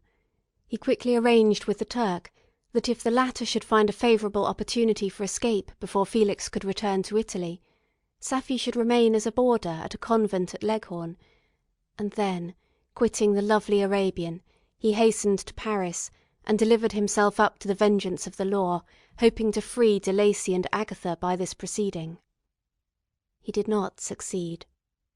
They remained confined for 5 months before the trial took place, the result of which deprived them of their fortune, and condemned them to a perpetual exile from their native country. They found a miserable asylum in the cottage in Germany where I discovered them. Felix soon learned that the treacherous Turk, for whom he and his family endured such unheard-of oppression, on discovering that his deliverer was thus reduced to poverty and impotence, became a traitor to good feeling and honour, and had quitted Italy with his daughter, insultingly sending Felix a pittance of money to aid him, as he said, in some plan of future maintenance. Such were the events that preyed on the heart of Felix, and rendered him, when I first saw him, the most miserable of his family. He could have endured poverty, and when this distress had been the meed of his virtue, he would have gloried in it, but the ingratitude of the Turk and the loss of his beloved Safie were misfortunes more bitter and irreparable. The arrival of the Arabian now infused new life into his soul. When the news reached Leghorn that Felix was deprived of his wealth and rank, the merchant commanded his daughter to think no more of her lover, but to prepare to return to her native country. The generous nature of Safie was outraged by this command. She attempted to expostulate with her father, but he left her angrily, reiterating his tyrannical mandate. A few days after, the Turk entered his daughter's apartment, and told her hastily that he had reason to believe that his residence at Leghorn had been divulged, and that he should speedily be delivered up to the French government. He had consequently hired a vessel to convey him to Constantinople, for which city he should sail in a few hours. He intended to leave his daughter under the care of a confidential servant, to follow at her leisure with the greater part of his property, which had not yet arrived at Leghorn. When alone, Safie resolved in her own mind the plan of conduct that it would become her to pursue in this emergency. A residence in Turkey was abhorrent to her. Her religion and her feelings were alike adverse to it. By some papers of her father, which fell into her hands, she heard of the exile of her lover, and learnt the name of the spot where he then resided. She hesitated some time, but at length she formed her determination. Taking with her some jewels that belonged to her, and a sum of money, she quitted Italy with an attendant, a native of Leghorn, but who understood the common language of Turkey, and departed for Germany. She arrived in safety at a town about 20 leagues from the cottage of De Lacy, when her attendant fell dangerously ill.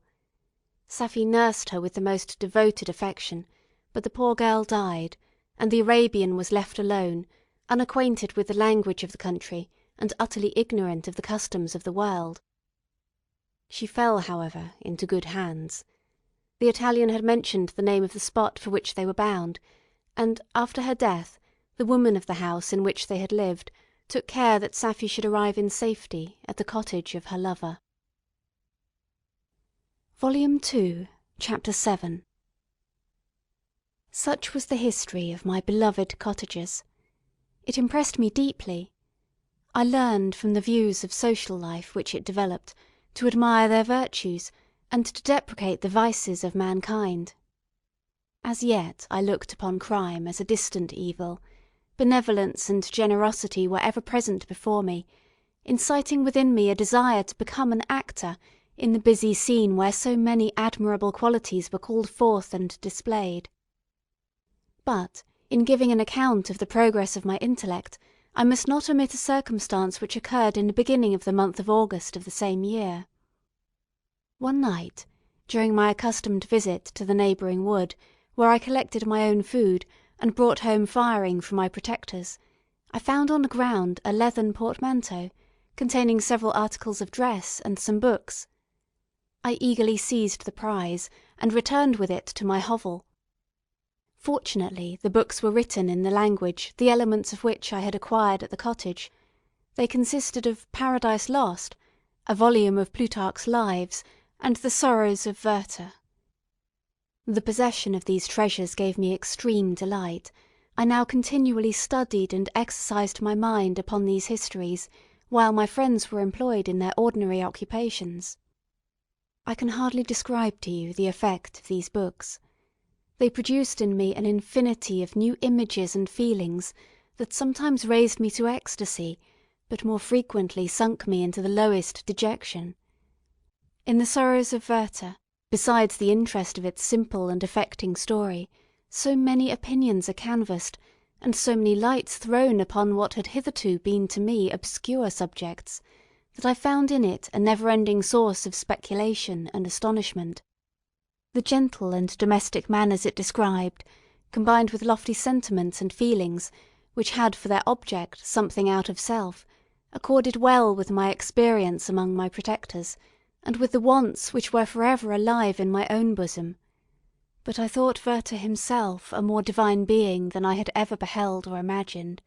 His character contained no pretension, but it sunk deep. The disquisitions upon death and suicide were calculated to fill me with wonder. I did not pretend to enter into the merits of the case, yet I inclined towards the opinions of the hero, whose extinction I wept, without precisely understanding it.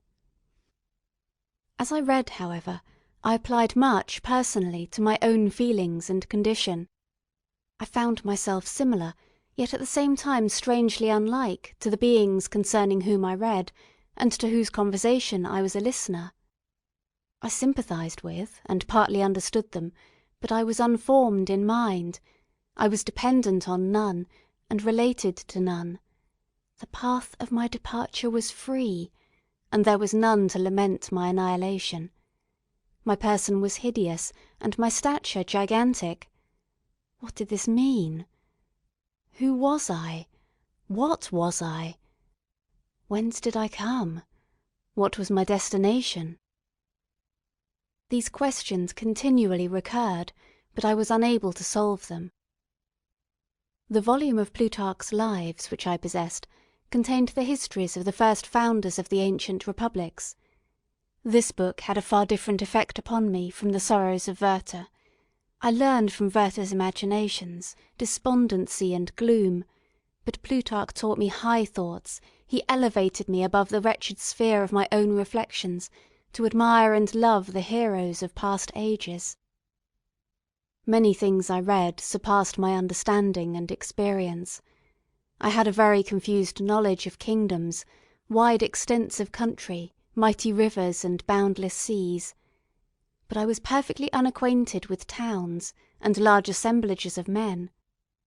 The cottage of my protectors had been the only school in which I had studied human nature, but this book developed new and mightier scenes of action. I read of men concerned in public affairs, governing or massacring their species. I felt the greatest ardour for virtue rise within me, and abhorrence for vice, as far as I understood the signification of those terms, relative as they were, as I applied them, to pleasure and pain alone. Induced by these feelings, I was of course led to admire peaceable lawgivers, Numa, Solon, and Lycurgus, in preference to Romulus and Theseus. The patriarchal lives of my protectors caused these impressions to take a firm hold on my mind. Perhaps, if my first introduction to humanity had been made by a young soldier, burning for glory and slaughter, I should have been imbued with different sensations. But Paradise Lost excited different and far deeper emotions. I read it, as I had read the other volumes which had fallen into my hands, as a true history. It moved every feeling of wonder and awe that the picture of an omnipotent God warring with his creatures was capable of exciting. I often referred the several situations, as their similarity struck me, to my own.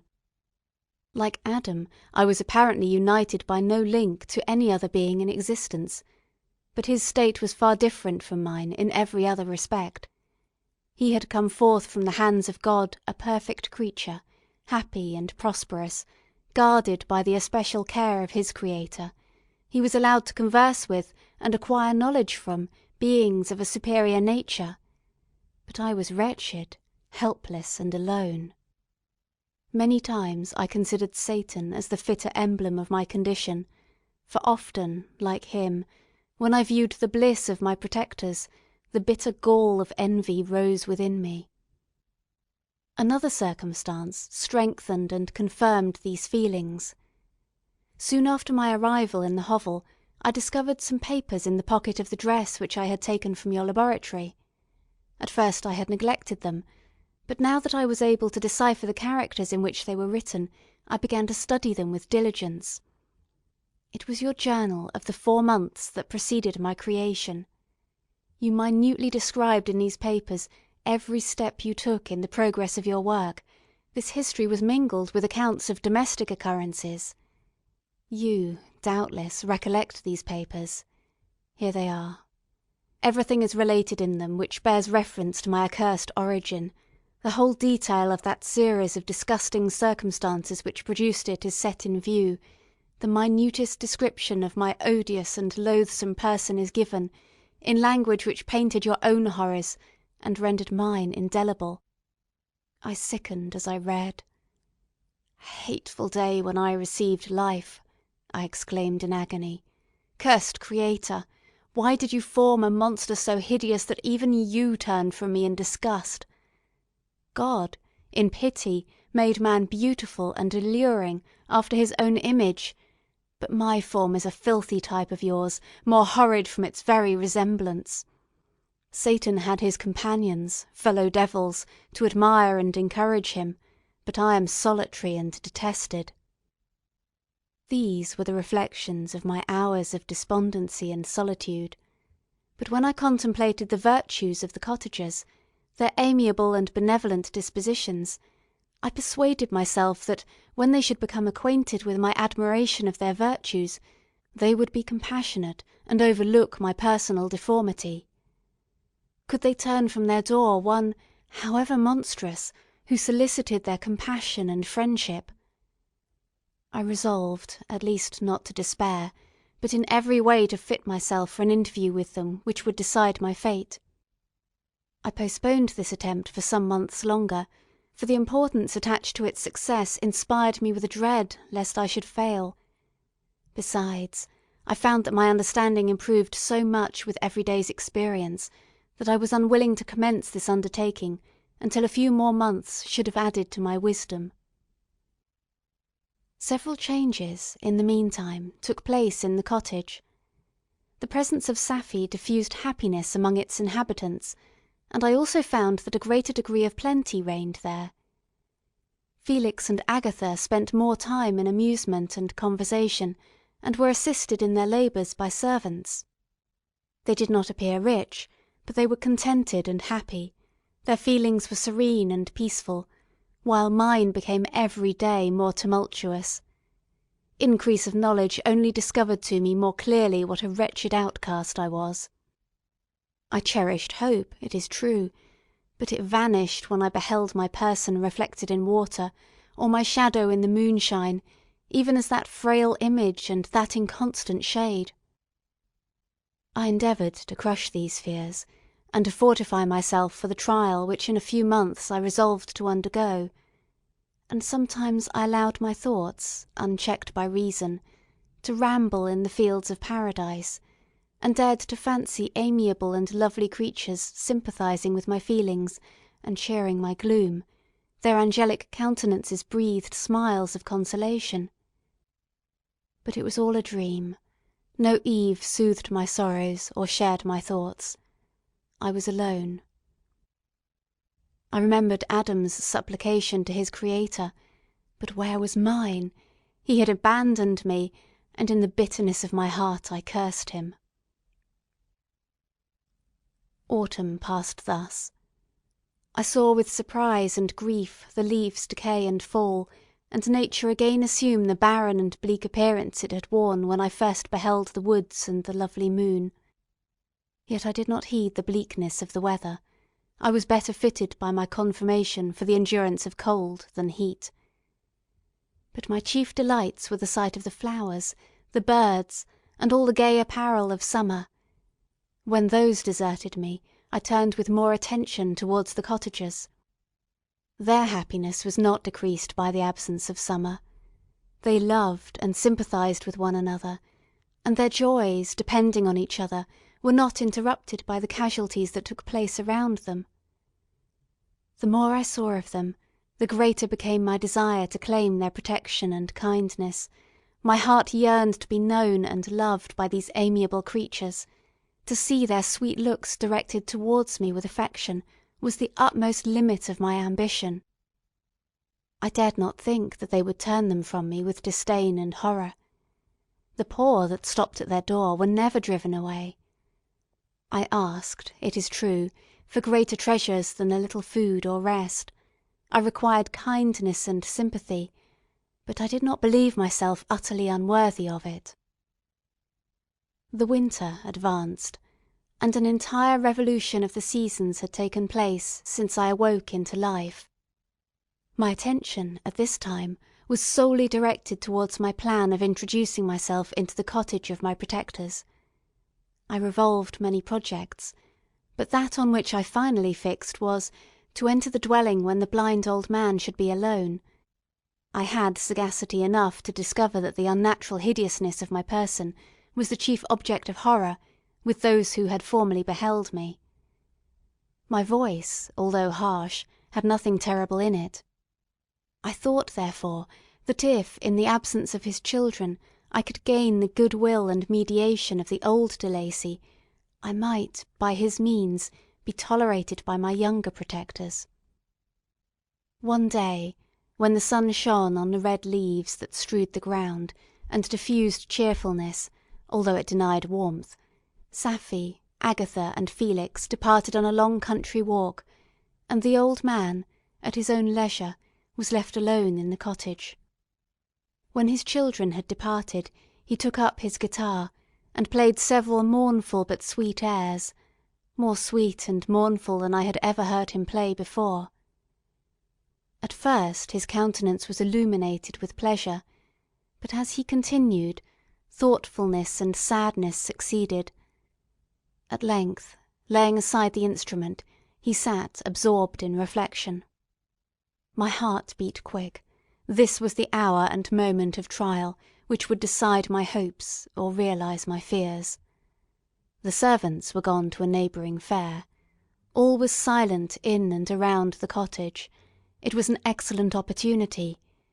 Yet, when I proceeded to execute my plan, my limbs failed me and I sank to the ground. Again I rose, and exerting all the firmness of which I was master, removed the planks which I had placed before my hovel to conceal my retreat. The fresh air revived me, and with renewed determination I approached the door of their cottage. I knocked. "Who is there?" said the old man. "Come in." I entered. "Pardon this intrusion," said I. "I am a traveller in want of a little rest. You would greatly oblige me if you would allow me to remain a few minutes before the fire." "Enter," said De Lacy, "and I will try to relieve your wants, but unfortunately my children are from home, and, as I am blind, I am afraid I shall find it difficult to procure food for you."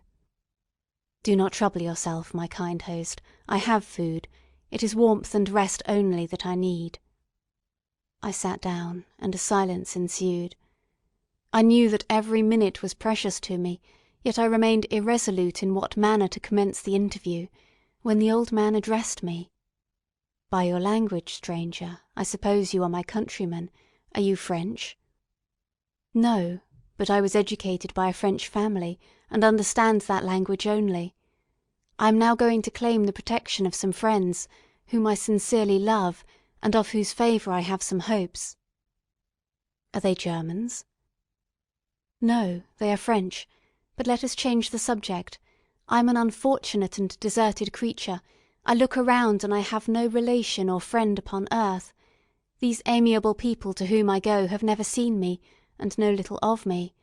I am full of fears, for if I fail there, I am an outcast in the world for ever." "Do not despair. To be friendless is indeed to be unfortunate, but the hearts of men, when unprejudiced by any obvious self-interest, are full of brotherly love and charity. Rely, therefore, on your hopes, and if these friends are good and amiable, do not despair." "They are kind. They are the most excellent creatures in the world, but unfortunately they are prejudiced against me. I have good dispositions. My life has been hitherto harmless, and in some degree beneficial, but a fatal prejudice clouds their eyes, and where they ought to see a feeling and kind friend, they behold only a detestable monster." "That is indeed unfortunate, but if you are really blameless, can you not undeceive them?" "I am about to undertake that task, and it is on that account that I feel so many overwhelming terrors. I dearly love these friends. I have, unknown to them, been for many months in the habits of daily kindness towards them, but they believe that I wish to injure them, and it is that prejudice which I wish to overcome." "Where do these friends reside?" "Near this spot." The old man paused, and then continued, "If you will unreservedly confide to me the particulars of your tale, I perhaps may be of use in undeceiving them. I am blind, and cannot judge of your countenance, but there is something in your words which persuades me that you are sincere. I am poor, and an exile, but it will afford me true pleasure to be in any way serviceable to a human creature." "Excellent man! I thank you and accept your generous offer. You raise me from the dust by this kindness, and I trust that, by your aid, I shall not be driven from the society and sympathy of your fellow creatures." "Heaven forbid, even if you were really criminal, for that can only drive you to desperation, and not instigate you to virtue.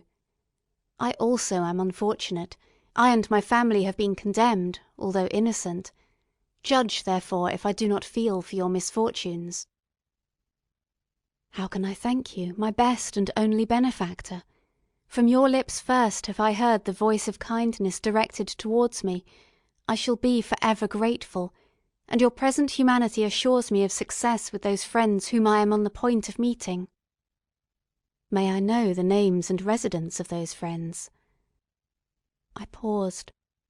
This, I thought, was the moment of decision, which was to rob me of, or bestow happiness on me, for ever. I struggled vainly for firmness sufficient to answer him, but the effort destroyed all my remaining strength. I sank on the chair and sobbed aloud. At that moment I heard the steps of my younger protectors. I had not a moment to lose, but seizing the hand of the old man, I cried, "Now is the time. Save and protect me. You and your family are the friends whom I seek. Do not you desert me in the hour of trial." "Great God!" exclaimed the old man. "Who are you?" At that instant the cottage door was opened, and Felix, Safie, and Agatha entered. Who can describe their horror and consternation on beholding me? Agatha fainted, and Safie, unable to attend to her friend, rushed out of the cottage. Felix darted forward, and with supernatural force tore me from his father, to whose knees I clung. In a transport of fury he dashed me to the ground and struck me violently with a stick. I could have torn him limb from limb, as a lion rends the antelope. But my heart sunk within me as with bitter sickness, and I refrained. I saw him on the point of repeating his blow, when, overcome by pain and anguish, I quitted the cottage, and in the general tumult escaped unperceived to my hovel. Volume 2, Chapter 8. Cursed, cursed creator! Why did I live? Why, in that instant, did I not extinguish the spark of existence which you had so wantonly bestowed? I know not. Despair had not yet taken possession of me. My feelings were those of rage and revenge. I could with pleasure have destroyed the cottage and its inhabitants, and have glutted myself with their shrieks and misery. When night came, I quitted my retreat, and wandered in the wood, and now, no longer restrained by the fear of discovery, I gave vent to my anguish in fearful howlings. I was like a wild beast that had broken the toils, destroying the objects that obstructed me, and ranging through the wood with a stag-like swiftness. Oh, what a miserable night I passed! The cold stars shone in mockery, and the bare trees waved their branches above me. Now and then the sweet voice of a bird burst forth amidst the universal stillness. All, save I, were at rest or in enjoyment. I, like the arch-fiend, bore a hell within me, and finding myself unsympathised with, wished to tear up the trees, spread havoc and destruction around me, and then to have sat down and enjoyed the ruin. But this was a luxury of sensation that could not endure. I became fatigued with excess of bodily exertion, and sank on the damp grass in the sick impotence of despair. There was none, among the myriads of men that existed, who would pity or assist me. And should I feel kindness towards my enemies?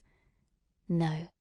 From that moment I declared everlasting war against the species, and more than all, against him who had formed me, and sent me forth to this insupportable misery. The sun rose. I heard the voices of men, and knew that it was impossible to return to my retreat during that day. Accordingly, I hid myself in some thick underwood, determining to devote the ensuing hours to reflection on my situation. The pleasant sunshine and the pure air of day restored me to some degree of tranquillity, and when I considered what had passed at the cottage, I could not help believing that I had been too hasty in my conclusions. I had certainly acted imprudently. It was apparent that my conversation had interested the father in my behalf, and I was a fool in having exposed my person to the horror of his children. I ought to have familiarised the older Lacy to me, and by degrees to have discovered myself to the rest of his family, when they should have been prepared for my approach.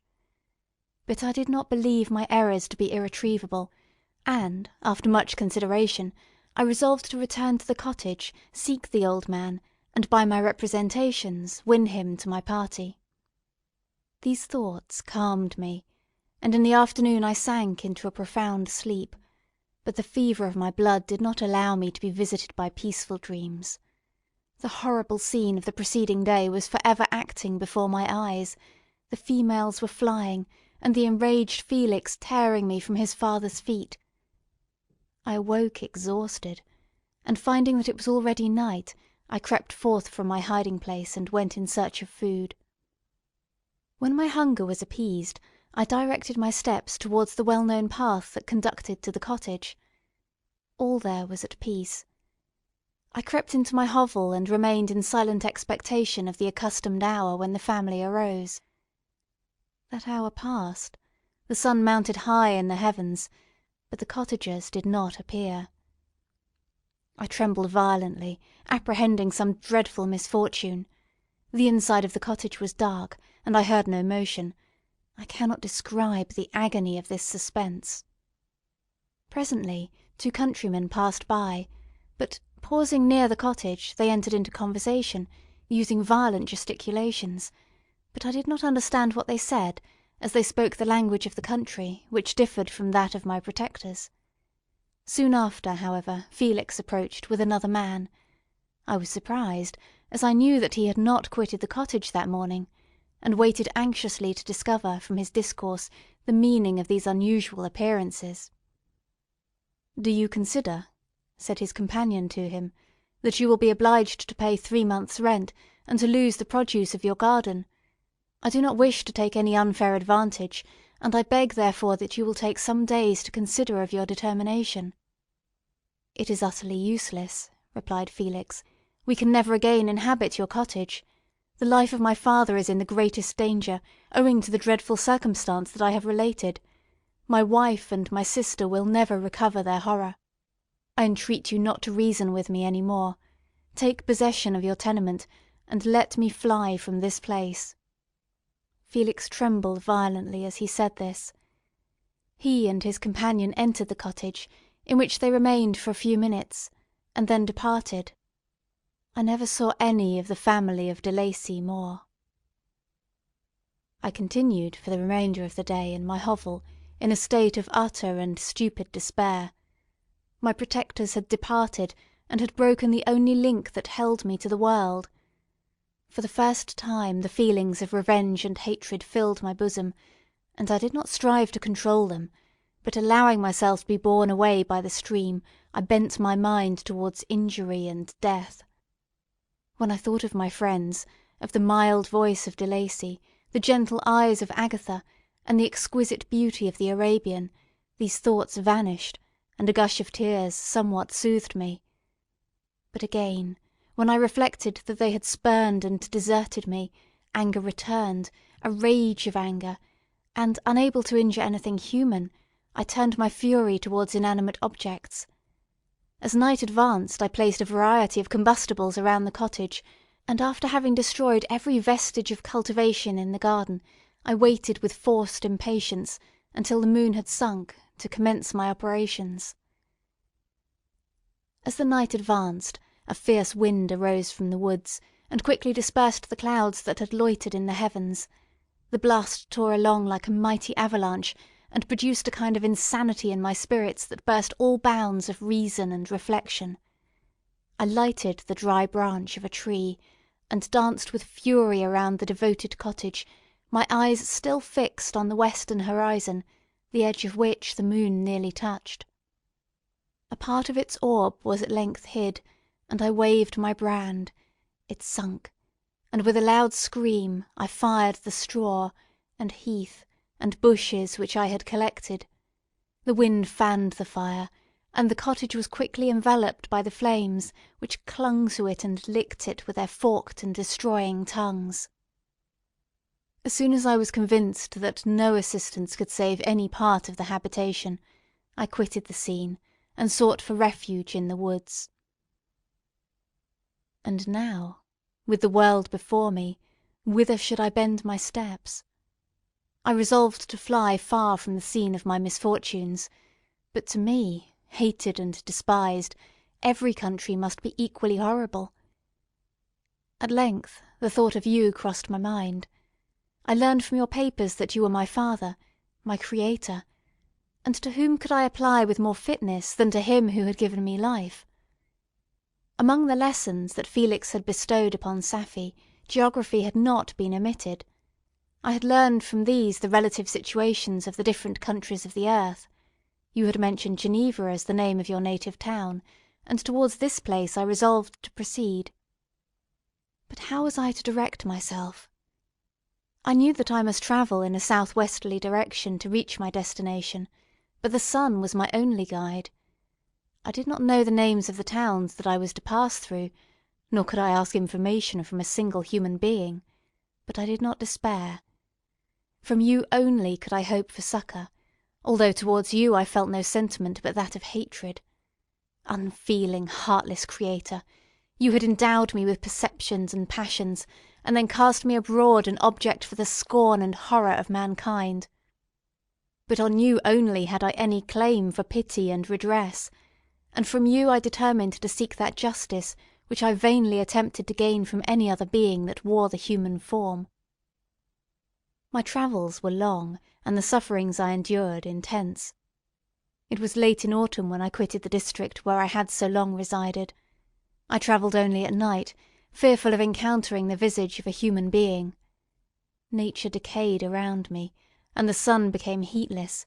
Rain and snow poured around me, mighty rivers were frozen, the surface of the earth was hard and chill and bare, and I found no shelter. O earth! How often did I imprecate curses on the cause of my being!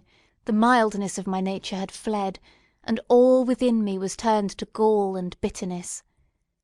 The nearer I approached to your habitation, the more deeply did I feel the spirit of revenge enkindled in my heart. Snow fell, and the waters were hardened, but I rested not. A few incidents now and then directed me, and I possessed a map of the country, but I often wandered wide from my path. The agony of my feelings allowed me no respite. No incident occurred from which my rage and misery could not extract its food, but a circumstance that happened when I arrived on the confines of Switzerland, when the sun had recovered its warmth and the earth again began to look green, confirmed in an especial manner the bitterness and horror of my feelings. I generally rested during the day, and travelled only when I was secured by night from the view of man. One morning, however, finding that my path lay through a deep wood, I ventured to continue my journey after the sun had risen. The day, which was one of the first of spring, cheered even me by the loveliness of its sunshine and the balminess of the air. I felt emotions of gentleness and pleasure that had long appeared dead revive within me. Half surprised by the novelty of these sensations, I allowed myself to be borne away by them, and, forgetting my solitude and deformity, dared to be happy. Soft tears again bedewed my cheeks, and I even raised my humid eyes with thankfulness towards the blessed sun which bestowed such joy upon me. I continued to wind among the paths of the wood until I came to its boundary, which was skirted by a deep and rapid river, into which many of the trees bent their branches, now budding with the fresh spring. Here I paused, not exactly knowing what path to pursue, when I heard the sound of voices that induced me to conceal myself under the shade of a cypress. I was scarcely hid, when a young girl came running towards the spot where I was concealed, laughing, as if she ran from someone in sport.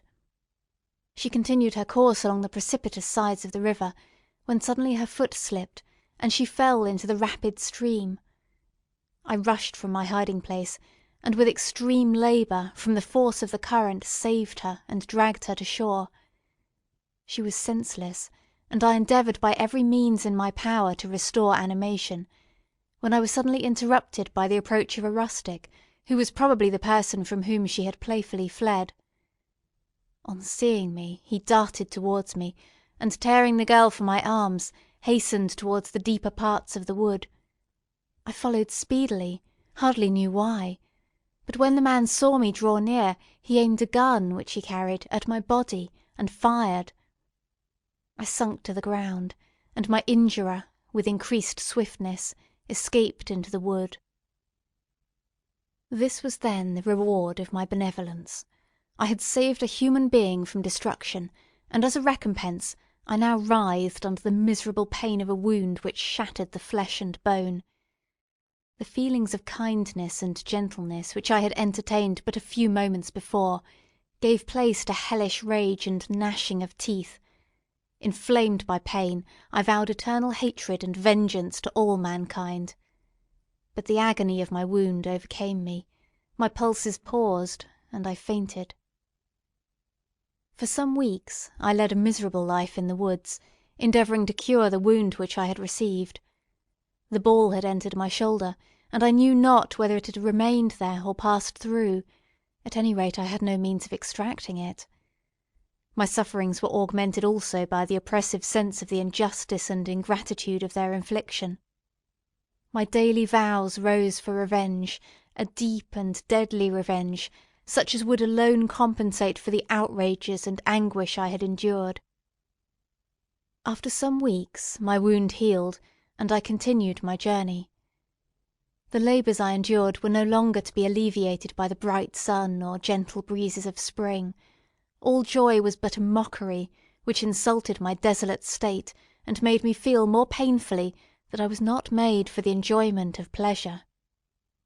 But my toils now drew near a close, and 2 months from this time I reached the environs of Geneva. It was evening when I arrived, and I retired to a hiding place among the fields that surround it, to meditate in what manner I should apply to you. I was oppressed by fatigue and hunger, and far too unhappy to enjoy the gentle breezes of evening, or the prospect of the sun setting behind the stupendous mountains of Jura. At this time a slight sleep relieved me from the pain of reflection, which was disturbed by the approach of a beautiful child, who came running into the recess I had chosen with all the sportiveness of infancy. Suddenly, as I gazed on him, an idea seized me that this little creature was unprejudiced and had lived too short a time to have imbibed a horror of deformity. If, therefore, I could seize him and educate him as my companion and friend, I should not be so desolate in this peopled earth. Urged by this impulse, I seized on the boy as he passed, and drew him towards me. As soon as he beheld my form, he placed his hands before his eyes and uttered a shrill scream. I drew his hand forcibly from his face, and said, "Child, what is the meaning of this? I do not intend to hurt you. Listen to me." He struggled violently. "Let me go," he cried. "Monster! Ugly wretch! You wish to eat me and tear me to pieces. You are an ogre. Let me go, or I will tell my papa." "Boy, you will never see your father again. You must come with me." "Hideous monster! Let me go. My papa is a syndic. He is Monsieur Frankenstein. He would punish you. You dare not keep me." "Frankenstein! You belong then to my enemy. To him towards I have sworn eternal revenge. You shall be my first victim." The child still struggled, and loaded me with epithets which carried despair to my heart. I grasped his throat to silence him, and in a moment he lay dead at my feet. I gazed on my victim, and my heart swelled with exultation and hellish triumph. Clapping my hands, I exclaimed, "I too can create desolation. My enemy is not impregnable. This death will carry despair to him, and 1,000 other miseries shall torment and destroy him." As I fixed my eyes on the child, I saw something glittering on his breast. I took it. It was a portrait of a most lovely woman. In spite of malignity, it softened and attracted me. For a few moments I gazed with delight on her dark eyes, fringed by deep lashes, and her lovely lips, but presently my rage returned. I remembered that I was for ever deprived of the delights that such beautiful creatures could bestow, and that she, whose resemblance I contemplated, would, in regarding me, have changed that air of divine benignity to one expressive of disgust and affright. Can you wonder that such thoughts transported me with rage? I only wonder that at that moment, instead of venting my sensations in exclamations and agony, I did not rush among mankind and perish in the attempt to destroy them. While I was overcome by these feelings, I left the spot where I had committed the murder, and was seeking a more secluded hiding place, when I perceived a woman passing near me. She was young, not indeed so beautiful as her whose portrait I held, but of an agreeable aspect and blooming in the loveliness of youth and health. Here, I thought, is one of those whose smiles are bestowed on all but me. She shall not escape. Thanks to the lessons of Felix and the sanguinary laws of man, I have learned how to work mischief.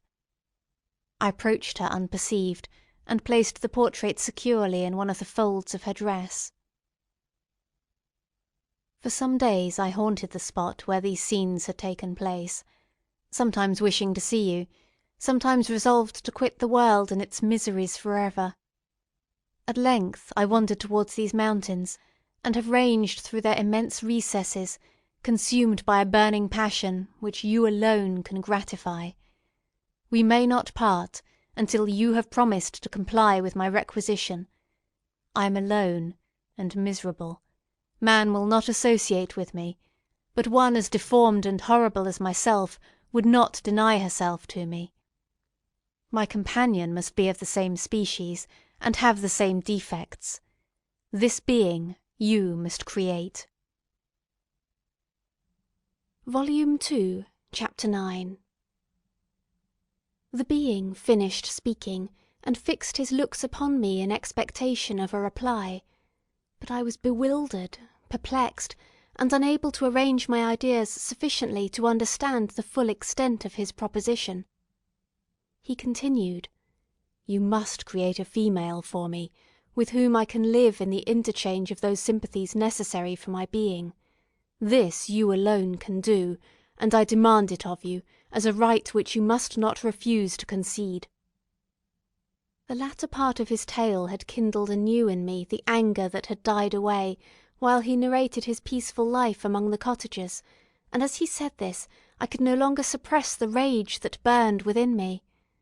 "I do refuse it," I replied, "and no torture shall ever extort a consent from me. You may render me the most miserable of men, but you shall never make me base in my own eyes. Shall I create another like yourself, whose joint wickedness might desolate the world? Begone! I have answered you. You may torture me, but I will never consent."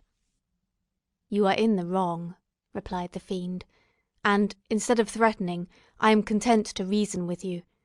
I am malicious because I am miserable.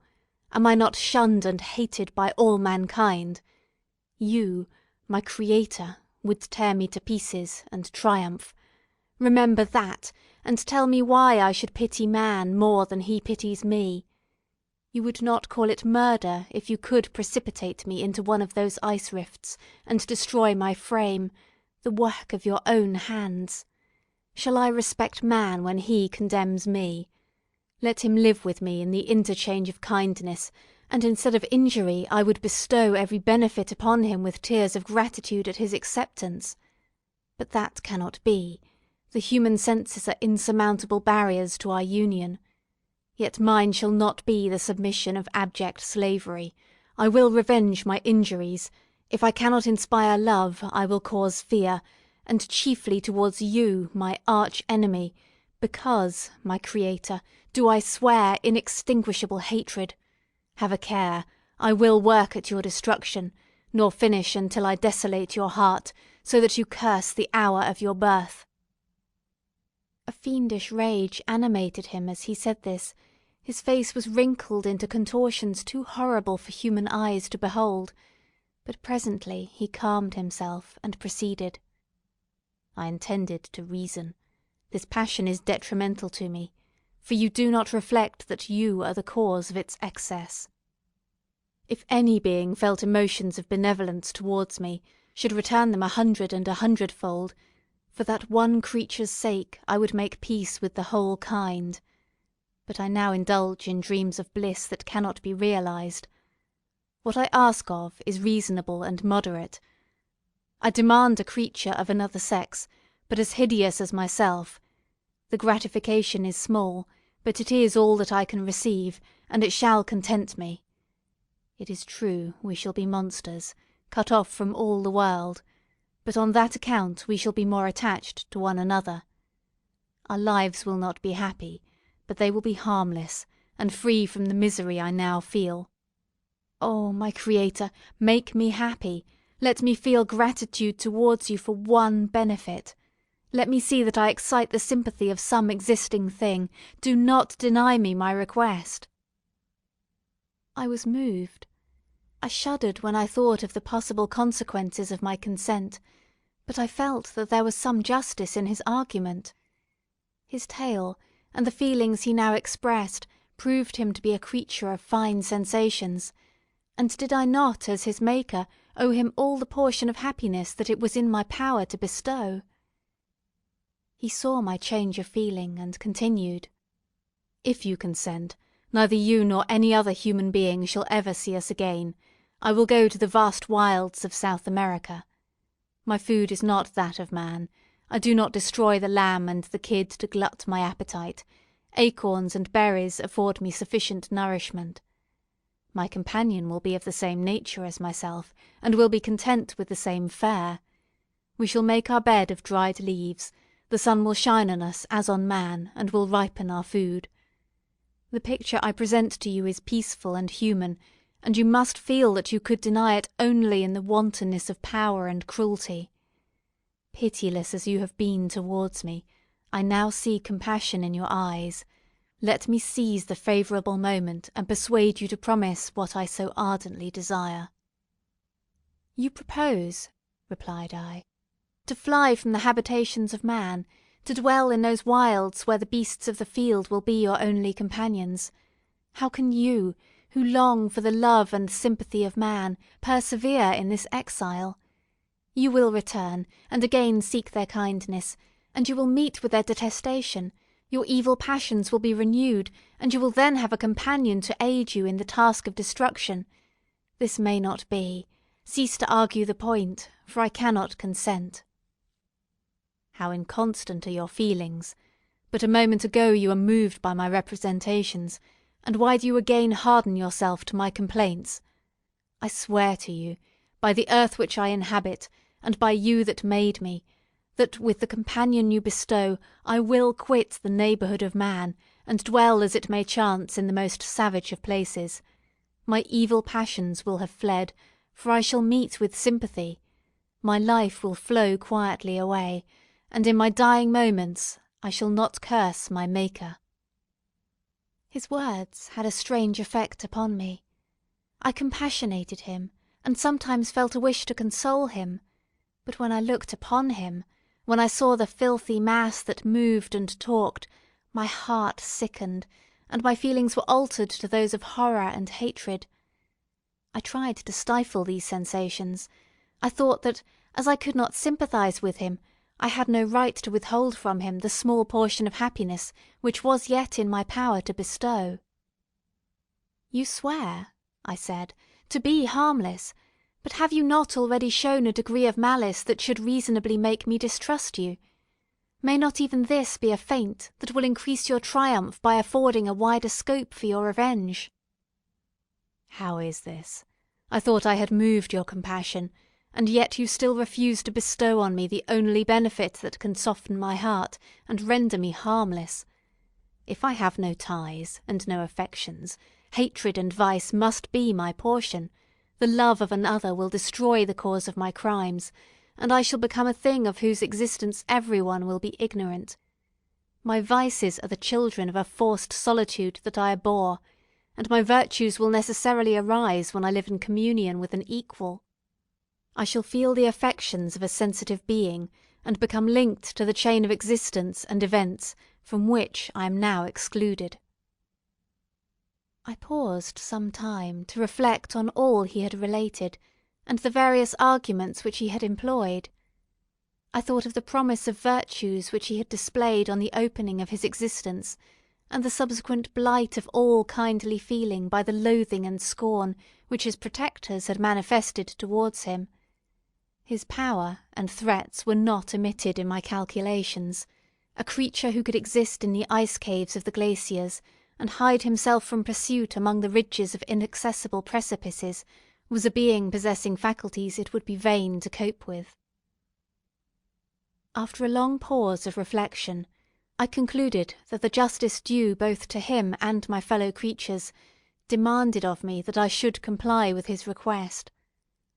Turning to him, therefore, I said, "I consent to your demand, on your solemn oath to quit Europe for ever, and every other place in the neighbourhood of man, as soon as I shall deliver into your hands a female who will accompany you in your exile." "I swear," he cried, "by the sun and by the blue sky of heaven, that if you grant my prayer, while they exist you shall never behold me again. Depart to your home and commence your labours. I shall watch their progress with unutterable anxiety, and fear not but that when you are ready I shall appear." Saying this, he suddenly quitted me, fearful perhaps of any change in my sentiments. I saw him descend the mountain with greater speed than the flight of an eagle, and quickly lost among the undulations of the sea of ice. His tale had occupied the whole day, and the sun was upon the verge of the horizon when he departed.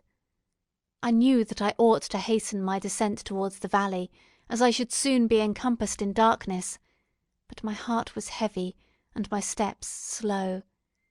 The labour of winding among the little paths of the mountains, and fixing my feet firmly as I advanced, perplexed me, occupied as I was by the emotions which the occurrences of the day had produced.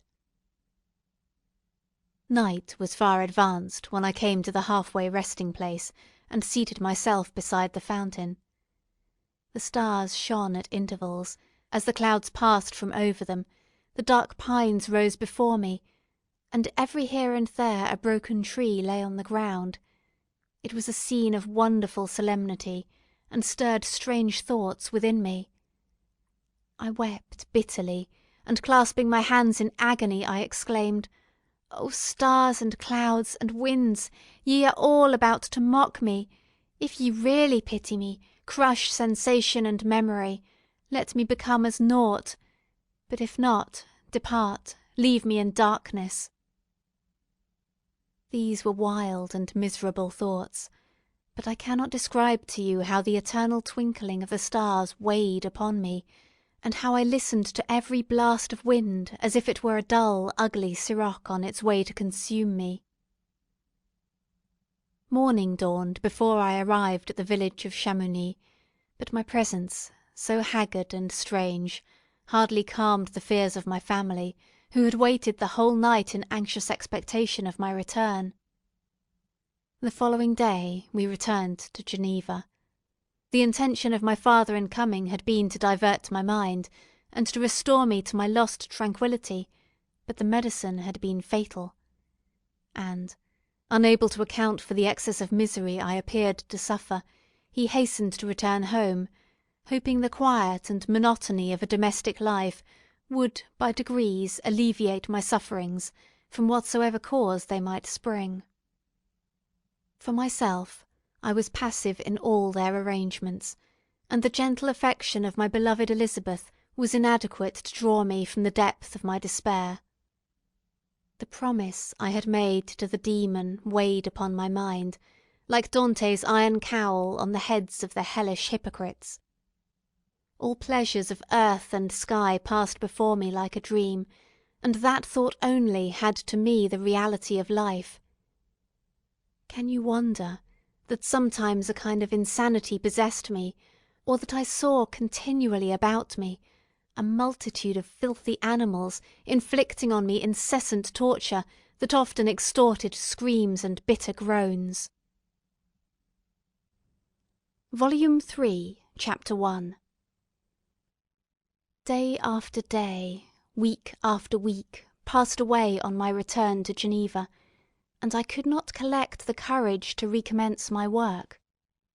I feared the vengeance of the disappointed fiend, yet I was unable to overcome my repugnance to the task which was enjoined me.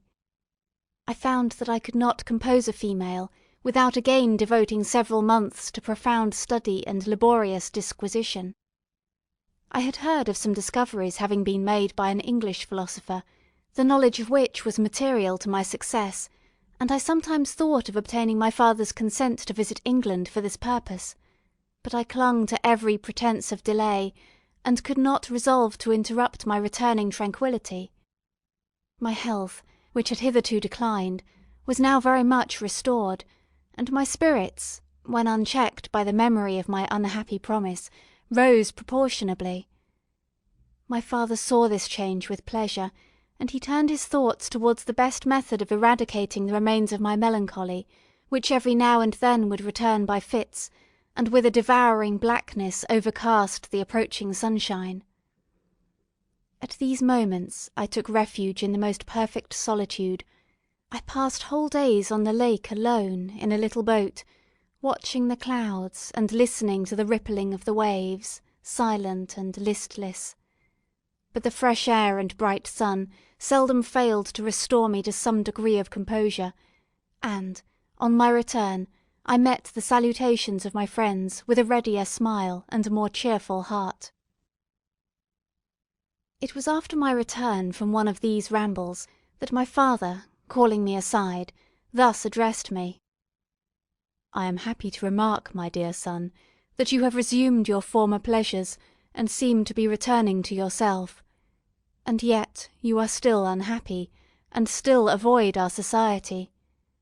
For some time I was lost in conjecture as to the cause of this, but yesterday an idea struck me, and, if it is well founded, I conjure you to avow it. Reserve on such a point would not only be useless, but draw down treble misery on us all." I trembled violently at this exordium, and my father continued, "I confess, my son, that I have always looked forward to your marriage with your cousin as the tie of our domestic comfort and the stay of my declining years. You were attached to each other from your earliest infancy, you studied together, and appeared in dispositions and tastes entirely suited to one another. But so blind is the experience of man, that what I conceived to be the best assistance to my plan may have entirely destroyed it. You, perhaps, regard her as your sister, without any wish that she might become your wife. Nay, you may have met with another whom you may love, and, considering yourself as bound in honour to your cousin, this struggle may occasion the poignant misery which you appear to feel." "My dear father, reassure yourself. I love my cousin tenderly and sincerely. I never saw any woman who excited, as Elizabeth does, my warmest admiration and affection. My future hopes and prospects are entirely bound up in the expectation of our union." "The expression of your sentiments on this subject, my dear Victor, gives me more pleasure than I have for some time experienced. If you feel thus, we shall assuredly be happy, however present events may cast a gloom over us. But it is this gloom which appears to have taken so strong a hold of your mind that I wish to dissipate. Tell me, therefore, whether you object to an immediate solemnization of the marriage. We have been unfortunate, and recent events have drawn us from that everyday tranquillity befitting my years and infirmities. You are younger, yet I do not suppose, possessed as you are of a competent fortune, that an early marriage would at all interfere with any future plans of honour and utility that you may have formed. Do not suppose, however, that I wish to dictate happiness to you, or that a delay on your part would cause me any serious uneasiness. Interpret my words with candour, and answer me, I conjure you, with confidence and sincerity." I listened to my father in silence, and remained for some time incapable of offering any reply.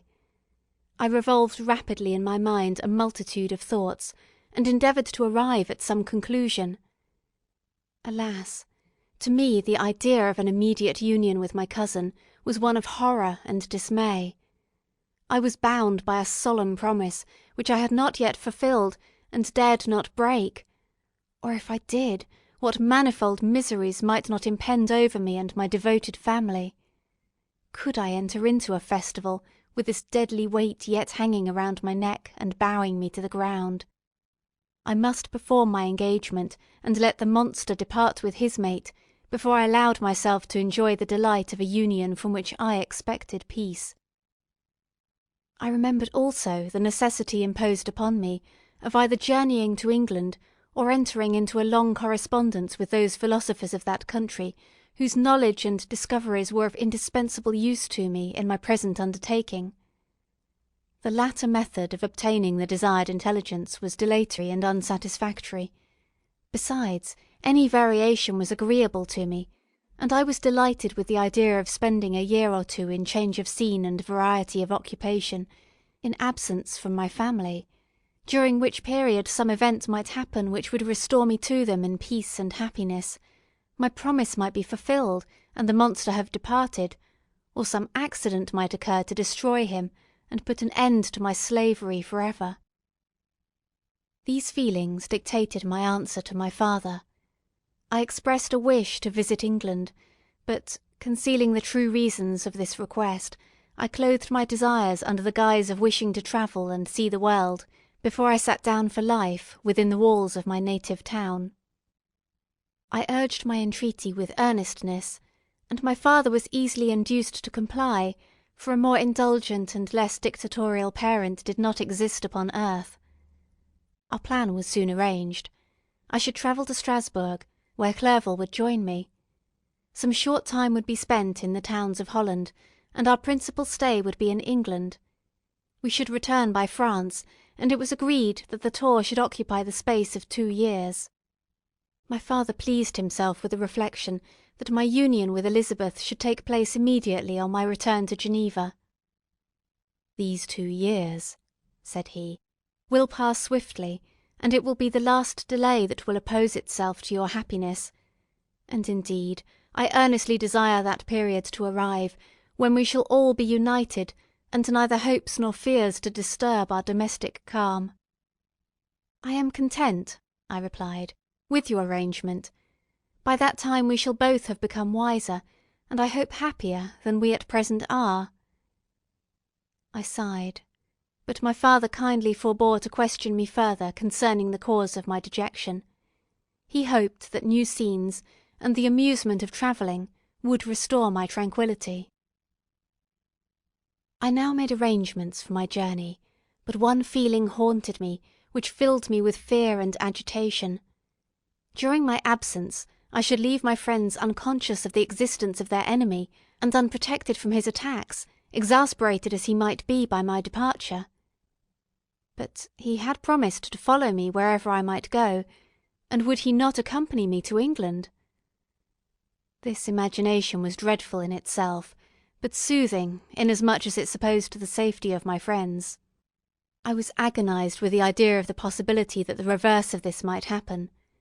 But through the whole period during which I was the slave of my creature, I allowed myself to be governed by the impulses of the moment, and my present sensations strongly intimated that the fiend would follow me, and exempt my family from the danger of his machinations.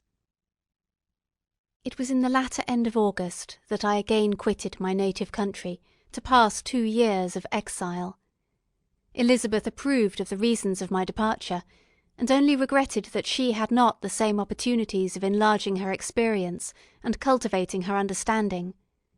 She wept, however, as she bade me farewell, and entreated me to return happy and tranquil. "We all," said she, "depend upon you, and if you are miserable, what must be our feelings?" I threw myself into the carriage that was to convey me away, hardly knowing whither I was going, and careless of what was passing around. I remembered only, and it was with a bitter anguish that I reflected on it, to order that my chemical instruments should be packed to go with me, for I resolved to fulfil my promise while abroad, and return, if possible, a free man. Filled with dreary imaginations, I passed through many beautiful and majestic scenes, but my eyes were fixed and unobserving. I could only think of the bourne of my travels, and the work which was to occupy me whilst they endured. After some days spent in listless indolence, during which I traversed many leagues, I arrived at Strasbourg, where I waited 2 days for Clerval. He came. Alas, how great was the contrast between us! He was alive to every new scene, joyful when he saw the beauties of the setting sun, and more happy when he beheld it rise, and recommence a new day. He pointed out to me the shifting colours of the landscape, and the appearances of the sky. "This is what it is to live," he cried. "Now I enjoy existence. But you, Frankenstein, wherefore are you desponding and sorrowful?" In truth, I was occupied by gloomy thoughts, and neither saw the descent of the evening star, nor the golden sunrise reflected in the Rhine. And you, my friend, would be far more amused with the journal of Clerval, who observed the scenery with an eye of feeling and delight, than to listen to my reflections.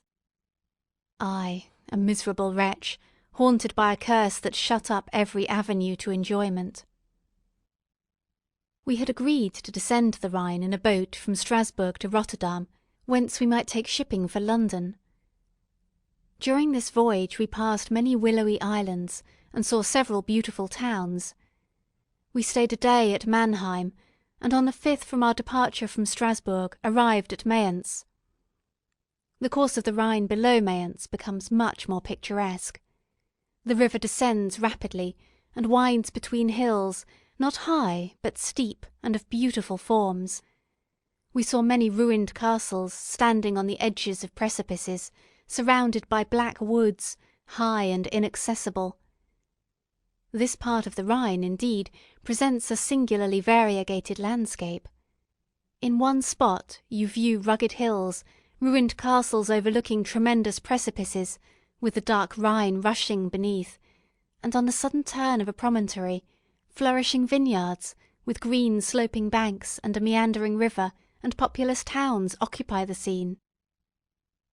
We travelled at the time of the vintage, and heard the song of the labourers as we glided down the stream. Even I, depressed in mind, and my spirits continually agitated by gloomy feelings, even I was pleased.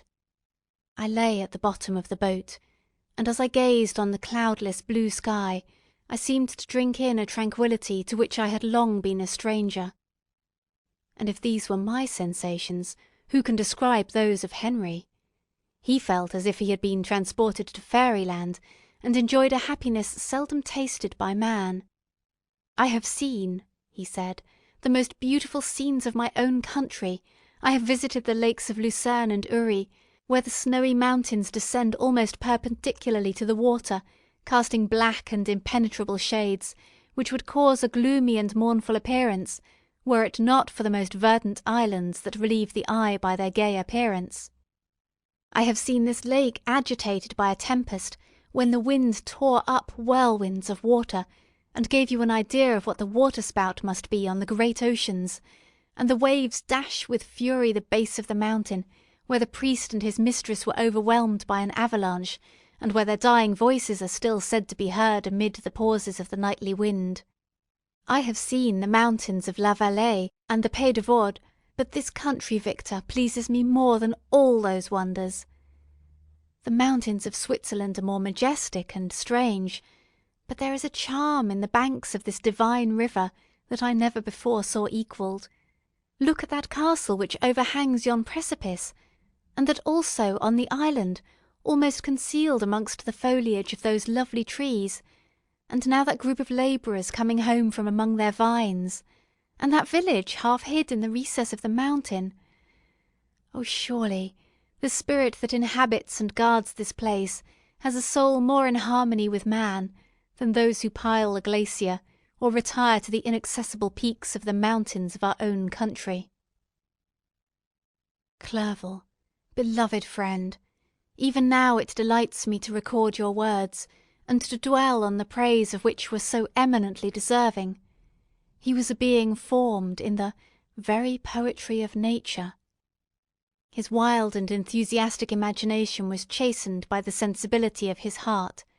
His soul overflowed with ardent affections, and his friendship was of that devoted and wondrous nature that the worldly minded teach us to look for only in the imagination.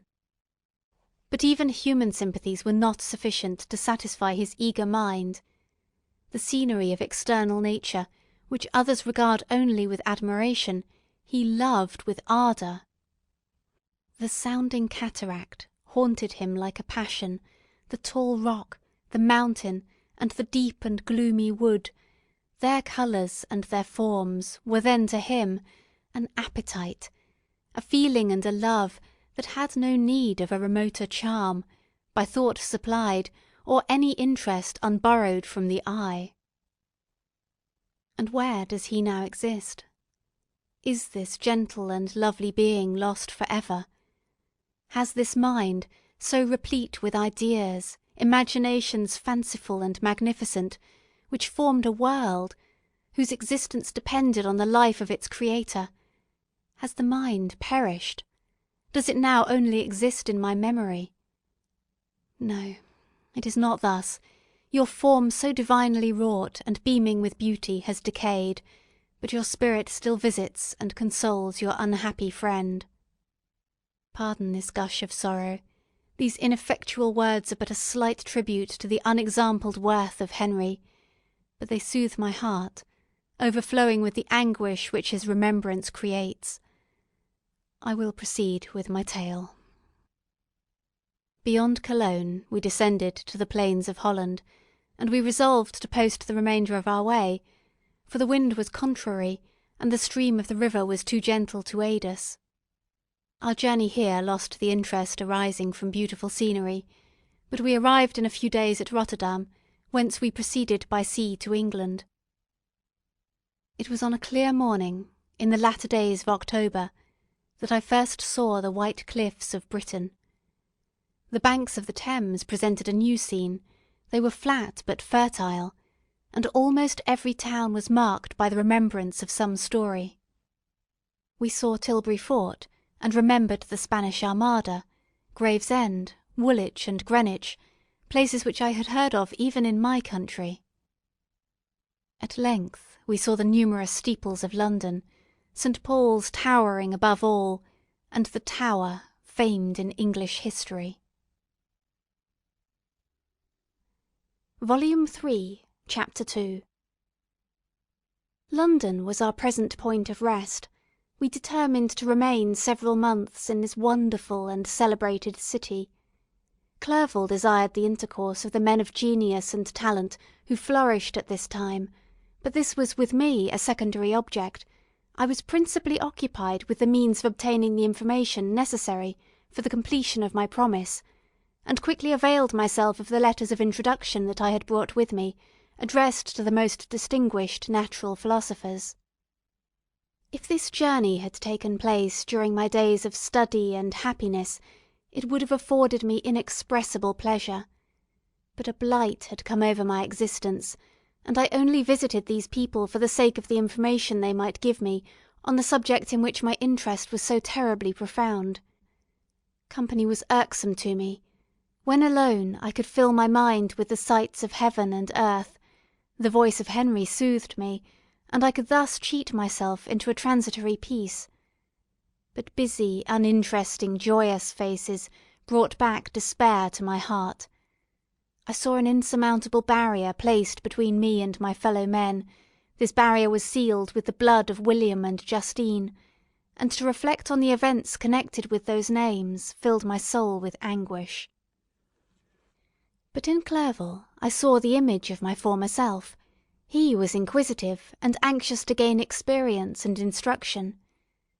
The difference of manners which he observed was, to him, an inexhaustible source of instruction and amusement. He was for ever busy, and the only check to his enjoyments was my sorrowful and dejected mien. I tried to conceal this as much as possible, that I might not debar him from the pleasures natural to one who was entering on a new scene of life, undisturbed by any care or bitter recollection. I often refused to accompany him, alleging another engagement, that I might remain alone. I now also began to collect the materials necessary for my new creation, and this was to me like the torture of single drops of water continually falling on the head. Every thought that was devoted to it was an extreme anguish, and every word that I spoke in allusion to it caused my lips to quiver and my heart to palpitate. After passing some months in London, we received a letter from a person in Scotland who had formerly been our visitor at Geneva. He mentioned the beauties of his native country, and asked if those were not sufficient allurements to induce us to prolong our journey as far north as Perth, where he resided. Clerval eagerly desired to accept this invitation, and I, although I abhorred society, wished to view again mountains and streams, and all the wondrous works with which nature adorns her chosen dwelling-places. We quitted London on the 27th of March, and remained a few days at Windsor, rambling in its beautiful forest. This was a new scene to us mountaineers. The majestic oaks, the quantity of game, and the herds of stately deer were all novelties to us. From thence we proceeded to Oxford. As we entered the city, our minds were filled with the remembrance of the events that had been transacted there more than a century and a half before. It was here that Charles I. had collected his forces. This city had remained faithful to him, after the whole nation had forsaken his cause to join the standard of Parliament and liberty. The memory of that unfortunate king, and his companions, the amiable Falkland, the insolent Goring, his queen and son, gave a peculiar interest to every part of the city where they might be supposed to have inhabited. The spirit of elder days found a dwelling here, and we delighted to trace its footsteps. If these feelings had not found an imaginary gratification, the appearance of the city had yet in itself sufficient beauty to obtain our admiration. The colleges are ancient and picturesque, the streets are almost magnificent, and the lovely Isis, which flows beside it through meadows of exquisite verdure, is spread forth into a placid expanse of waters, which reflects its majestic assemblage of towers and spires and domes, embosomed among aged trees. I enjoyed this scene, and yet my enjoyment was embittered both by the memory of the past and the anticipation of the future. I was formed for peaceful happiness. During my youthful days discontent never visited my mind, and if I was ever overcome by ennui, the sight of what is beautiful in nature, or the study of what is excellent and sublime in the productions of man, could always interest my heart and communicate elasticity to my spirits. But I am a blasted tree, the bolt has entered my soul, and I felt then that I should survive to exhibit what I shall soon cease to be, a miserable spectacle of wrecked humanity, pitiable to others and abhorrent to myself. We passed a considerable period at Oxford, rambling among its environs, and endeavouring to identify every spot which might relate to the most animating epoch of English history. Our little voyages of discovery were often prolonged by the successive objects that presented themselves. We visited the tomb of the illustrious Hampden, and the field on which that patriot fell. For a moment my soul was elevated, from its debasing and miserable fears, to contemplate the divine ideas of liberty and self-sacrifice, of which these sites were the monuments and the remembrances. For an instant I dared to shake off my chains, and look around me with a free and lofty spirit, but the iron had eaten into my flesh, and I sank again, trembling and hopeless, into my miserable self. We left Oxford with regret, and proceeded to Matlock, which was our next place of rest. The country in the neighbourhood of this village resembles, to a greater degree, the scenery of Switzerland, but everything is on a lower scale, and the green hills want the crown of distant white Alps, which always attend on the piny mountains of my native country. We visited the wondrous cave, and the little cabinets of natural history, where the curiosities are disposed in the same manner as in the collections at Cerveaux and Chamounix. The latter name made me tremble when pronounced by Henry, and I hastened to quit Matlock, with which that terrible scene was thus associated. From Derby, still journeying northward, we passed 2 months in Cumberland and Westmoreland. I could now almost fancy myself among the Swiss mountains. The little patches of snow which yet lingered on the northern sides of the mountains, the lakes, and the dashing of the rocky streams, were all familiar and dear sights to me. Here also we made some acquaintances, who almost contrived to cheat me into happiness. The delight of Clerval was proportionably greater than mine.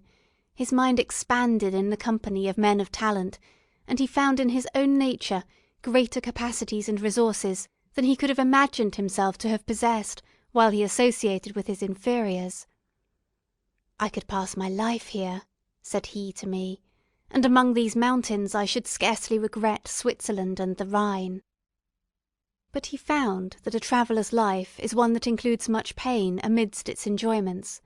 His feelings are for ever on the stretch, and when he begins to sink into repose, he finds himself obliged to quit that on which he rests in pleasure for something new, which again engages his attention, and which also he forsakes for other novelties. We had scarcely visited the various lakes of Cumberland and Westmoreland, and conceived an affection for some of the inhabitants, when the period of our appointment with our Scotch friend approached, and we left them to travel on. For my own part I was not sorry. I had now neglected my promise for some time, and I feared the effects of the demon's disappointment. He might remain in Switzerland, and wreak his vengeance on my relatives. This idea pursued me and tormented me at every moment from which I might otherwise have snatched repose and peace. I waited for my letters with feverish impatience.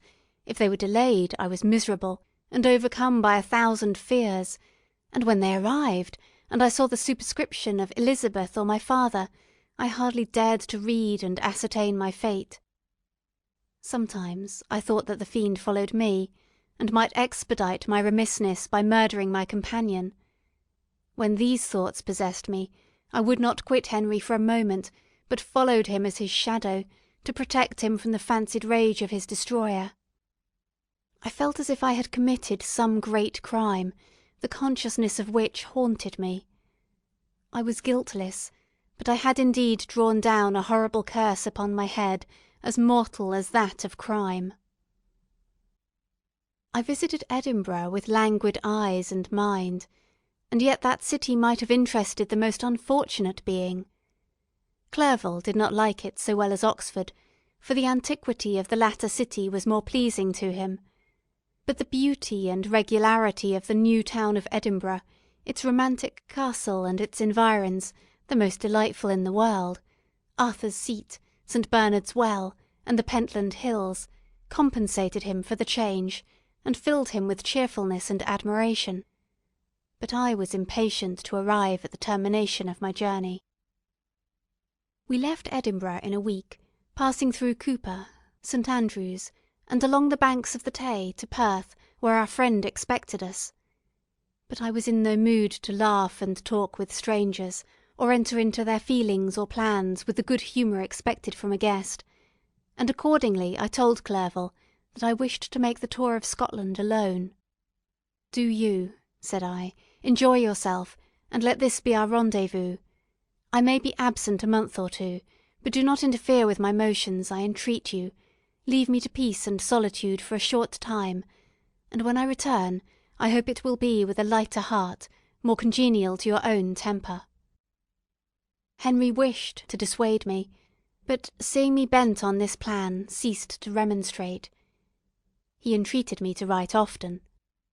"I had rather be with you," he said, "in your solitary rambles, than with these Scotch people whom I do not know.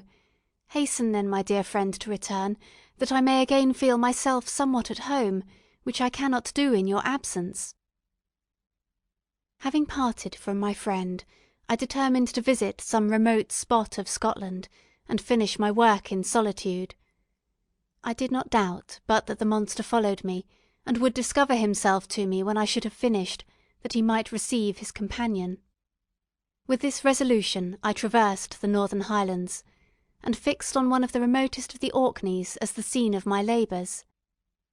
It was a place fitted for such a work, being hardly more than a rock, whose high sides were continually beaten upon by the waves. The soil was barren, scarcely affording pasture for a few miserable cows, and oatmeal for its inhabitants, which consisted of 5 persons, whose gaunt and scraggy limbs gave tokens of their miserable fare. Vegetables and bread, when they indulged in such luxuries, and even fresh water, was to be procured from the mainland, which was about 5 miles distant. On the whole island there were but 3 miserable huts, and one of these was vacant when I arrived. This I hired. It contained but 2 rooms, and these exhibited all the squalidness of the most miserable penury. The thatch had fallen in, the walls were unplastered, and the door was off its hinges. I ordered it to be repaired, bought some furniture, and took possession. An incident which would, doubtless, have occasioned some surprise, had not all the senses of the cottagers been benumbed by want and squalid poverty.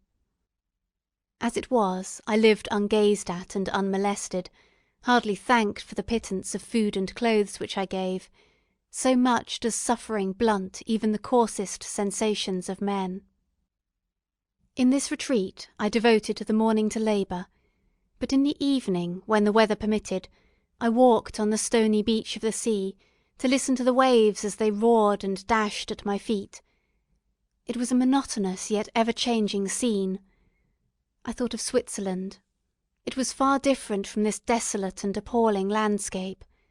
Its hills are covered with vines, and its cottages are scattered thickly in the plains.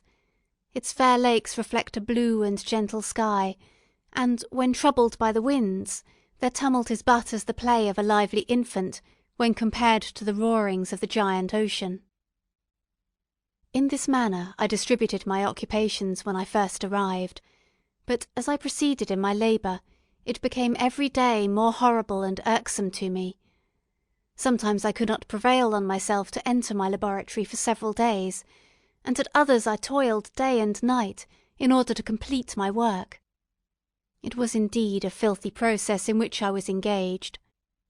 During my first experiment, a kind of enthusiastic frenzy had blinded me to the horror of my employment.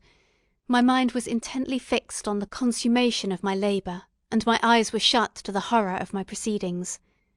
But now I went to it in cold blood, and my heart often sickened at the work of my hands. Thus situated, employed in the most detestable occupation, immersed in a solitude where nothing could for an instant call my attention from the actual scene in which I was engaged, my spirits became unequal, I grew restless and nervous. Every moment I feared to meet my persecutor. Sometimes I sat with my eyes fixed on the ground, fearing to raise them lest they should encounter the object which I so much dreaded to behold. I feared to wander from the sight of my fellow creatures, lest when alone he should come to claim his companion.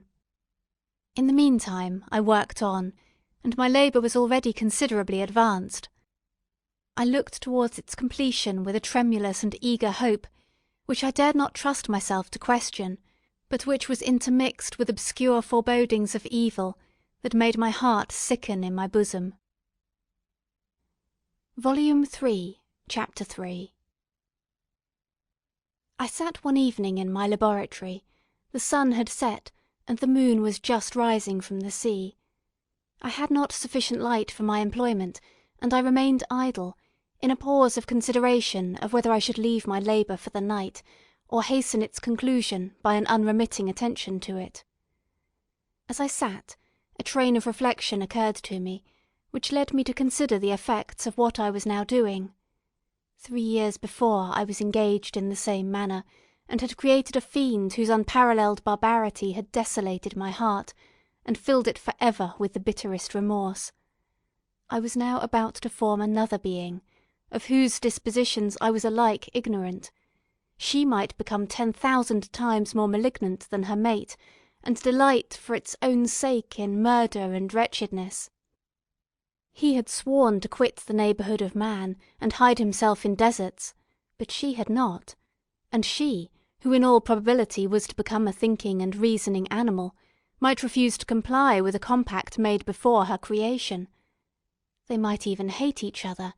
The creature who already lived loathed his own deformity, and might he not conceive a greater abhorrence for it when it came before his eyes in the female form?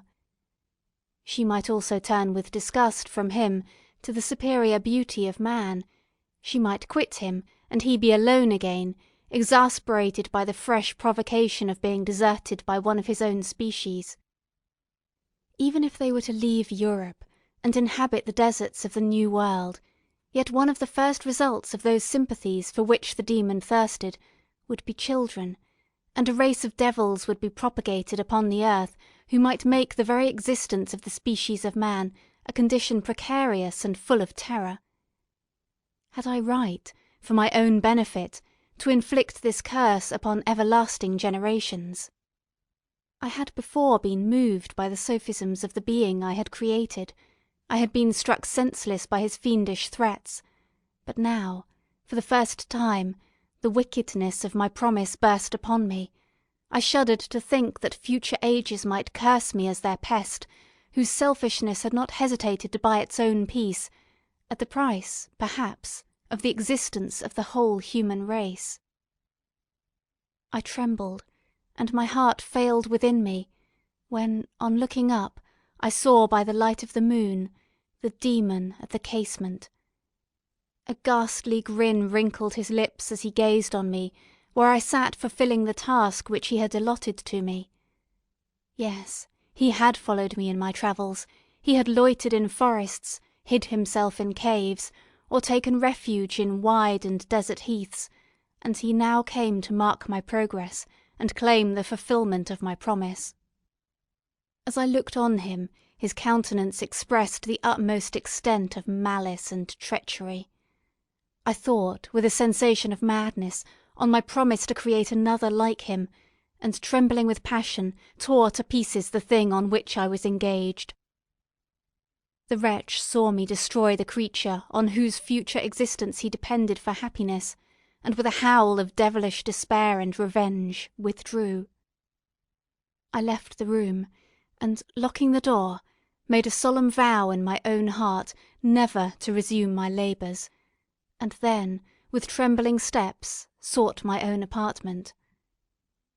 I was alone, none were near me to dissipate the gloom and relieve me from the sickening oppression of the most terrible reveries. Several hours passed, and I remained near my window, gazing on the sea. It was almost motionless, for the winds were hushed, and all nature reposed under the eye of the quiet moon. A few fishing vessels alone specked the water, and now and then the gentle breeze wafted the sound of voices as the fishermen called to one another.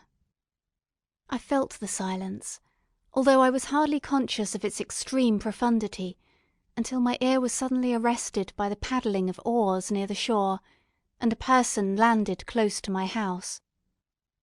In a few minutes after, I heard the creaking of my door, as if someone endeavoured to open it softly. I trembled from head to foot. I felt a presentiment of who it was, and wished to rouse one of the peasants who dwelt in a cottage not far from mine, but I was overcome by the sensation of helplessness, so often felt in frightful dreams, when you in vain endeavour to fly from an impending danger, and was rooted to the spot. Presently I heard the sound of footsteps along the passage. The door opened, and the wretch whom I dreaded appeared. Shutting the door, he approached me, and said, in a smothered voice, "You have destroyed the work which you began. What is it that you intend? Do you dare to break your promise? I have endured toil and misery. I left Switzerland with you. I crept along the shores of the Rhine, among its willow islands, and over the summits of its hills. I have dwelt many months in the heaths of England, and among the deserts of Scotland.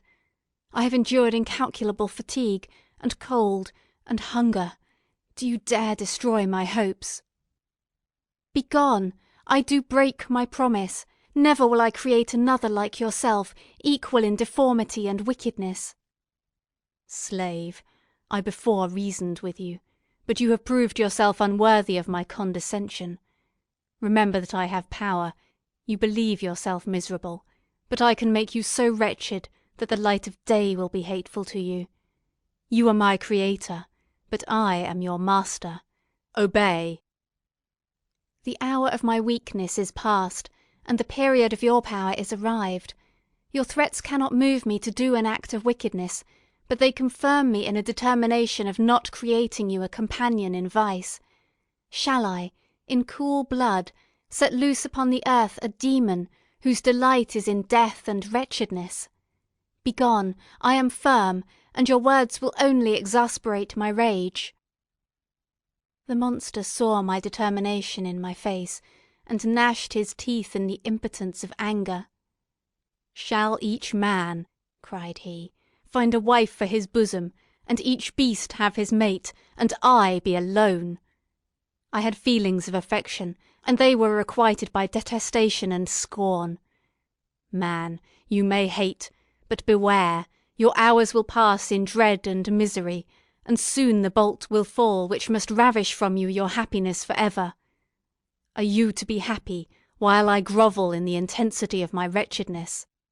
You can blast my other passions, but revenge remains, revenge henceforth dearer than light or food. I may die, but first you, my tyrant and tormentor, shall curse the sun that gazes on your misery. Beware, for I am fearless and therefore powerful. I will watch with the wiliness of a snake, that I may sting with its venom. Man, you shall repent of the injuries you inflict." "Devil, cease, and do not poison the air with these sounds of malice. I have declared my resolution to you, and I am no coward to bend beneath words. Leave me, I am inexorable." "It is well. I go, but remember, I shall be with you on your wedding night." I started forward and exclaimed, "Villain! Before you sign my death warrant, be sure that you are yourself safe." I would have seized him, but he eluded me, and quitted the house with precipitation. In a few moments I saw him in his boat, which shot across the waters with an arrowy swiftness, and was soon lost amidst the waves. All was again silent, but his words rung in my ears. I burned with rage to pursue the murderer of my peace and precipitate him into the ocean. I walked up and down my room, hastily and perturbed, while my imagination conjured up 1,000 images to torment and sting me. Why had I not followed him and closed with him in mortal strife? But I had suffered him to depart, and he had directed his course towards the mainland. I shuddered to think who might be the next victim sacrificed to his insatiate revenge. And then I thought again of his words, "I will be with you on your wedding night." That, then, was the period fixed for the fulfilment of my destiny. In that hour I should die, and at once satisfy and extinguish his malice. The prospect did not move me to fear, yet when I thought of my beloved Elizabeth, of her tears and endless sorrow, when she should find her lover so barbarously snatched from her, tears, the first I had shed for many months, streamed from my eyes, and I resolved not to fall before my enemy without a bitter struggle. The night passed away, and the sun rose from the ocean. My feelings became calmer, if it may be called calmness, when the violence of rage sinks into the depths of despair. I left the house, the horrid scene of the last night's contention, and walked on the beach of the sea, which I almost regarded as an insuperable barrier between me and my fellow beings. Nay, a wish that such should prove the fact stole across me. I desired that I might pass my life on that barren rock, wearily, it is true, but uninterrupted by any sudden shock of misery. If I returned, it was to be sacrificed, or to see those whom I most loved die under the grasp of a demon whom I had myself created. I walked about the isle like a restless spectre, separated from all it loved and miserable in the separation. When it became noon and the sun rose higher, I lay down on the grass and was overpowered by a deep sleep. I had been awake the whole of the preceding night, my nerves were agitated, and my eyes inflamed by watching and misery. The sleep into which I now sunk refreshed me, and when I awoke, I again felt as if I belonged to a race of human beings like myself, and I began to reflect upon what had passed with greater composure. Yet the words of the fiend rung in my ears like a death knell. They appeared like a dream, yet distinct and oppressive as a reality. The sun had far descended, and I still sat on the shore, satisfying my appetite, which had become ravenous, with an oaten cake, when I saw a fishing boat land close to me, and one of the men brought me a packet. It contained letters from Geneva, and one from Clerval entreating me to join him. He said that nearly a year had elapsed since we had quitted Switzerland, and France was yet unvisited. He entreated me, therefore, to leave my solitary isle, and meet him at Perth in a week from that time, when we might arrange the plan of our future proceedings. This letter in a degree recalled me to life, and I determined to quit my island at the expiration of 2 days. Yet, before I departed, there was a task to perform, on which I shuddered to reflect. I must pack my chemical instruments, and for that purpose I must enter the room which had been the scene of my odious work, and I must handle those utensils, the sight of which was sickening to me. The next morning, at daybreak, I summoned sufficient courage, and unlocked the door of my laboratory. The remains of the half-finished creature, whom I had destroyed, lay scattered on the floor, and I almost felt as if I had mangled the living flesh of a human being. I paused to collect myself, and then entered the chamber. With trembling hand I conveyed the instruments out of the room, but I reflected that I ought not to leave the relics of my work to excite the horror and suspicion of the peasants, and I accordingly put them into a basket with a great quantity of stones, and laying them up, determined to throw them into the sea that very night, and in the meantime I sat upon the beach, employed in cleaning and arranging my chemical apparatus. Nothing could be more complete than the alteration that had taken place in my feelings since the night of the appearance of the demon. I had before regarded my promise with a gloomy despair, as a thing that, with whatever consequences, must be fulfilled, but I now felt as if a film had been taken from before my eyes, and that I, for the first time, saw clearly. The idea of renewing my labours did not for one instant occur to me. The threat I had heard weighed on my thoughts, but I did not reflect that a voluntary act of mine could avert it. I had resolved in my own mind that to create another like the fiend I had first made would be an act of the basest and most atrocious selfishness, and I banished from my mind every thought that could lead to a different conclusion. Between 2 and 3 in the morning the moon rose, and I then, putting my basket aboard a little skiff, sailed out about 4 miles from the shore. The scene was perfectly solitary. A few boats were returning towards land, but I sailed away from them. I felt as if I was about the commission of a dreadful crime, and avoided with shuddering anxiety any encounter with my fellow creatures.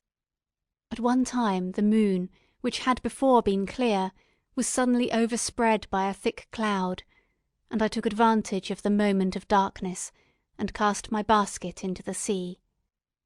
I listened to the gurgling sound as it sank, and then sailed away from the spot. The sky became clouded, but the air was pure, although chilled by the north-east breeze that was then rising. But it refreshed me, and filled me with such agreeable sensations that I resolved to prolong my stay on the water, and, fixing the rudder in a direct position, stretched myself at the bottom of the boat. Clouds hid the moon, everything was obscure, and I heard only the sound of the boat as its keel cut through the waves. The murmur lulled me, and in a short time I slept soundly. I do not know how long I remained in this situation, but when I awoke I found that the sun had already mounted considerably. The wind was high, and the waves continually threatened the safety of my little skiff. I found that the wind was north-east, and must have driven me far from the coast from which I had embarked. I endeavoured to change my course, but quickly found that, if I again made the attempt, the boat would be instantly filled with water. Thus situated, my only resource was to drive before the wind. I confess that I felt a few sensations of terror. I had no compass with me, and was so little acquainted with the geography of this part of the world that the sun was of little benefit to me. I might be driven into the wide Atlantic and feel all the tortures of starvation, or be swallowed up in the immeasurable waters that roared and buffeted around me. I had already been out many hours, and felt the torment of a burning thirst, a prelude to my other sufferings. I looked on the heavens, which were covered by clouds that flew before the wind, only to be replaced by others. I looked upon the sea. It was to be my grave. "Fiend," I exclaimed, "your task is already fulfilled." I thought of Elizabeth, of my father, and of Clerval, and sunk into a reverie so despairing and frightful that even now, when the scene is on the point of closing before me forever, I shudder to reflect on it. Some hours passed thus, but by degrees, as the sun declined towards the horizon, the wind died away into a gentle breeze, and the sea became free from breakers. But these gave place to a heavy swell. I felt sick, and hardly able to hold the rudder, when suddenly I saw a line of high land towards the south. Almost spent as I was by fatigue and the dreadful suspense I endured for several hours, this sudden certainty of life rushed like a flood of warm joy to my heart, and tears gushed from my eyes. How mutable are our feelings, and how strange is that clinging love we have of life, even in the excess of misery. I constructed another sail with a part of my dress, and eagerly steered my course towards the land. It had a wild and rocky appearance, but as I approached nearer, I easily perceived the traces of cultivation. I saw vessels near the shore, and found myself suddenly transported back to the neighbourhood of civilized man. I eagerly traced the windings of the land, and hailed a steeple which I at length saw issuing from behind a small promontory.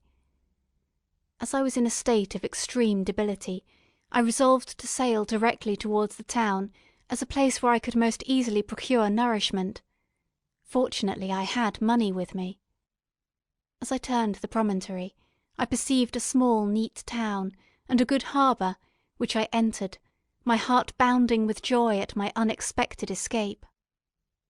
As I was occupied in fixing the boat and arranging the sails, several people crowded towards the spot. They seemed much surprised at my appearance, but instead of offering me any assistance, whispered together, with gestures that at any other time might have produced in me a slight sensation of alarm. As it was, I merely remarked that they spoke English, and I therefore addressed them in that language. "My good friends," said I, "will you be so kind as to tell me the name of this town, and inform me where I am?" "You will know that soon enough," replied a man with a gruff voice. "Maybe you are come to a place that will not prove much to your taste, but you will not be consulted as to your quarters, promise you." I was exceedingly surprised on receiving so rude an answer from a stranger, and I was also disconcerted on perceiving the frowning and angry countenances of his companions. "Why do you answer me so roughly?" I replied. "Surely it is not the custom of Englishmen to receive strangers so inhospitably." "I do not know," said the man, "what the custom of the English may be, but it is the custom of the Irish to hate villains." While this strange dialogue continued, I perceived the crowd rapidly increase. Their faces expressed a mixture of curiosity and anger, which annoyed and in some degree alarmed me. I inquired the way to the inn, but no one replied. I then moved forward, and a murmuring sound arose from the crowd as they followed and surrounded me, when an ill-looking man approaching tapped me on the shoulder and said, "Come, sir, you must follow me to Mr. Curwen's to give an account of yourself." "Who is Mr. Curwen? Why am I to give an account of myself? Is not this a free country?" "Ay, sir, free enough for honest folks. Mr. Curwen is a magistrate, and you are to give an account of the death of a gentleman who was found murdered here last night." This answer startled me, but I presently recovered myself. I was innocent, that could easily be proved. Accordingly, I followed my conductor in silence, and was led to one of the best houses in town. I was ready to sink from fatigue and hunger, but, being surrounded by a crowd, I thought it politic to rouse all my strength, that no physical debility might be construed into apprehension or conscious guilt. Little did I then expect the calamity that was in a few moments to overwhelm me, and extinguish in horror and despair all fear of ignominy or death. I must pause here, for it requires all my fortitude to recall the memory of the frightful events which I am about to relate, in proper detail, to my recollection. Volume 3, Chapter 4. I was soon introduced into the presence of the magistrate, an old, benevolent man with calm and mild manners. He looked upon me, however, with some degree of severity, and then, turning towards my conductors, he asked who appeared as witnesses on this occasion. About half a dozen men came forward, and one being selected by the magistrate, he deposed that he had been out fishing the night before with his son and brother-in-law, Daniel Nugent, when, about 10 o'clock, they observed a strong northerly blast rising, and they accordingly put in for port. It was a very dark night, as the moon had not yet risen. They did not land at the harbour, but, as they had been accustomed, at a creek about 2 miles below. He walked on first, carrying a part of the fishing tackle, and his companions followed him at some distance. As he was proceeding along the sands, he struck his foot against something, and fell at his length on the ground. His companions came up to assist him, and, by the light of their lantern, they found that he had fallen on the body of a man who was, to all appearance, dead. Their first supposition was that it was the corpse of some person who had been drowned and was thrown on shore by the waves, but upon examination they found that the clothes were not wet, and even that the body was not then cold. They instantly carried it to the cottage of an old woman near the spot, and endeavoured, but in vain, to restore it to life. He appeared to be a handsome young man, about 25 years of age. He had apparently been strangled, for there was no sign of any violence except the black mark of fingers on his neck. The first part of this deposition did not in the least interest me, but when the mark of the fingers was mentioned, I remembered the murder of my brother, and felt myself extremely agitated. My limbs trembled, and a mist came over my eyes, which obliged me to lean on a chair for support. The magistrate observed me with a keen eye, and of course drew an unfavourable augury from my manner. The son confirmed his father's account, but when Daniel Nugent was called, he swore positively that, just before the fall of his companion, he saw a boat, with a single man in it, at a short distance from the shore, and, as far as he could judge from the light of a few stars, it was the same boat in which I had just landed. A woman deposed that she lived near the beach, and was standing at the door of her cottage waiting for the return of the fishermen, about an hour before she heard of the discovery of the body, when she saw a boat, with only one man in it, push off from that part of the shore where the corpse was afterwards found. Another woman confirmed the account of the fishermen having brought the body into their house. It was not cold. They put it into a bed and rubbed it, and Daniel went to the town for an apothecary, but life was quite gone. Several other men were examined concerning my landing, and they agreed that, with the strong north wind that had arisen during the night, it was very probable that I had beaten about for many hours, and had been obliged to return nearly to the same spot from which I had departed. Besides, they observed that it appeared that I had brought the body from another place, and it was likely that, as I did not appear to know the shore, I might have put into the harbour, ignorant of the distance of the town of from the place where I had deposited the corpse.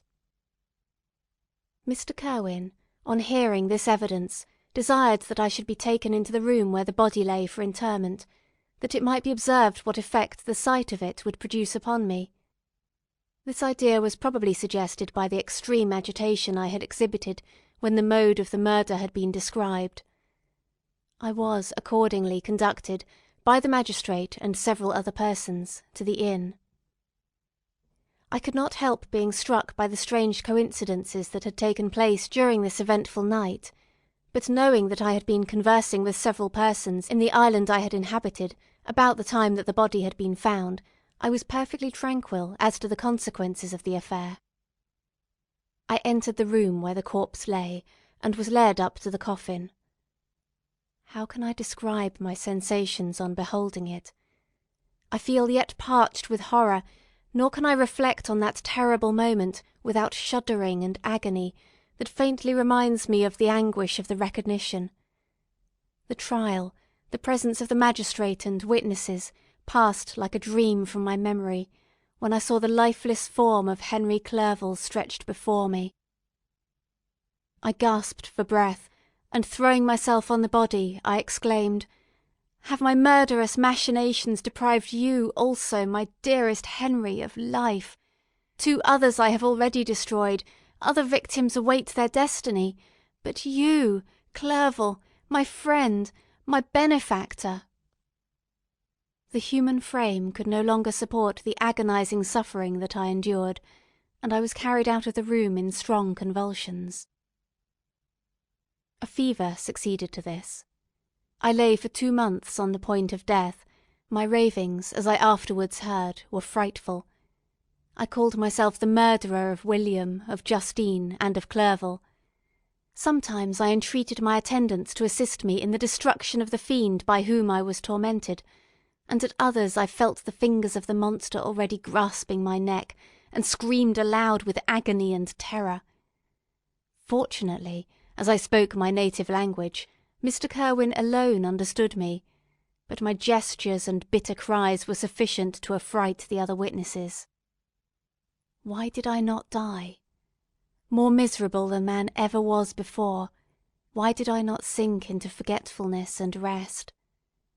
Death snatches away many blooming children, the only hopes of their doting parents. How many brides and youthful lovers have been one day in the bloom of health and hope, and the next a prey for worms and the decay of the tomb? Of what materials was I made, that I could thus resist so many shocks, which, like the turning of the wheel, continually renewed the torture? But I was doomed to live, and in 2 months found myself, as awakening from a dream, stretched on a wretched bed, surrounded by jailers, turnkeys, bolts, and all the miserable apparatus of a dungeon. It was morning, I remember, when I thus awoke to understanding. I had forgotten the particulars of what had happened, and only felt as if some great misfortune had suddenly overwhelmed me. But when I looked around, and saw the barred windows, and the squalidness of the room in which I was, all flashed across my memory, and I groaned bitterly. This sound disturbed an old woman who was sleeping in a chair beside me. She was a hired nurse, the wife of one of the turnkeys, and her countenance expressed all those bad qualities which often characterize that class. The lines of her face were hard and rude, like that of persons accustomed to see, without sympathizing in, sights of misery. Her tone expressed her entire indifference. She addressed me in English, and the voice struck me as one that I had heard during my sufferings. "Are you better now, sir?" said she. I replied in the same language, with a feeble voice. "I believe I am, but if it all be true, if indeed I did not dream, I am sorry that I am still alive to feel this misery and horror." "For that matter," replied the old woman, "if you mean about the gentleman you murdered, I believe that it were better for you if you were dead, for I fancy it will go hard with you, but you will be hung when the next sessions come on. However, that's none of my business. I am sent to nurse you and get you well. I do my duty with a safe conscience. It were well if everybody did the same." I turned with loathing from the woman who could utter so unfeeling a speech to a person just saved, on the very edge of death, but I felt languid and unable to reflect on all that had passed. The whole series of my life appeared to me as a dream. I sometimes doubted if indeed it were all true, for it never presented itself to my mind with the force of reality. As the images that floated before me became more distinct, I grew feverish. A darkness pressed around me. No one was near me who soothed me with the gentle hand of love, no dear hand supported me. The physician came and prescribed medicines, and the old woman prepared them for me, but utter carelessness was visible in the first, and the expression of brutality was strongly marked in the visage of the second. Who could be interested in the fate of a murderer, but the hangman who would gain his fee? These were my first reflections, but I soon learned that Mr. Kirwin had shown me extreme kindness. He had caused the best room in the prison to be prepared for me. Wretched indeed was the best, and it was he who had provided a physician and a nurse. It was true he seldom came to see me, for although he ardently desired to relieve the sufferings of every human creature, he did not wish to be present at the agonies and miserable ravings of a murderer. He came, therefore, sometimes, to see that I was not neglected, but his visits were short and at long intervals. One day, when I was gradually recovering, I was seated in a chair, my eyes half open, and my cheeks livid like those in death. I was overcome by gloom and misery, and often reflected I had better seek death than remain miserably pent up, only to be let loose in a world replete with wretchedness. At one time I considered whether I should not declare myself guilty, and suffer the penalty of the law, less innocent than poor Justine had been. Such were my thoughts when the door of my apartment was opened, and Mr. Kirwin entered. His countenance expressed sympathy and compassion. He drew a chair close to mine, and addressed me in French. "I fear that this place is very shocking to you. Can I do anything to make you more comfortable?" "I thank you, but all that you mention is nothing to me. On the whole earth there is no comfort which I am capable of receiving." "I know that the sympathy of a stranger can be but of little relief to one borne down as you are by so strange a misfortune. But you will, I hope, soon quit this melancholy abode, for doubtless evidence can easily be brought to free you from the criminal charge." "That is my least concern. I am, by a course of strange events, become the most miserable of mortals. Persecuted and tortured as I am and have been, can death be any evil to me?" "Nothing indeed could be more unfortunate and agonizing than the strange chances that have lately occurred.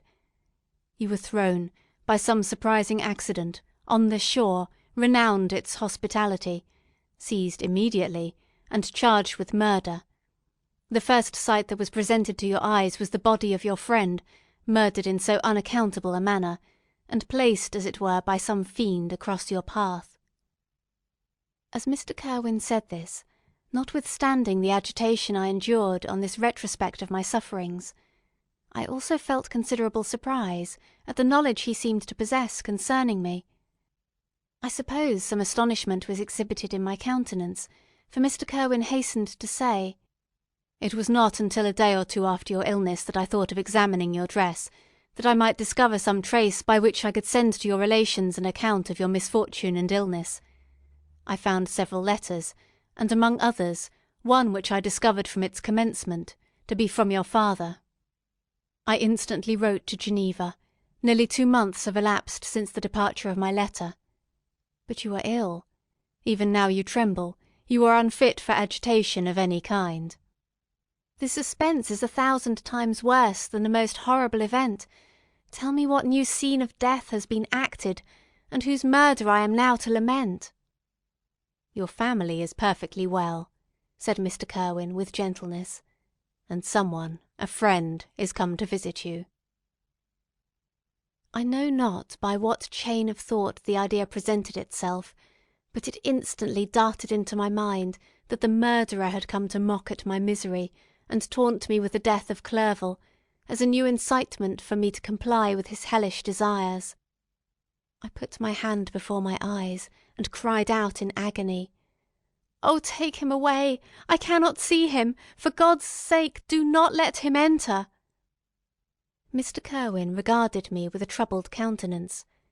He could not help regarding my exclamation as a presumption of my guilt, and said, in rather a severe tone, "I should have thought, young man, that the presence of your father would have been welcome, instead of inspiring such violent repugnance." "My father!" cried I, while every feature and every muscle was relaxed from anguish to pleasure. "Is my father indeed come? How kind! How very kind! But where is he? Why does he not hasten to me?" My change of manner surprised and pleased the magistrate. Perhaps he thought that my former exclamation was a momentary return of delirium, and now he instantly resumed his former benevolence. He rose and quitted the room with my nurse, and in a moment my father entered it. Nothing at this moment could have given me greater pleasure than the arrival of my father. I stretched out my hand to him, and cried, "Are you then safe? And Elizabeth? And Ernest?" My father calmed me with assurances of their welfare, and endeavoured, by dwelling on these subjects so interesting to my heart, to raise my desponding spirits, but he soon felt that a prison cannot be the abode of cheerfulness. "What a place is this that you inhabit, my son?" said he, looking mournfully at the barred windows and wretched appearance of the room. "You travelled to seek happiness, but a fatality seems to pursue you. And poor Clerval." The name of my unfortunate and murdered friend was an agitation too great to be endured in my weak state. I shed tears. "Alas! Alas! Yes, my father," replied I. "Some destiny of the most horrible kind hangs over me, and I must live to fulfil it, or surely I should have died on the coffin of Henry.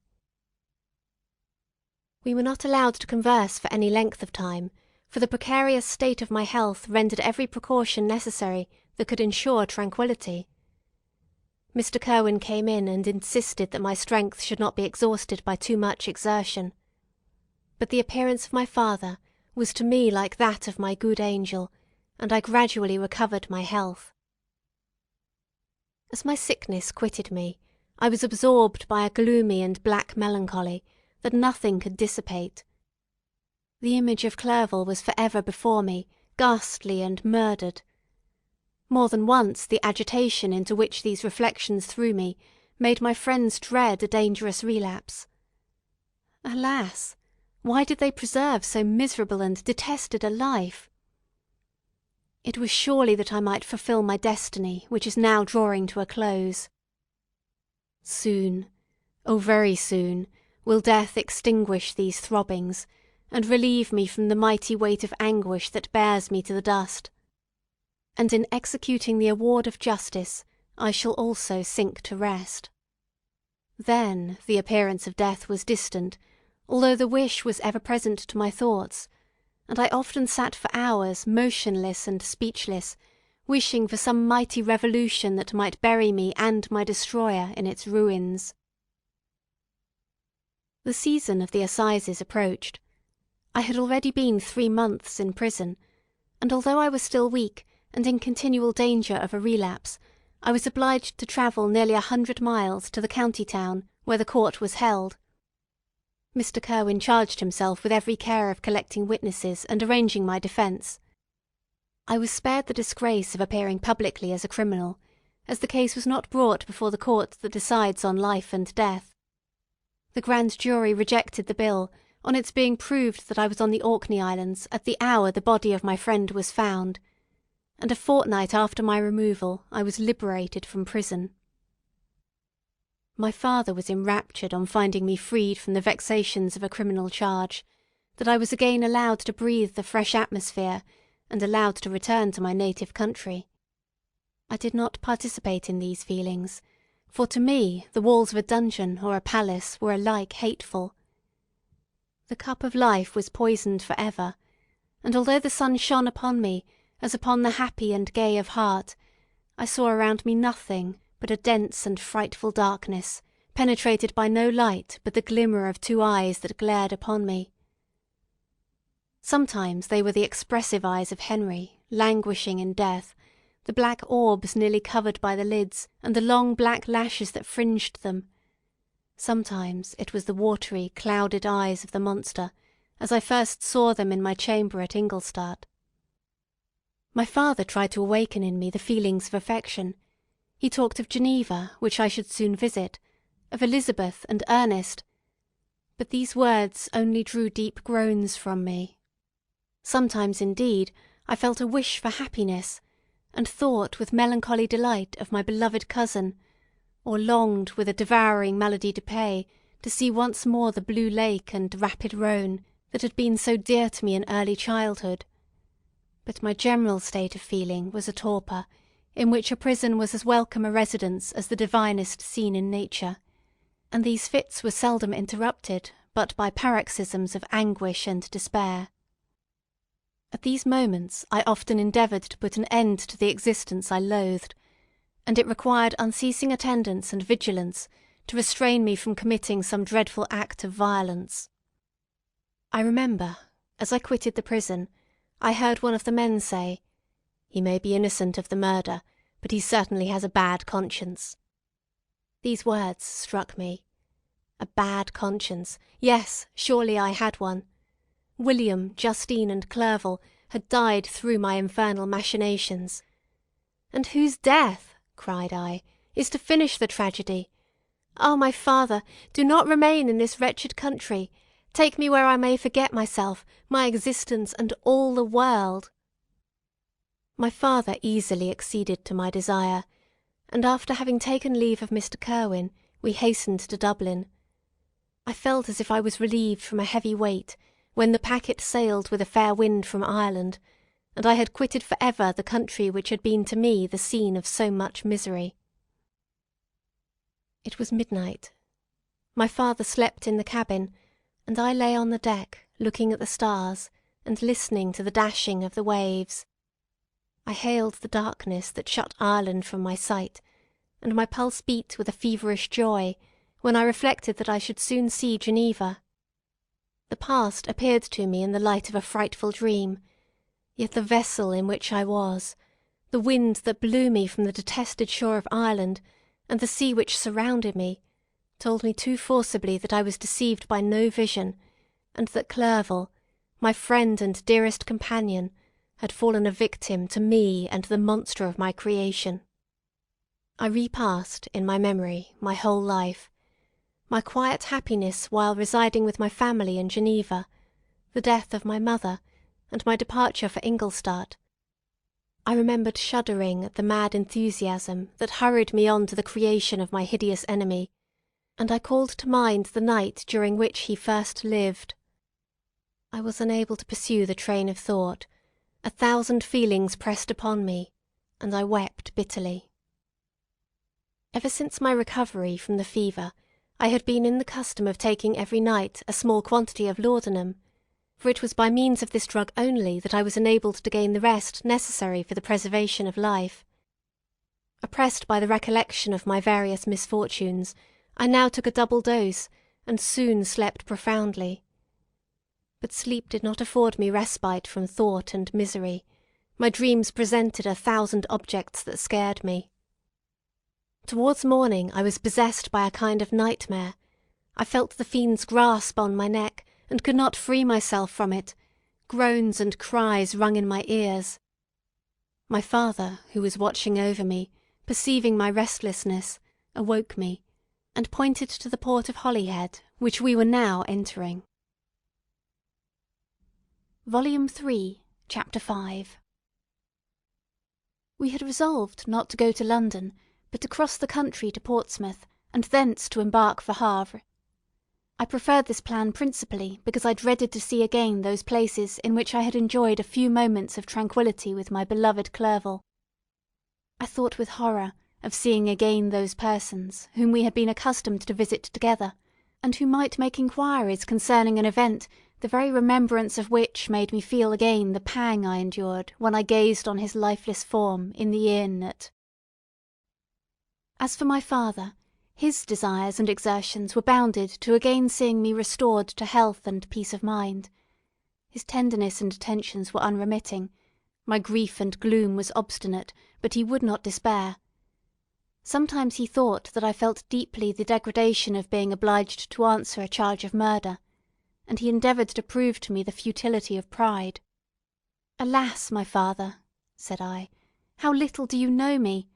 Human beings, their feelings and passions, would indeed be degraded if such a wretch as I felt pride.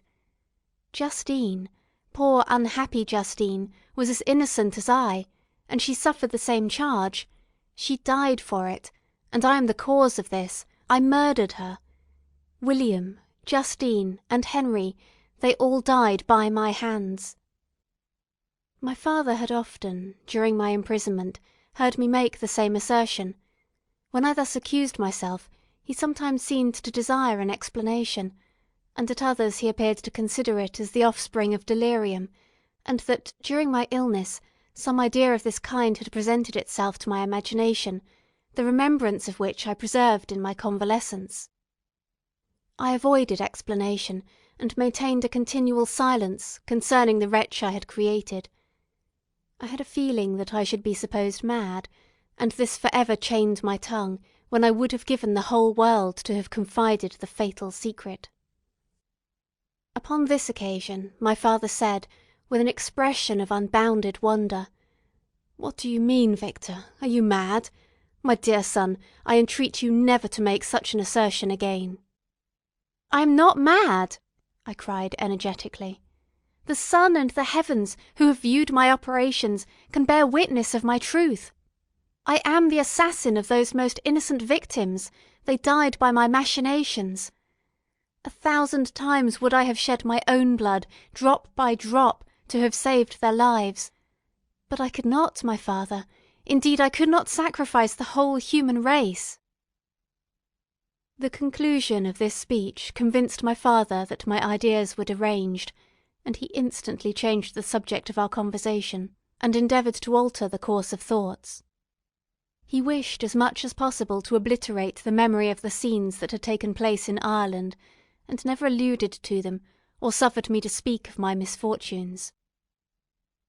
As time passed away, I became more calm.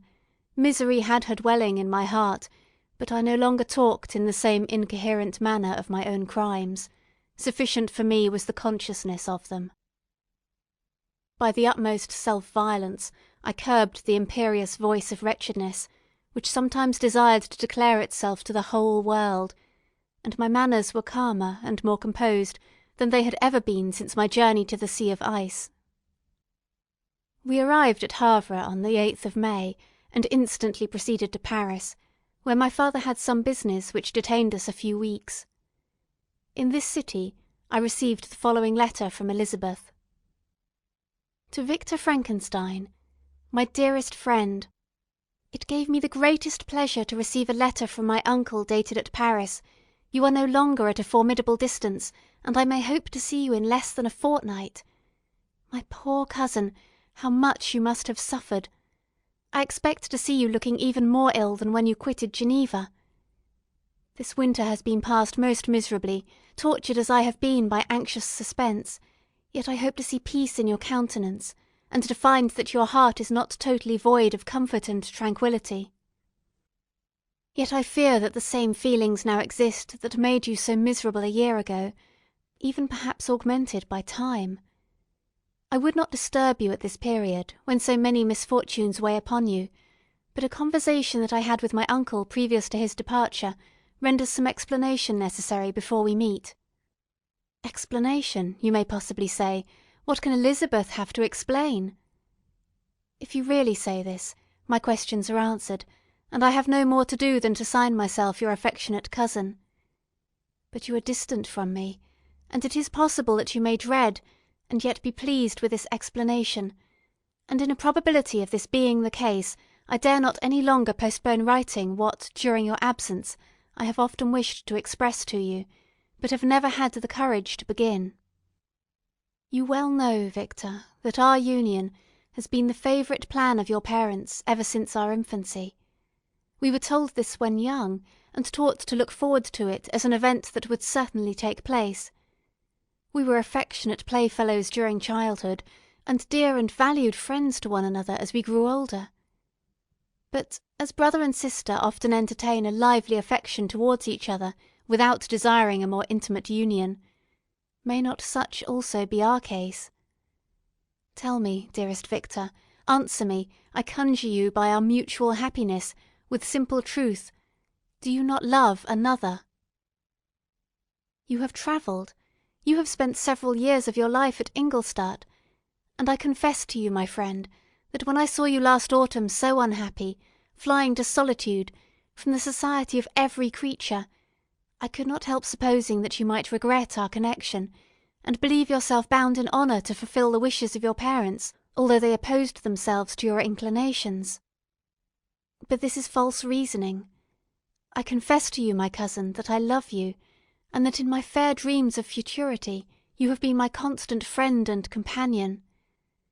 But it is your happiness I desire as well as my own, when I declare to you that our marriage would render me eternally miserable, unless it were the dictate of your own free choice.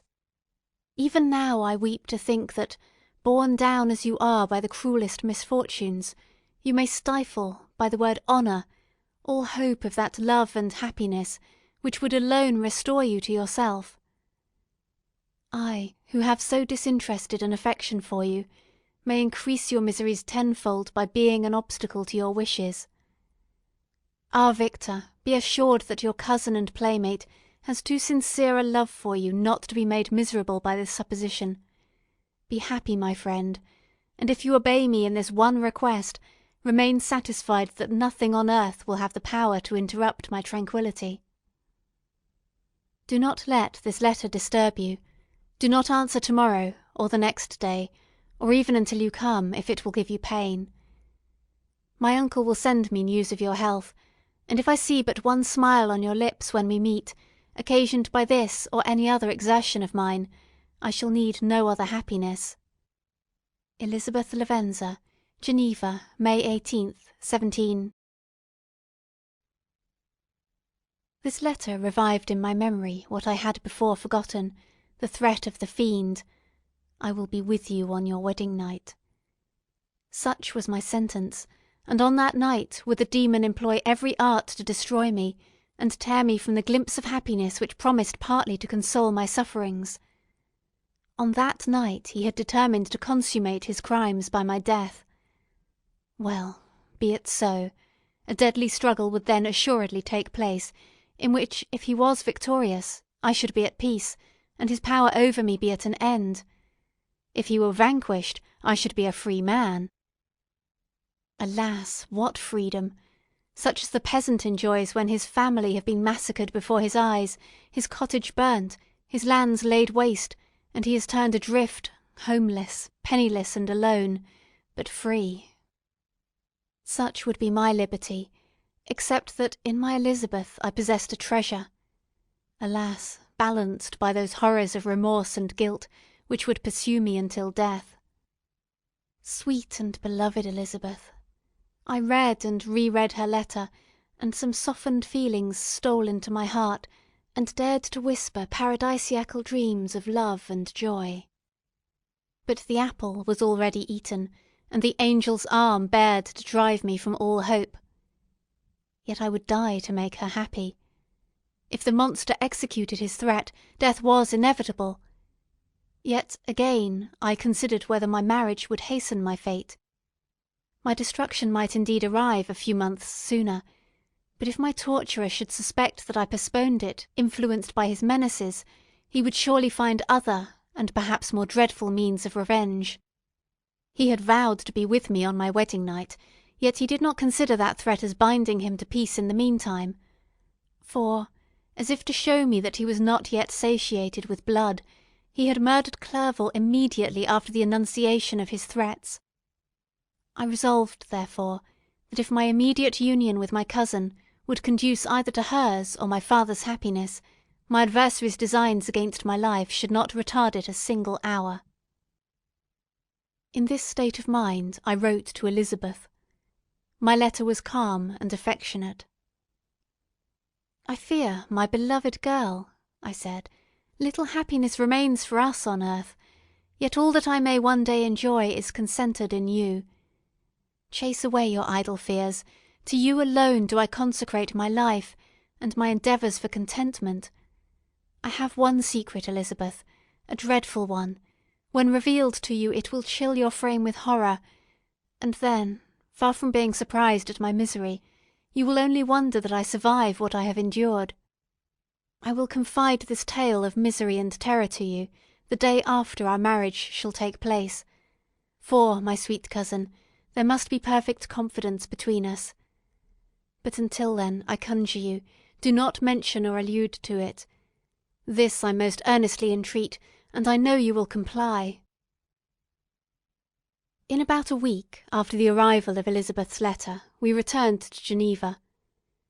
My cousin welcomed me with warm affection, yet tears were in her eyes as she beheld my emaciated frame and feverish cheeks. I saw a change in her also. She was thinner, and had lost much of that heavenly vivacity that had before charmed me, but her gentleness and soft looks of compassion made her a more fit companion for one blasted and miserable as I was. The tranquillity which I now enjoyed did not endure. Memory brought madness with it, and when I thought of what had passed, a real insanity possessed me. Sometimes I was furious and burnt with rage, sometimes low and despondent. I neither spoke or looked, but sat motionless, bewildered by the multitude of miseries that overcame me. Elizabeth alone had the power to draw me from these fits. Her gentle voice would soothe me when transported by passion, and inspire me with human feelings when sunk in torpor. She wept with me and for me. When reason returned, she would remonstrate and endeavour to inspire me with resignation. Ah, it is well for the unfortunate to be resigned, but for the guilty there is no peace. The agonies of remorse poison the luxury there is otherwise sometimes found in indulging the excess of grief. Soon after my arrival, my father spoke of my immediate marriage with my cousin. I remained silent. "Have you, then, some other attachment?" "None on earth. I love Elizabeth, and look forward to our union with delight.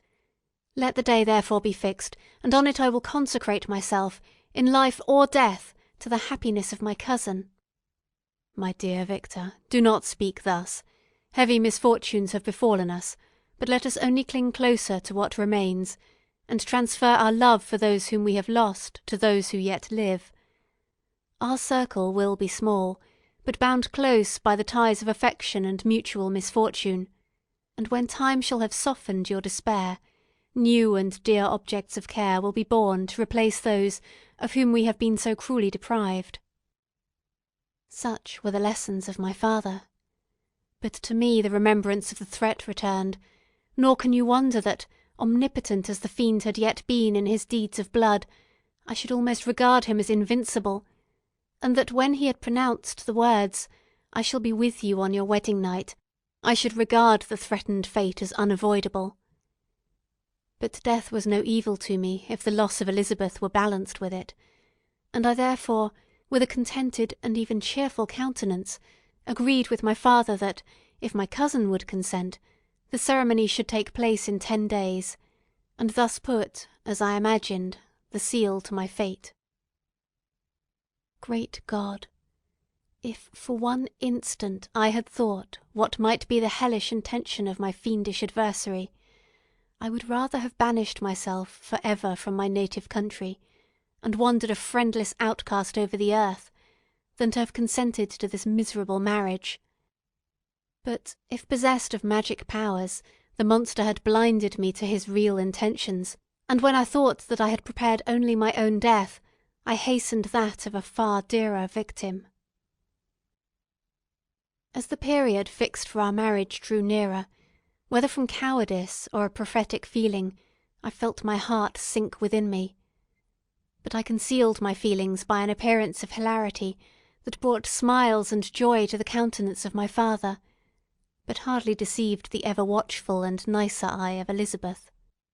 She looked forward to our union with placid contentment, not unmingled with a little fear, which past misfortunes had impressed, that what now appeared certain and tangible happiness might soon dissipate into an airy dream, and leave no trace but deep and everlasting regret.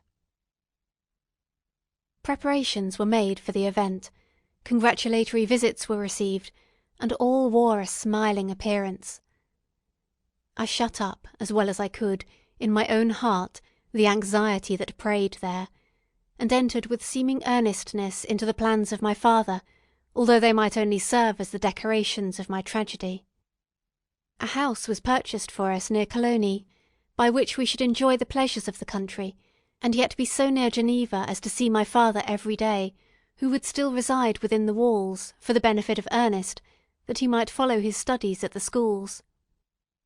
In the meantime I took every precaution to defend my person in case the fiend should openly attack me. I carried pistols and a dagger constantly about me, and was ever on the watch to prevent artifice, and by these means gained a greater degree of tranquillity.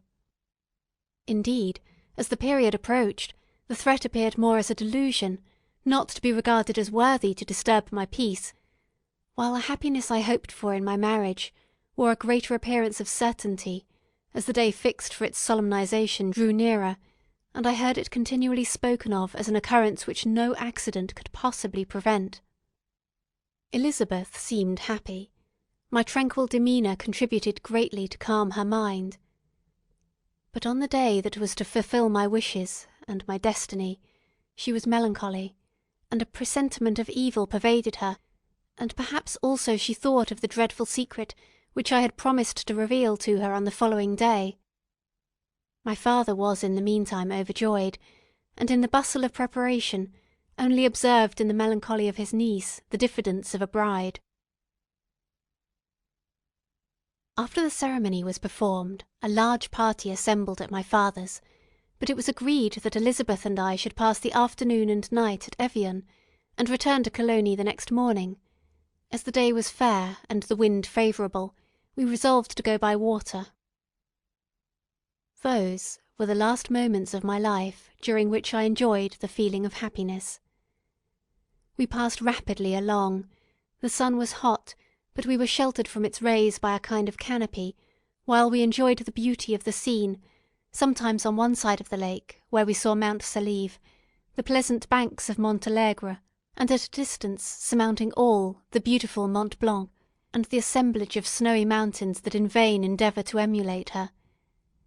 Sometimes, coasting the opposite banks, we saw the mighty Jura opposing its dark side to the ambition that would quit its native country, and an almost insurmountable barrier to the invader who should wish to enslave it. I took the hand of Elizabeth. "You are sorrowful, my love. Ah, if you knew what I have suffered, and what I may yet endure, you would endeavour to let me taste the quiet and freedom from despair that this one day at least permits me to enjoy." "Be happy, my dear Victor," replied Elizabeth. "There is, I hope, nothing to distress you, and be assured that if a lively joy is not painted in my face, my heart is contented. Something whispers to me not to depend too much on the prospect that is opened before us, but I will not listen to such a sinister voice.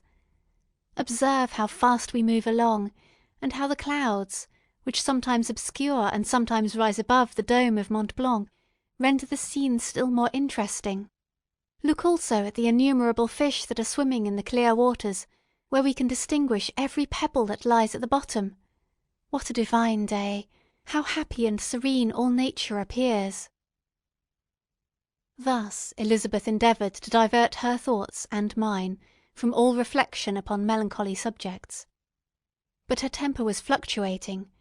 Joy for a few instants shone in her eye, but it continually gave place to distraction and reverie. The sun sunk lower in the heavens.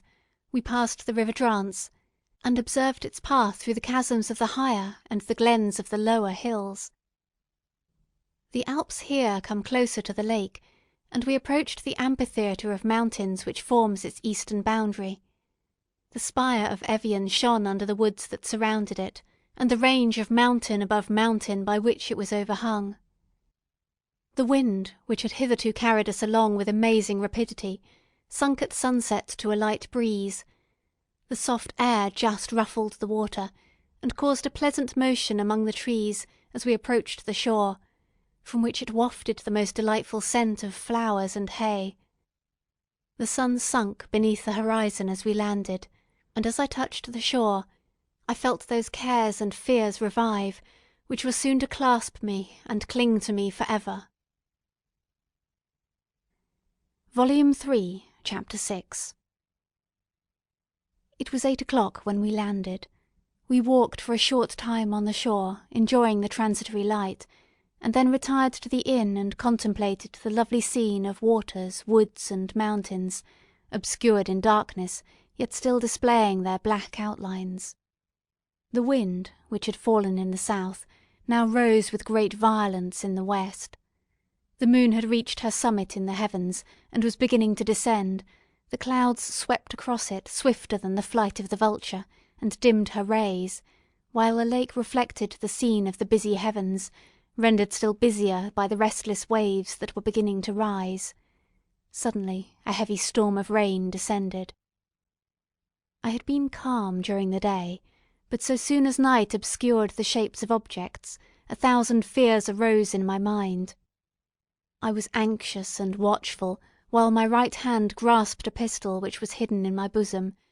Every sound terrified me, but I resolved that I would sell my life dearly, and not relax the impending conflict until my own life, or that of my adversary, were extinguished. Elizabeth observed my agitation for some time in timid and fearful silence. At length she said, "What is it that agitates you, my dear Victor? What is it you fear?" "Oh, peace, peace, my love," replied I. "This night and all will be safe, but this night is dreadful, very dreadful." I passed an hour in this state of mind, when suddenly I reflected how dreadful the combat which I momentarily expected would be to my wife, and I earnestly entreated her to retire, resolving not to join her until I had obtained some knowledge as to the situation of my enemy. She left me, and I continued some time walking up and down the passages of the house, and inspecting every corner that might afford a retreat to my adversary, but I discovered no trace of him, and was beginning to conjecture that some fortunate chance had intervened to prevent the execution of his menaces, when suddenly I heard a shrill and dreadful scream. It came from the room into which Elizabeth had retired. As I heard it, the whole truth rushed into my mind. My arms dropped. The motion of every muscle and fibre was suspended. I could feel the blood trickling in my veins and tingling in the extremities of my limbs. This state lasted but for an instant, the scream was repeated, and I rushed into the room.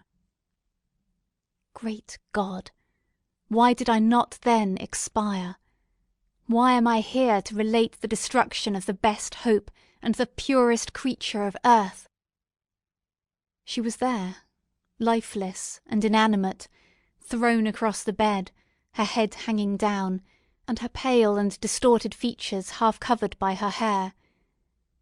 Everywhere I turn I see the same figure, her bloodless arms and relaxed form flung by the murderer on its bridal bier. Could I behold this and live? Alas, life is obstinate, and clings closest where it is most hated. For a moment only did I lose recollection. I fainted. When I recovered, I found myself surrounded by the people of the inn. Their countenances expressed a breathless terror, but the horror of others appeared only as a mockery, a shadow of the feelings that oppressed me.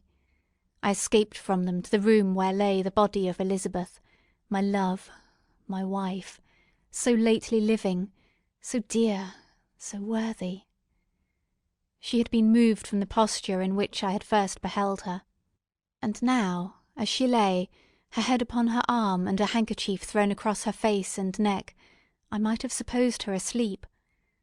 I rushed towards her and embraced her with ardour, but the deathly languor and coldness of the limbs told me that what I now held in my arms had ceased to be the Elizabeth whom I had loved and cherished. The murderous mark of the fiend's grasp was on her neck, and the breath had ceased to issue from her lips. While I still hung over her in the agony of despair, I happened to look up.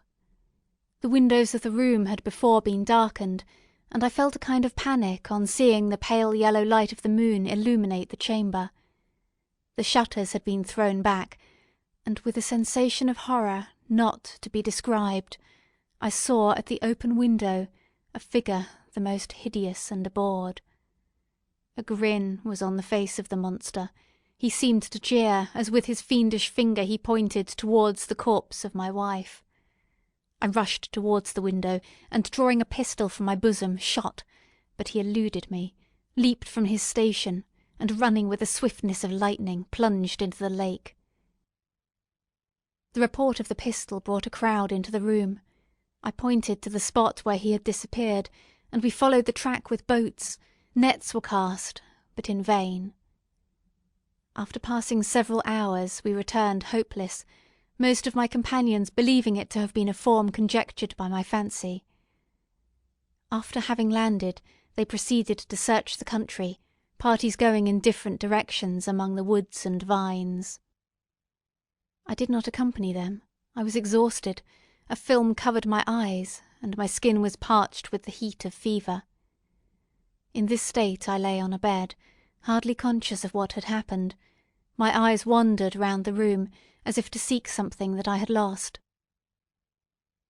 At length I remembered that my father would anxiously expect the return of Elizabeth and myself, and that I must return alone. This reflection brought tears into my eyes, and I wept for a long time, but my thoughts rambled to various subjects, reflecting on my misfortunes and their cause. I was bewildered in a cloud of wonder and horror. The death of William, the execution of Justine, the murder of Clerval, and lastly of my wife. even at that moment I knew not that my only remaining friends were safe from the malignity of the fiend. My father even now might be writhing under his grasp, and Ernest might be dead at his feet. This idea made me shudder, and recalled me to action. I started up, and resolved to return to Geneva with all possible speed. There were no horses to be procured, and I must return by the lake, but the wind was unfavourable, and the rain fell in torrents. However, it was hardly morning, and I might reasonably hope to arrive by night. I hired men to row, and took an oar myself, for I had always experienced relief from mental torment in bodily exercise. But the overflowing misery I now felt, and the excess of agitation that I endured, rendered me incapable of any exertion. I threw down the oar, and leaning my head upon my hands, gave way to every gloomy idea that arose. If I looked up, I saw the scenes which were familiar to me in my happier time, and which I had contemplated but the day before in the company of her who was now but a shadow and a recollection. Tears streamed from my eyes. The rain had ceased for a moment, and I saw the fish play in the waters as they had done a few hours before. They had then been observed by Elizabeth. Nothing is so painful to the human mind as a great and sudden change. The sun might shine, or the clouds might lower, but nothing could appear to me as it had done the day before. A fiend had snatched from me every hope of future happiness. No creature had ever been so miserable as I was. So frightful an event is single in the history of man. But why should I dwell upon the incidents that followed this last overwhelming event? Mine has been a tale of horrors. I have reached their acme, and what I must now relate can be but tedious to you. Know that one by one my friends were snatched away. I was left desolate. My own strength is exhausted, and I must tell, in a few words, what remains of my hideous narration. I arrived at Geneva. My father and Ernest yet lived, but the former sunk under the tidings that I bore. I see him now, excellent and venerable old man. His eyes wandered in vacancy, for they had lost their charm and their delight, his niece, his more than daughter, whom he doted on with all that affection which a man feels who, in the decline of life, having few affections, clings more earnestly to those that remain. Cursed, cursed be the fiend that brought misery on his grey hairs, and doomed him to waste in wretchedness. He could not live under the horrors that were accumulated around him. An apoplectic fit was brought on, and in a few days he died in my arms. What then became of me? I know not. I lost sensation, and chains and darkness were the only objects that pressed upon me. Sometimes, indeed, I dreamt that I wandered in flowery meadows and pleasant vales with the friends of my youth, but awoke and found myself in a dungeon. Melancholy followed, but by degrees I gained a clear conception of my miseries and situation, and was then released from my prison. For they had called me mad, and during many months, as I understood, a solitary cell had been my habitation. But liberty had been a useless gift to me, had I not, as I awakened to reason, at the same time awakened to revenge. As the memory of past misfortunes pressed upon me, I began to reflect on their cause, the monster whom I had created, the miserable demon whom I had sent abroad into the world for my destruction. I was possessed by a maddening rage when I thought of him, and desired and ardently prayed that I might have him within my grasp to wreak a great and signal revenge on his cursed head. Nor did my hate long confine itself to useless wishes.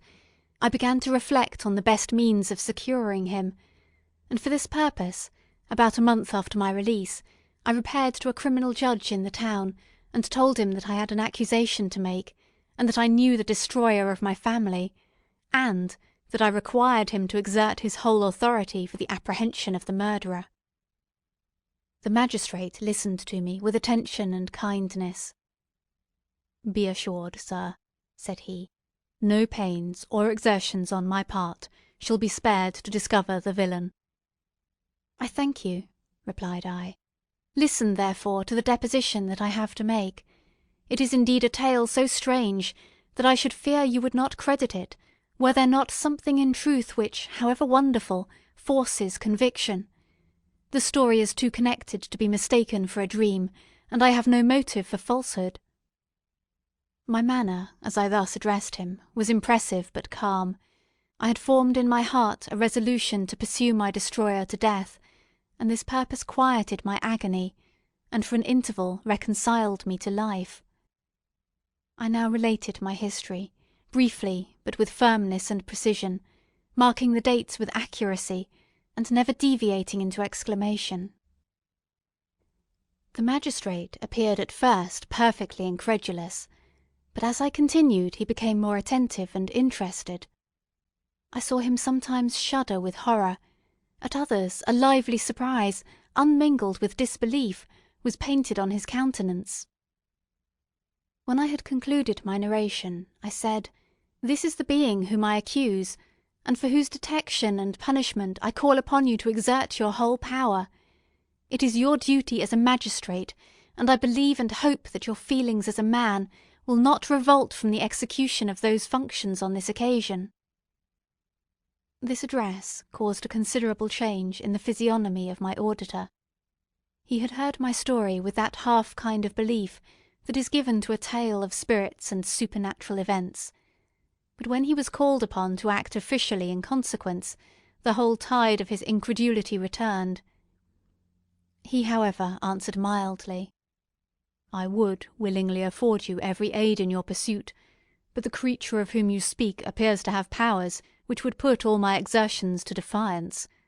Who can follow an animal which can traverse the sea of ice, and inhabit caves and dens where no man would venture to intrude? Besides, some months have elapsed since the commission of his crimes, and none can conjecture to what place he has wandered, or what region he may now inhabit."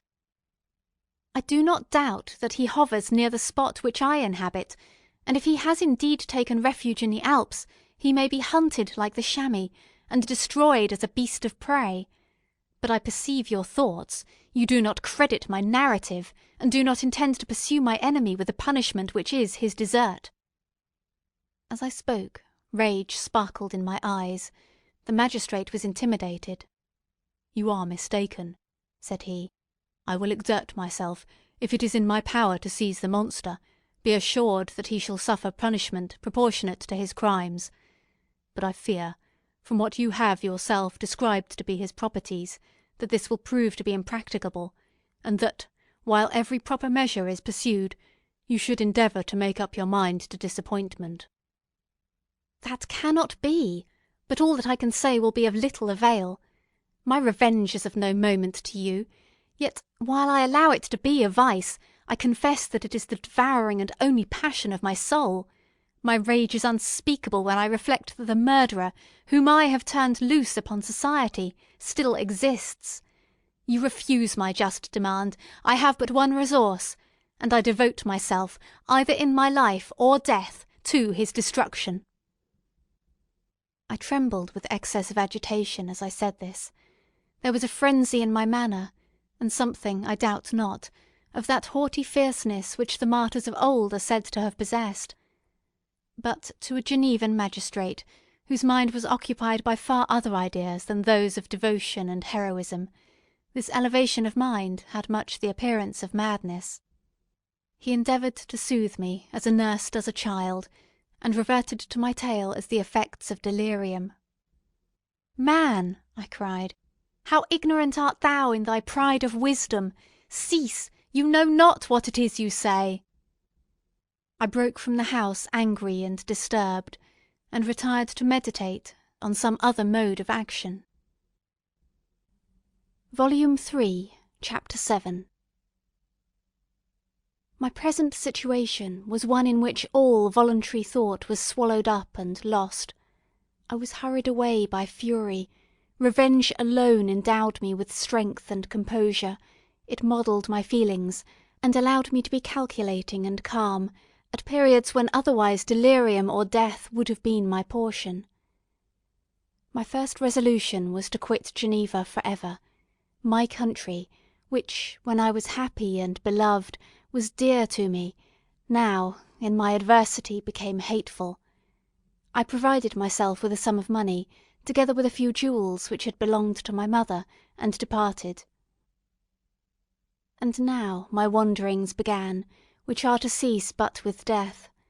I have traversed a vast portion of the earth, and have endured all the hardships which travellers, in deserts and barbarous countries, are wont to meet. How I have lived I hardly know. Many times have I stretched my failing limbs upon the sandy plain and prayed for death. But revenge kept me alive. I dared not die and leave my adversary in being. When I quitted Geneva, my first labour was to gain some clue by which I might trace the steps of my fiendish enemy, but my plan was unsettled, and I wandered many hours round the confines of the town, uncertain what path I should pursue. As night approached, I found myself at the entrance of the cemetery, where William, Elizabeth, and my father reposed. I entered it, and approached the tomb which marked their graves. Everything was silent, except the leaves of the trees, which were gently agitated by the wind. The night was nearly dark, and the scene would have been solemn and affecting even to an uninterested observer. The spirits of the departed seemed to flit around and to cast a shadow, which was felt but seen not, around the head of the mourner. The deep grief which this scene had at first excited quickly gave way to rage and despair. They were dead, and I lived; their murderer also lived, and to destroy him I must drag out my weary existence. I knelt on the grass and kissed the earth, and with quivering lips exclaimed, "By the sacred earth on which I kneel, by the shades that claimed I wander near me, by the deep and eternal grief that I feel, I swear, and by thee, O Night, and by the spirits that preside over thee, I swear to pursue the demon who caused this misery, until he or I shall perish in mortal conflict. For this purpose I will preserve my life. To execute this dear revenge will I again behold the sun, and tread the green herbage of earth, which otherwise should vanish from my eyes for ever. And I call on you, spirits of the dead, and on you, wandering ministers of vengeance, to aid and conduct me in my work. Let the cursed and hellish monster drink deep of agony. Let him feel the despair that now torments me." I had begun my adjuration with solemnity, and an awe which almost assured me that the shades of my murdered friends heard and approved my devotion, but the furies possessed me as I concluded, and rage choked my utterance. I was answered, through the stillness of night, by a loud and fiendish laugh. It rung on my ears long and heavily, the mountains re-echoed it, and I felt as if all hell surrounded me with mockery and laughter. Surely, in that moment, I should have been possessed by frenzy, and have destroyed my miserable existence, but that my vow was heard, and that I was reserved for vengeance. The laughter died away, when a well-known and bored voice, apparently close to my ear, addressed me in an audible whisper. "I am satisfied, miserable wretch. You have determined to live, and I am satisfied." I darted towards the spot from which the sound proceeded, but the devil eluded my grasp. Suddenly the broad disk of the moon arose, and shone full upon his ghastly and distorted shape as he fled with more than mortal speed. I pursued him, and for many months this has been my task. Guided by a slight clue, I followed the windings of the Rhone, but vainly. The blue Mediterranean appeared, and by a strange chance I saw the fiend enter by night, and hide himself in a vessel bound for the Black Sea. I took my passage in the same ship, but he escaped, I know not how. Amidst the wilds of Tartary and Russia, although he still evaded me, I have ever followed in his track. Sometimes the peasants, scared by this horrid apparition, informed me of his path. Sometimes he himself, who feared that if I lost all trace I should despair and die, often left some mark to guide me. The snows descended on my head, and I saw the print of his huge step on the white plain.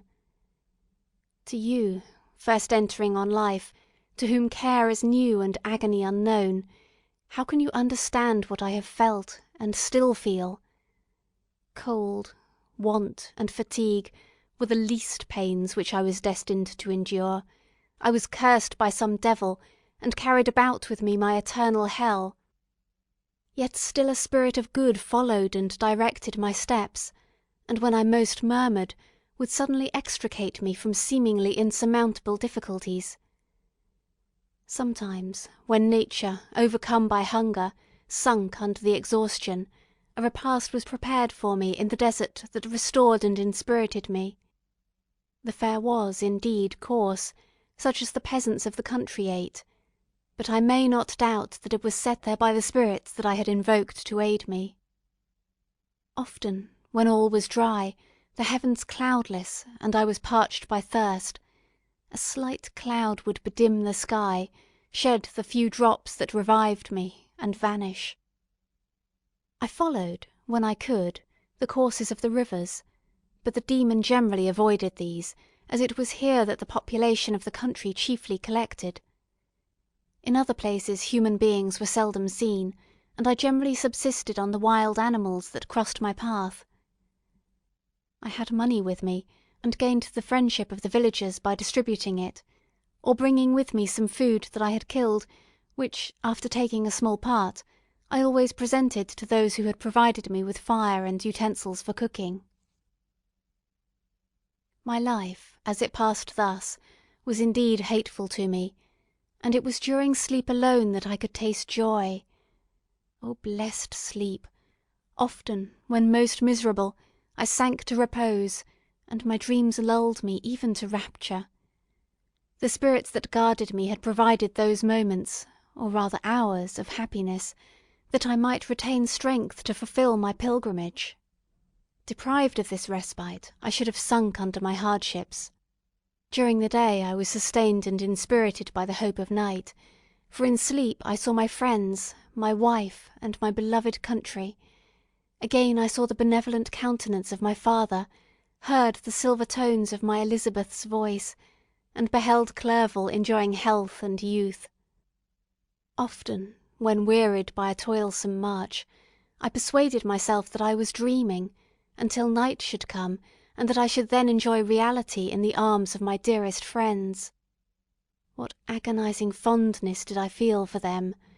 How did I cling to their dear forms, as sometimes they haunted even my waking hours, and persuade myself that they still lived!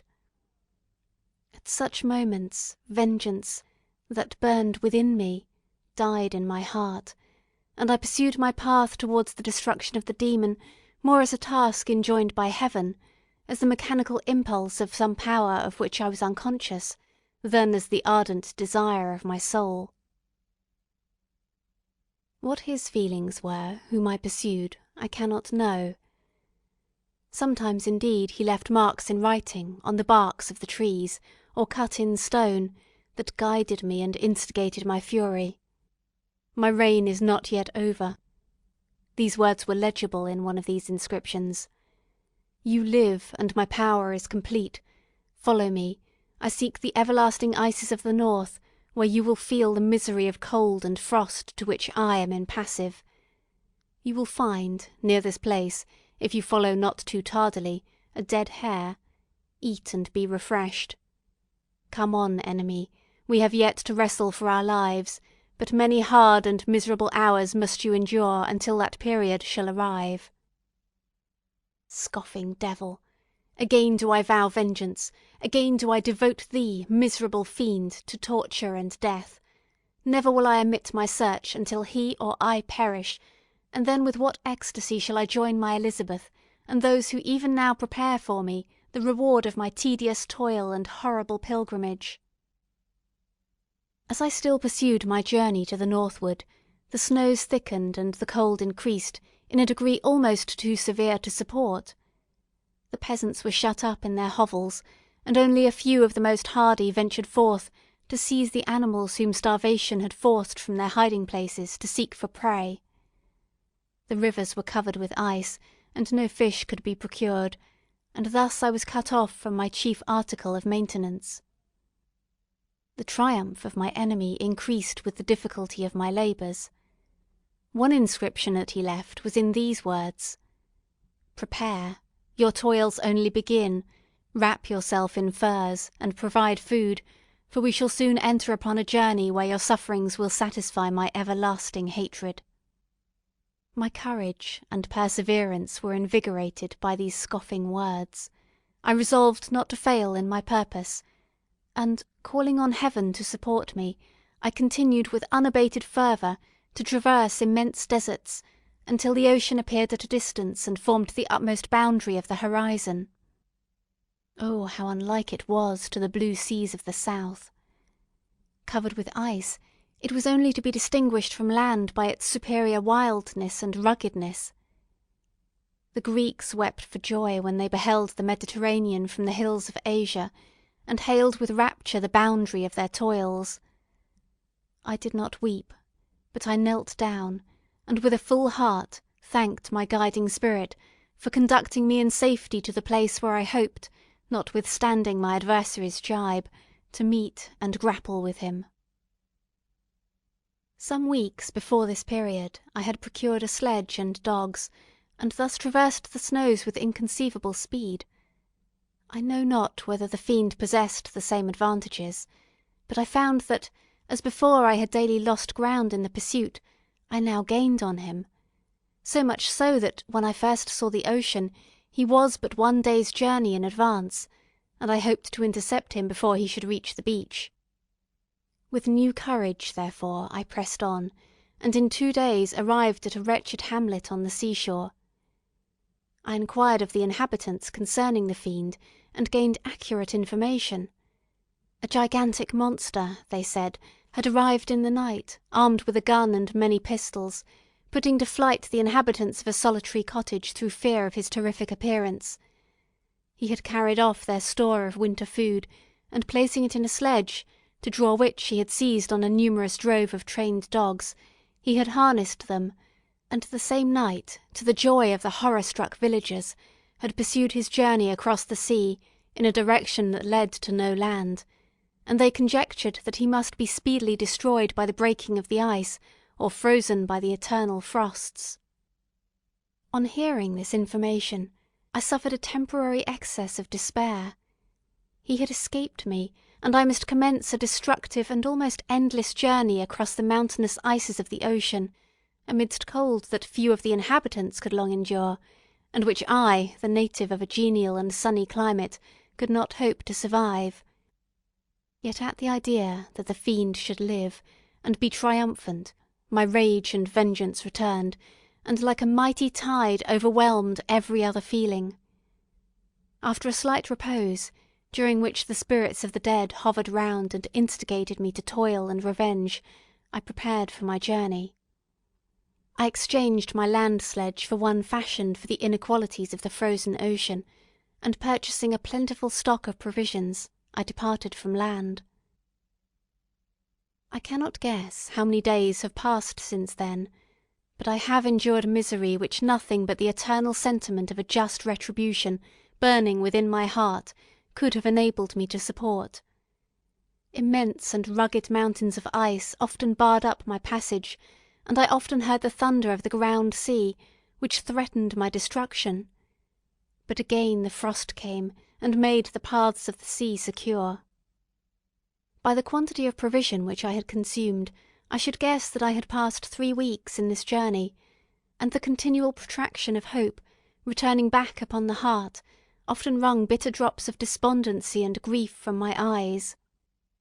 Despair had indeed almost secured her prey, and I should soon have sunk beneath this misery, when once, after the poor animals that carried me had, with incredible toil, gained the summit of a sloping ice mountain, and one, sinking under his fatigue, died, I viewed the expanse before me with anguish, when suddenly my eye caught a dark speck upon the dusky plain.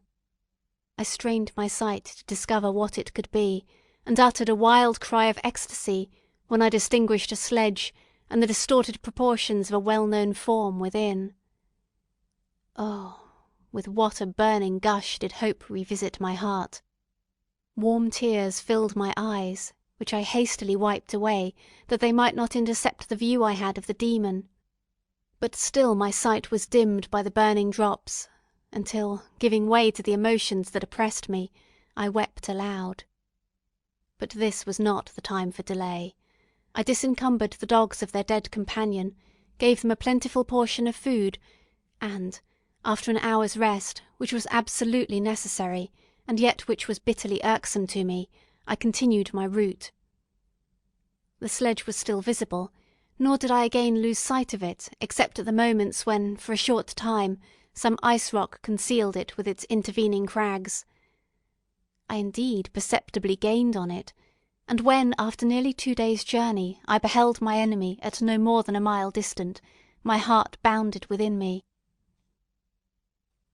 But now, when I appeared almost within grasp of my enemy, my hopes were suddenly extinguished, and I lost all trace of him more utterly than I had ever done before. A ground sea was heard.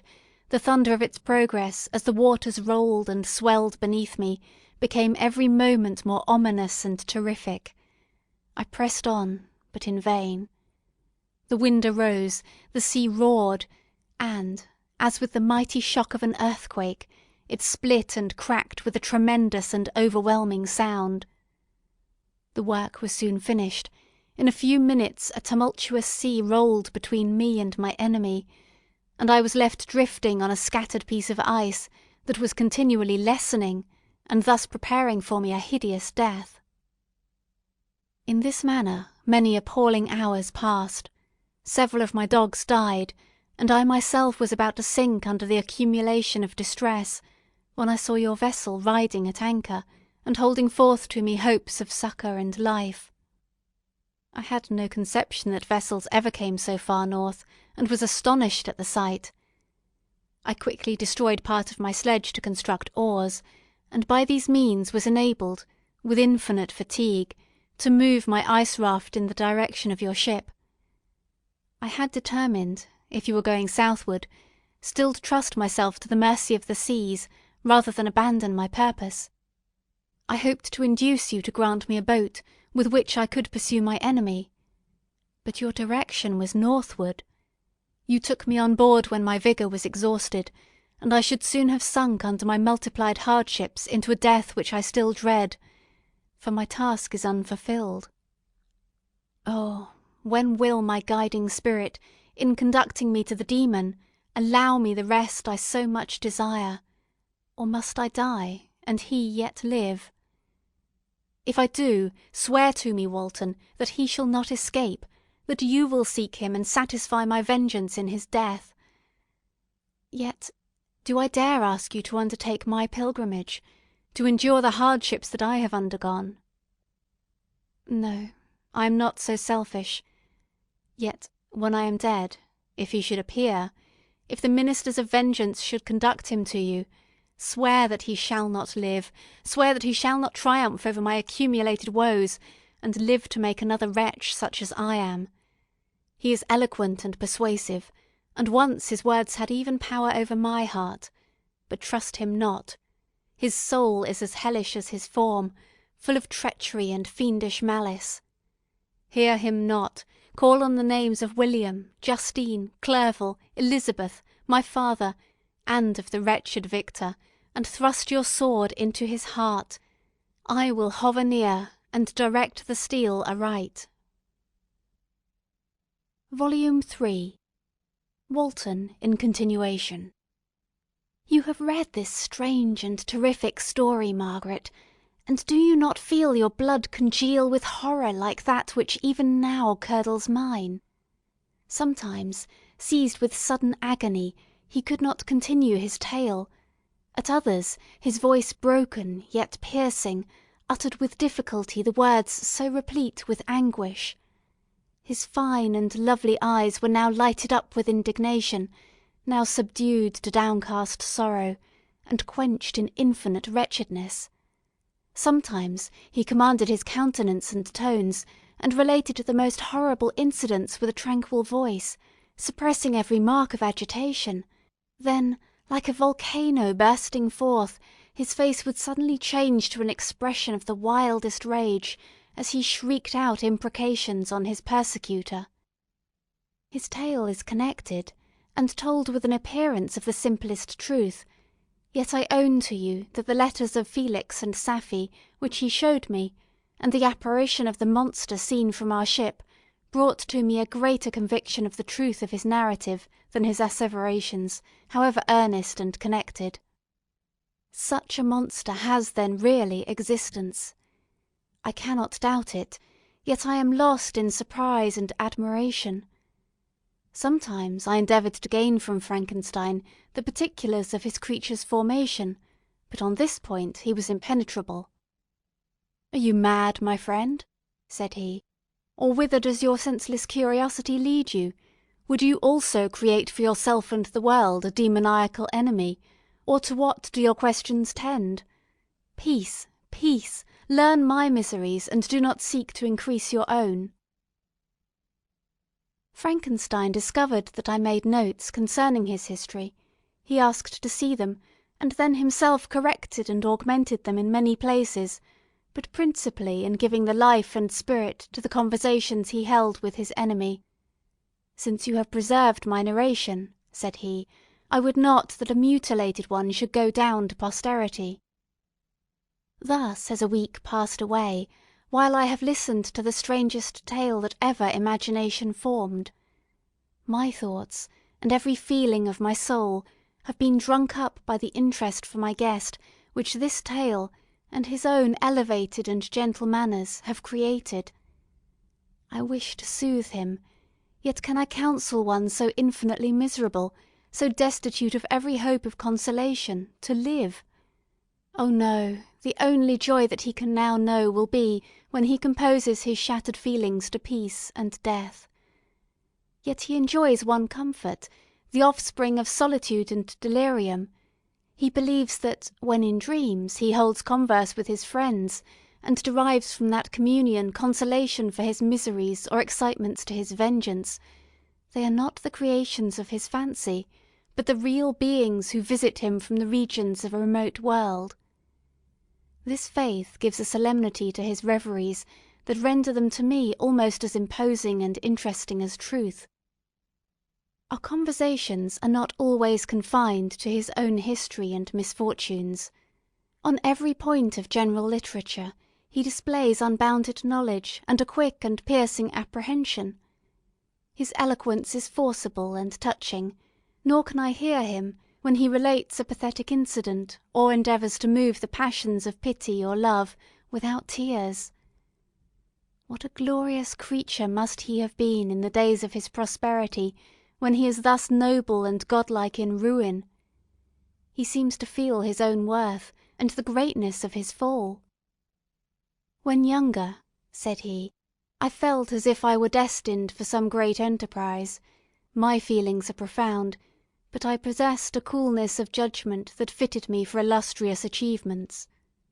This sentiment of the worth of my nature supported me when others would have been oppressed, for I deemed it criminal to throw away in useless grief those talents that might be useful to my fellow creatures. When I reflected on the work I had completed, no less a one than the creation of a sensitive and rational animal, I could not rank myself with the herd of common projectors. But this feeling, which supported me in the commencement of my career, now serves only to plunge me lower in the dust. All my speculations and hopes are as nothing, and like the archangel who aspired to omnipotence, I am chained in an eternal hell. My imagination was vivid, yet my powers of analysis and application were intense. By the union of these qualities, I conceived the idea and executed the creation of a man. Even now I cannot recollect without passion my reveries while the work was incomplete. I trod heaven in my thoughts, now exulting in my powers, now burning with the idea of their effects. From my infancy I was imbued with high hopes and a lofty ambition. But how I am sunk!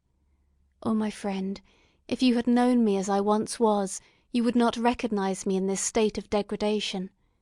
Despondency rarely visited my heart, a high destiny seemed to bear on me until I fell, never, never again to rise.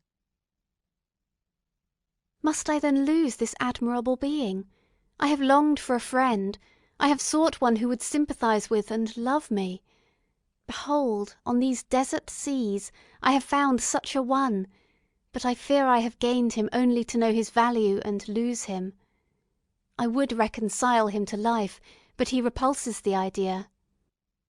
I thank you, Walton, he said, for your kind intentions towards so miserable a wretch, but when you speak of new ties and fresh affections, think you that any can replace those who are gone? Can any man be to me as Clerval was, or any woman another Elizabeth? Even where the affections are not strongly moved by any superior excellence, the companions of our childhood always possess a certain power over our minds which hardly any later friend can obtain. They know our infantile dispositions, which, however they may be afterwards modified, are never eradicated, and they can judge of our actions with more certain conclusions as to the integrity of our motives. A sister or a brother can never, unless indeed such symptoms have been shown early, suspect the other of fraud or false dealing, when another friend, however strongly he may be attached, may, in spite of himself, be invaded with suspicion.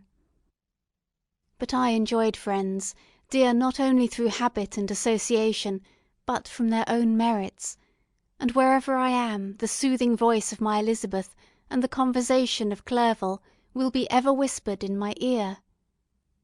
They are dead, and but one feeling in such a solitude can persuade me to preserve my life. If I were engaged in any high undertaking or design, fraught with extensive utility to my fellow creatures, then could I live to fulfil it. But such is not my destiny. I must pursue and destroy the being to whom I gave existence, then my lot on earth will be fulfilled, and I may die.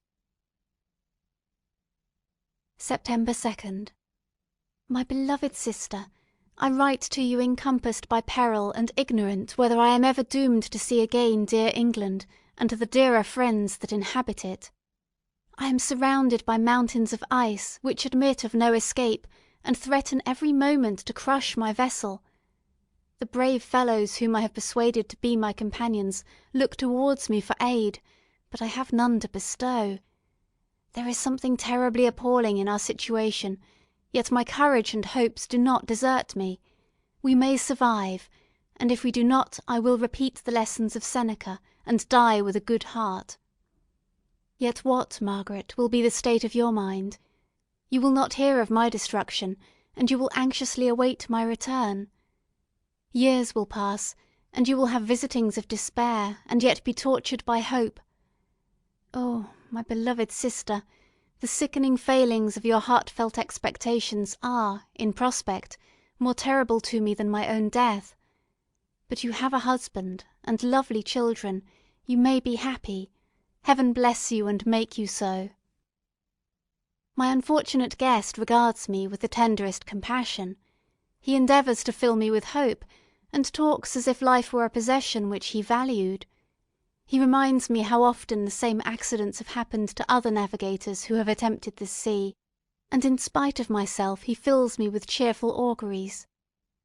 Even the sailors feel the power of his eloquence. When he speaks they no longer despair. He rouses their energies, and while they hear his voice, they believe these vast mountains of ice are molehills which will vanish before the resolutions of man.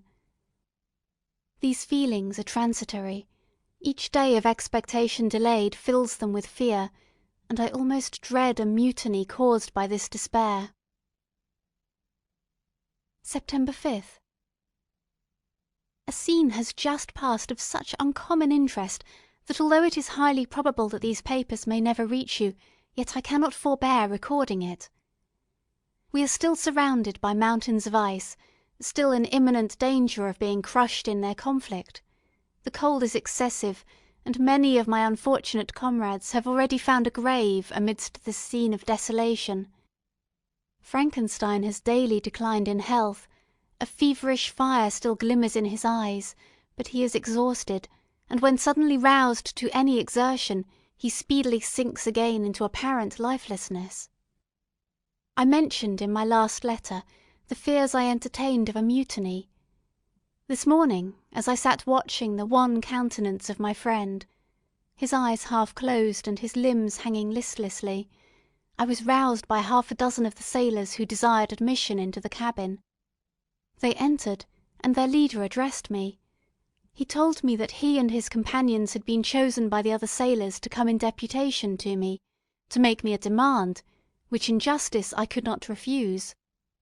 We were immured in ice, and should probably never escape, but they feared that, if, as was possible, the ice should dissipate, and a free passage be opened, I should be rash enough to continue my voyage, and lead them into fresh dangers after they might happily have surmounted this. They desired, therefore, that I should engage with a solemn promise that if the vessel should be freed, I would instantly direct my course southward. This speech troubled me. I had not despaired, nor had I yet conceived the idea of returning if set free. Yet could I, in justice, or even in possibility, refuse this demand? I hesitated before I answered, when Frankenstein, who had at first been silent, and indeed now appeared hardly to have force enough to attend, now roused himself. His eyes sparkled and his cheeks flushed with momentary vigour. Turning towards the men, he said, "What do you mean? What do you demand of your captain? Are you then so easily turned from your design? Did you not call this a glorious expedition? And wherefore was it glorious? Not because the way was smooth and placid as a southern sea, but because it was full of dangers and terror, because at every new incident your fortitude was to be called forth and your courage exhibited, because danger and death surrounded, and these dangers you were to be brave and overcome. For this was it a glorious, for this was it an honourable undertaking. You were hereafter to be hailed as the benefactors of your species, your names adored as belonging to brave men who encountered death for honour and the benefit of mankind. And now, behold, with the first imagination of danger, or, if you will, the first mighty and terrific trial of your courage, you shrink away, and are content to be handed down as men who had not strength enough to endure cold and peril. And so, poor souls, they were chilly, and returned to their warm firesides. Why, that requires not this preparation. Ye need not have come thus far, and dragged your captain to the shame of a defeat, merely to prove yourselves cowards. Oh, be men, or be more than men! Be steady to your purposes and firm as a rock. This ice is not made of such stuff as your hearts may be. It is mutable, cannot withstand you, if you say that it shall not. Do not return to your families with the stigma of disgrace marked on your brows. Return as heroes who have fought and conquered, and who know not what it is to turn their backs on the foe." He spoke this with a voice so modulated to the different feelings expressed in his speech, with an eye so full of lofty design and heroism, that can you wonder that these men were moved? They looked at one another, and were unable to reply. I spoke. I told them to retire and consider of what had been said, that I would not lead them further north if they strenuously desired the contrary, but that I hoped that, with reflection, their courage would return. They retired, and I turned towards my friend, but he was sunk in languor and almost deprived of life. How all this will terminate I know not, but I had rather die than return shamefully, my purpose unfulfilled. Yet I fear such will be my fate. The men unsupported by ideas of glory and honour can never willingly continue to endure their present hardships. September 7th. The die is cast. I have consented to return if we are not destroyed. Thus are my hopes blasted by cowardice and indecision. I come back ignorant and disappointed. It requires more philosophy than I possess to bear this injustice with patience. September 12th. It is past. I am returning to England. I have lost my hopes of utility and glory. I have lost my friend.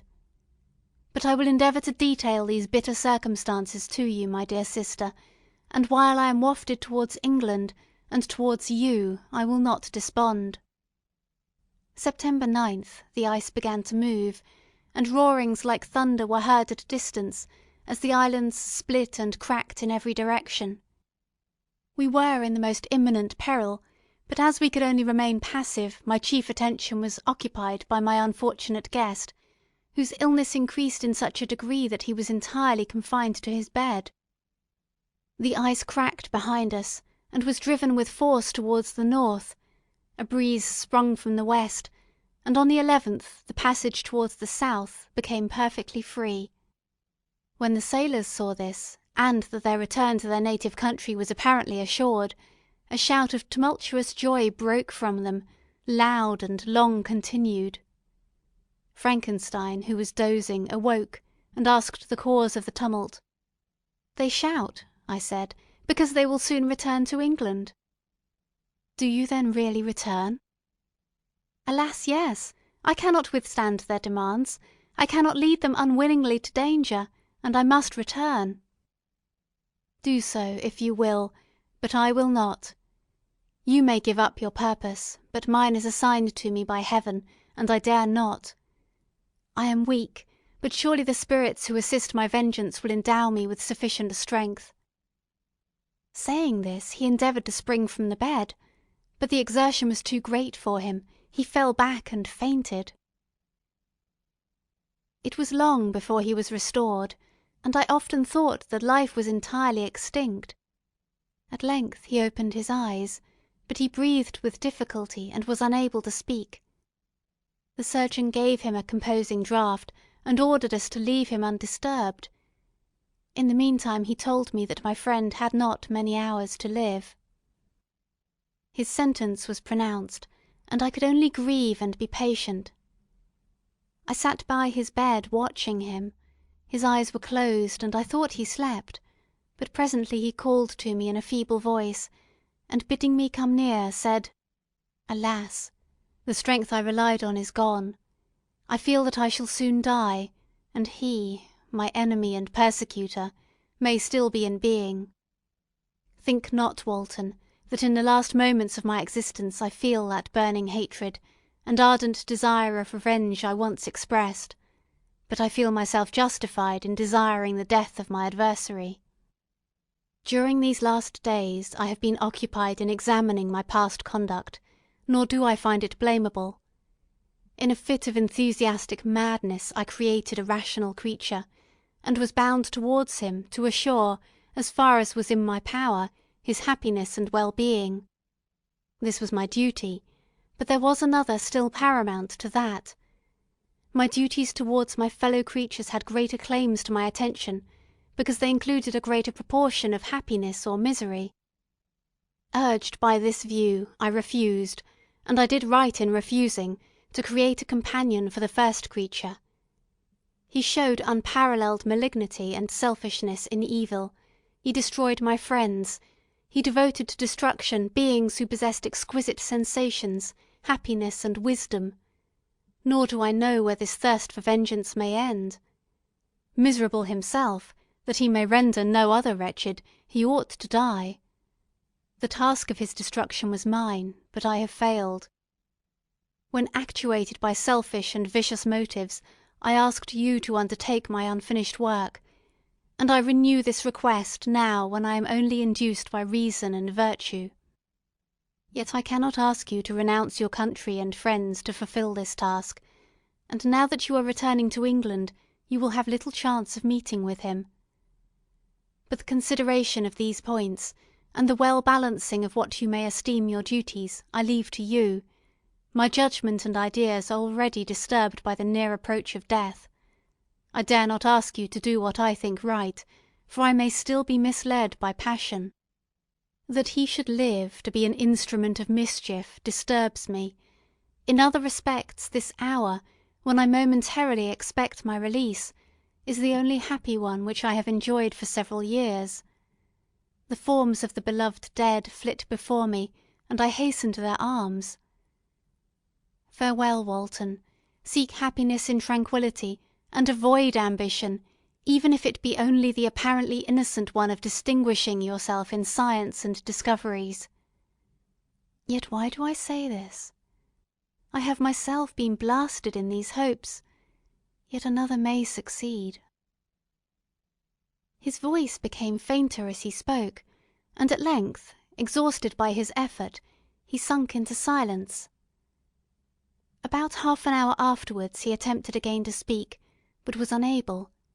He pressed my hand feebly, and his eyes closed for ever, while the irradiation of a gentle smile passed away from his lips.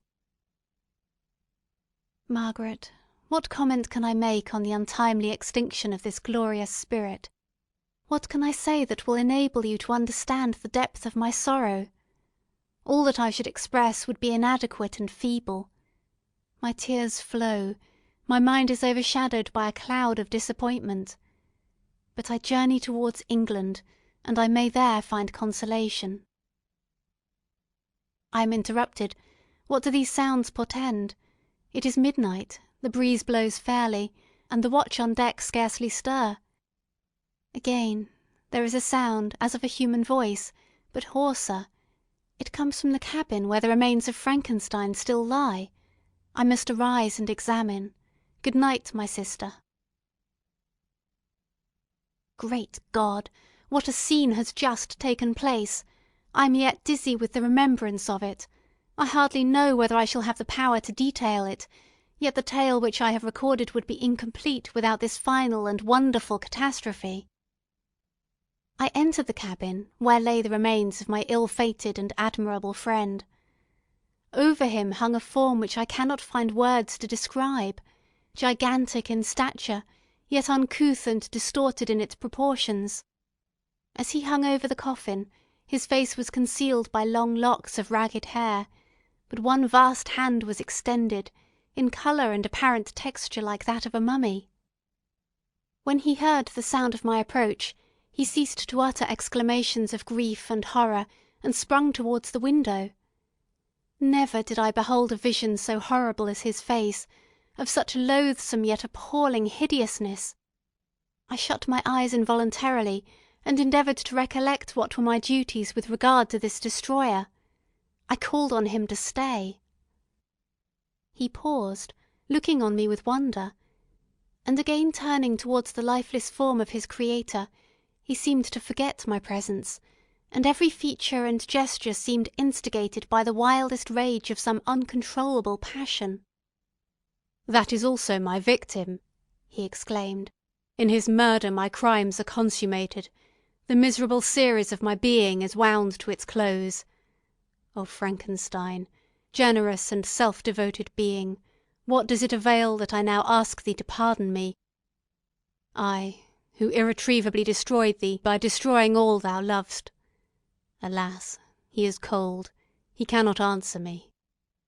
His voice seemed suffocated, and my first impulses, which had suggested to me the duty of obeying the dying request of my friend in destroying his enemy, were now suspended by a mixture of curiosity and compassion. I approached this tremendous being. I dared not again raise looks upon his face. There was something so scaring and unearthly in his ugliness. I attempted to speak, but the words died away on my lips. The monster continued to utter wild and incoherent self-reproaches. At length I gathered resolution to address him in a pause of the tempest of his passion. "Your repentance," I said, "is now superfluous. If you had listened to the voice of conscience, and heeded the stings of remorse, before you had urged your diabolical vengeance to this extremity, Frankenstein would yet have lived." "And do you dream?" said the demon. "Do you think that I was then dead to agony and remorse? He continued, pointing to the corpse, he suffered not more in the consummation of the deed, Oh, not the 10,000th portion of the anguish that was mine during the lingering detail of its execution. A frightful selfishness hurried me on, while my heart was poisoned with remorse. Think ye that the groans of Clerval were music to my ears? My heart was fashioned to be susceptible of love and sympathy, and when wrenched by misery to vice and hatred, it did not endure the violence of the change without torture, such as even you cannot imagine. After the murder of Clerval, I returned to Switzerland heartbroken and overcome. I pitied Frankenstein, my pity amounted to horror, I abhorred myself. But when I discovered that he, the author at once of my existence and of its unspeakable torments, dared to hope for happiness, that while he accumulated wretchedness and despair upon me, he sought his own enjoyment in feelings and passions, from the indulgence of which I was forever barred, then impotent envy and bitter indignation filled me with an insatiable thirst for vengeance. I recollected my threat, and resolved that it should be accomplished. I knew that I was preparing for myself a deadly torture, but I was the slave, not the master, of an impulse which I detested, yet could not disobey. Yet when she died, nay, then I was not miserable. I had cast off all feeling, subdued all anguish, to riot in the excess of my despair. Evil thenceforth became my good. Urged thus far, I had no choice but to adapt my nature to an element which I had willingly chosen.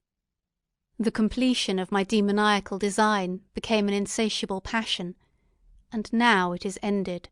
There is my last victim. I was at first touched by the expressions of his misery, yet when I called to mind what Frankenstein had said of his powers of eloquence and persuasion, and when I again cast my eyes on the lifeless form of my friend, indignation was rekindled within me. "Wretch," I said, "it is well that you come here to whine over the desolation that you have made.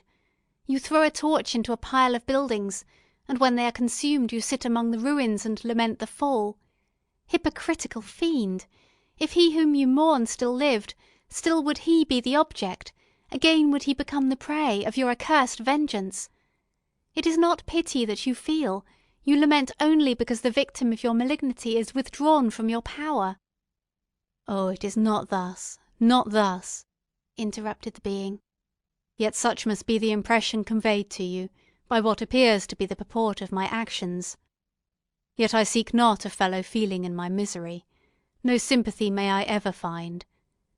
When I first sought it, it was the love of virtue, the feelings of happiness and affection with which my whole being overflowed, that I wished to be participated.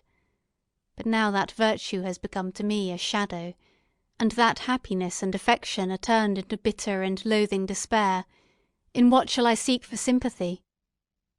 I am content to suffer alone, while my sufferings shall endure. When I die, I am well satisfied that abhorrence and opprobrium should load my memory. Once my fancy was soothed with dreams of virtue, of fame, and of enjoyment. Once I falsely hoped to meet with beings who, pardoning my outward form, would love me for the excellent qualities which I was capable of bringing forth. I was nourished with high thoughts of honour and devotion. But now vice has degraded me beneath the meanest animal. No crime, no mischief, no malignity, no misery can be found comparable to mine. When I call over the frightful catalogue of my deeds, I cannot believe that I am he whose thoughts were once filled with sublime and transcendent visions of the beauty and the majesty of goodness. But it is even so. The fallen angel becomes a malignant devil. Yet even that enemy of God and man had friends and associates in his desolation. I am alone. You, who call Frankenstein your friend, seem to have a knowledge of my crimes and his misfortunes. But in the detail which he gave you of them, he could not sum up the hours and months of misery which I endured, wasting in impotent passions. For whilst I destroyed his hopes, I did not satisfy my own desires. They were for ever ardent and craving, still I desired love and fellowship, and I was still spurned. Was there no injustice in this? Am I to be thought the only criminal when all humankind sinned against me? Why do you not hate Felix, who drove his friend from his door with contumely? Why do you not execrate the rustic who sought to destroy the saviour of his child? Nay, these are virtuous and immaculate beings. I, the miserable and abandoned, am an abortion, to be spurned and kicked at and trampled on. Even now my blood boils at the recollection of this injustice. But it is true that I am a wretch. I have murdered the lovely and the helpless. I have strangled the innocent as they slept, and grasped to death his throat who never injured me or any other living being. I have devoted my Creator, the select specimen of all that is worthy of love and admiration among men, to misery. I have pursued him to even that irremediable ruin. There he lies, white and cold in death. You hate me, but your abhorrence cannot equal that with which I regard myself. I look on the hands which executed the deed, think on the heart in which the imagination of it was conceived, and long for the moment when they will meet my eyes, when it will haunt my thoughts no more. Fear not that I shall be the instrument of future mischief. My work is nearly complete. Neither yours nor any man's death is needed to consummate the series of my being, and accomplish that which must be done, but it requires my own. Do not think that I shall be slow to perform this sacrifice.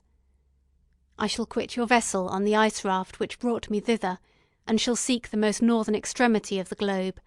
I shall collect my funeral pile, and consume to ashes this miserable frame, that its remains may afford no light to any curious and unhallowed wretch who would create such another as I have been. I shall die. I shall no longer feel the agonies which now consume me, or be the prey of feelings unsatisfied yet unquenched. He is dead who called me into being, and when I shall be no more, the very remembrance of us both will speedily vanish.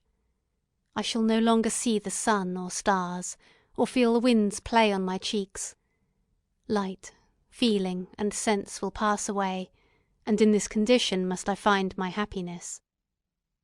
Some years ago, when the images which this world affords first opened upon me, when I felt the cheering warmth of summer, and heard the rustling of the leaves and the chirping of the birds, and these were all to me, I should have wept to die. Now it is my only consolation.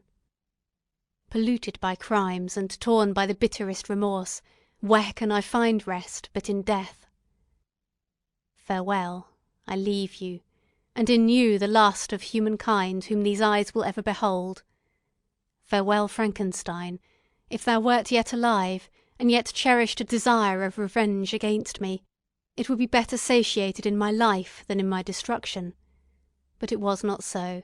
Thou didst seek my extinction, that I might not cause greater wretchedness. And if yet, in some mode unknown to me, thou hast not yet ceased to think and feel, thou desirest not my life, my own misery. Blasted as thou wert, my agony was still superior to thine, for the bitter sting of remorse may not cease to rankle in my wounds until death shall close them for ever. But soon, he cried, with sad and solemn enthusiasm, I shall die, and what I now feel be no longer felt. Soon these burning miseries will be extinct. I shall ascend my funeral pyre triumphantly, and exult in the agony of the torturing flames. The light of that conflagration will fade away, my ashes will be swept into the sea by the winds. My spirit will sleep in peace, or, if it thinks, it will not surely think thus. Farewell. He sprung from the cabin window as he said this, upon the ice raft which lay close to the vessel. He was soon borne away by the waves, and lost in darkness and distance. End of Frankenstein, or the Modern Prometheus, by Mary Shelley.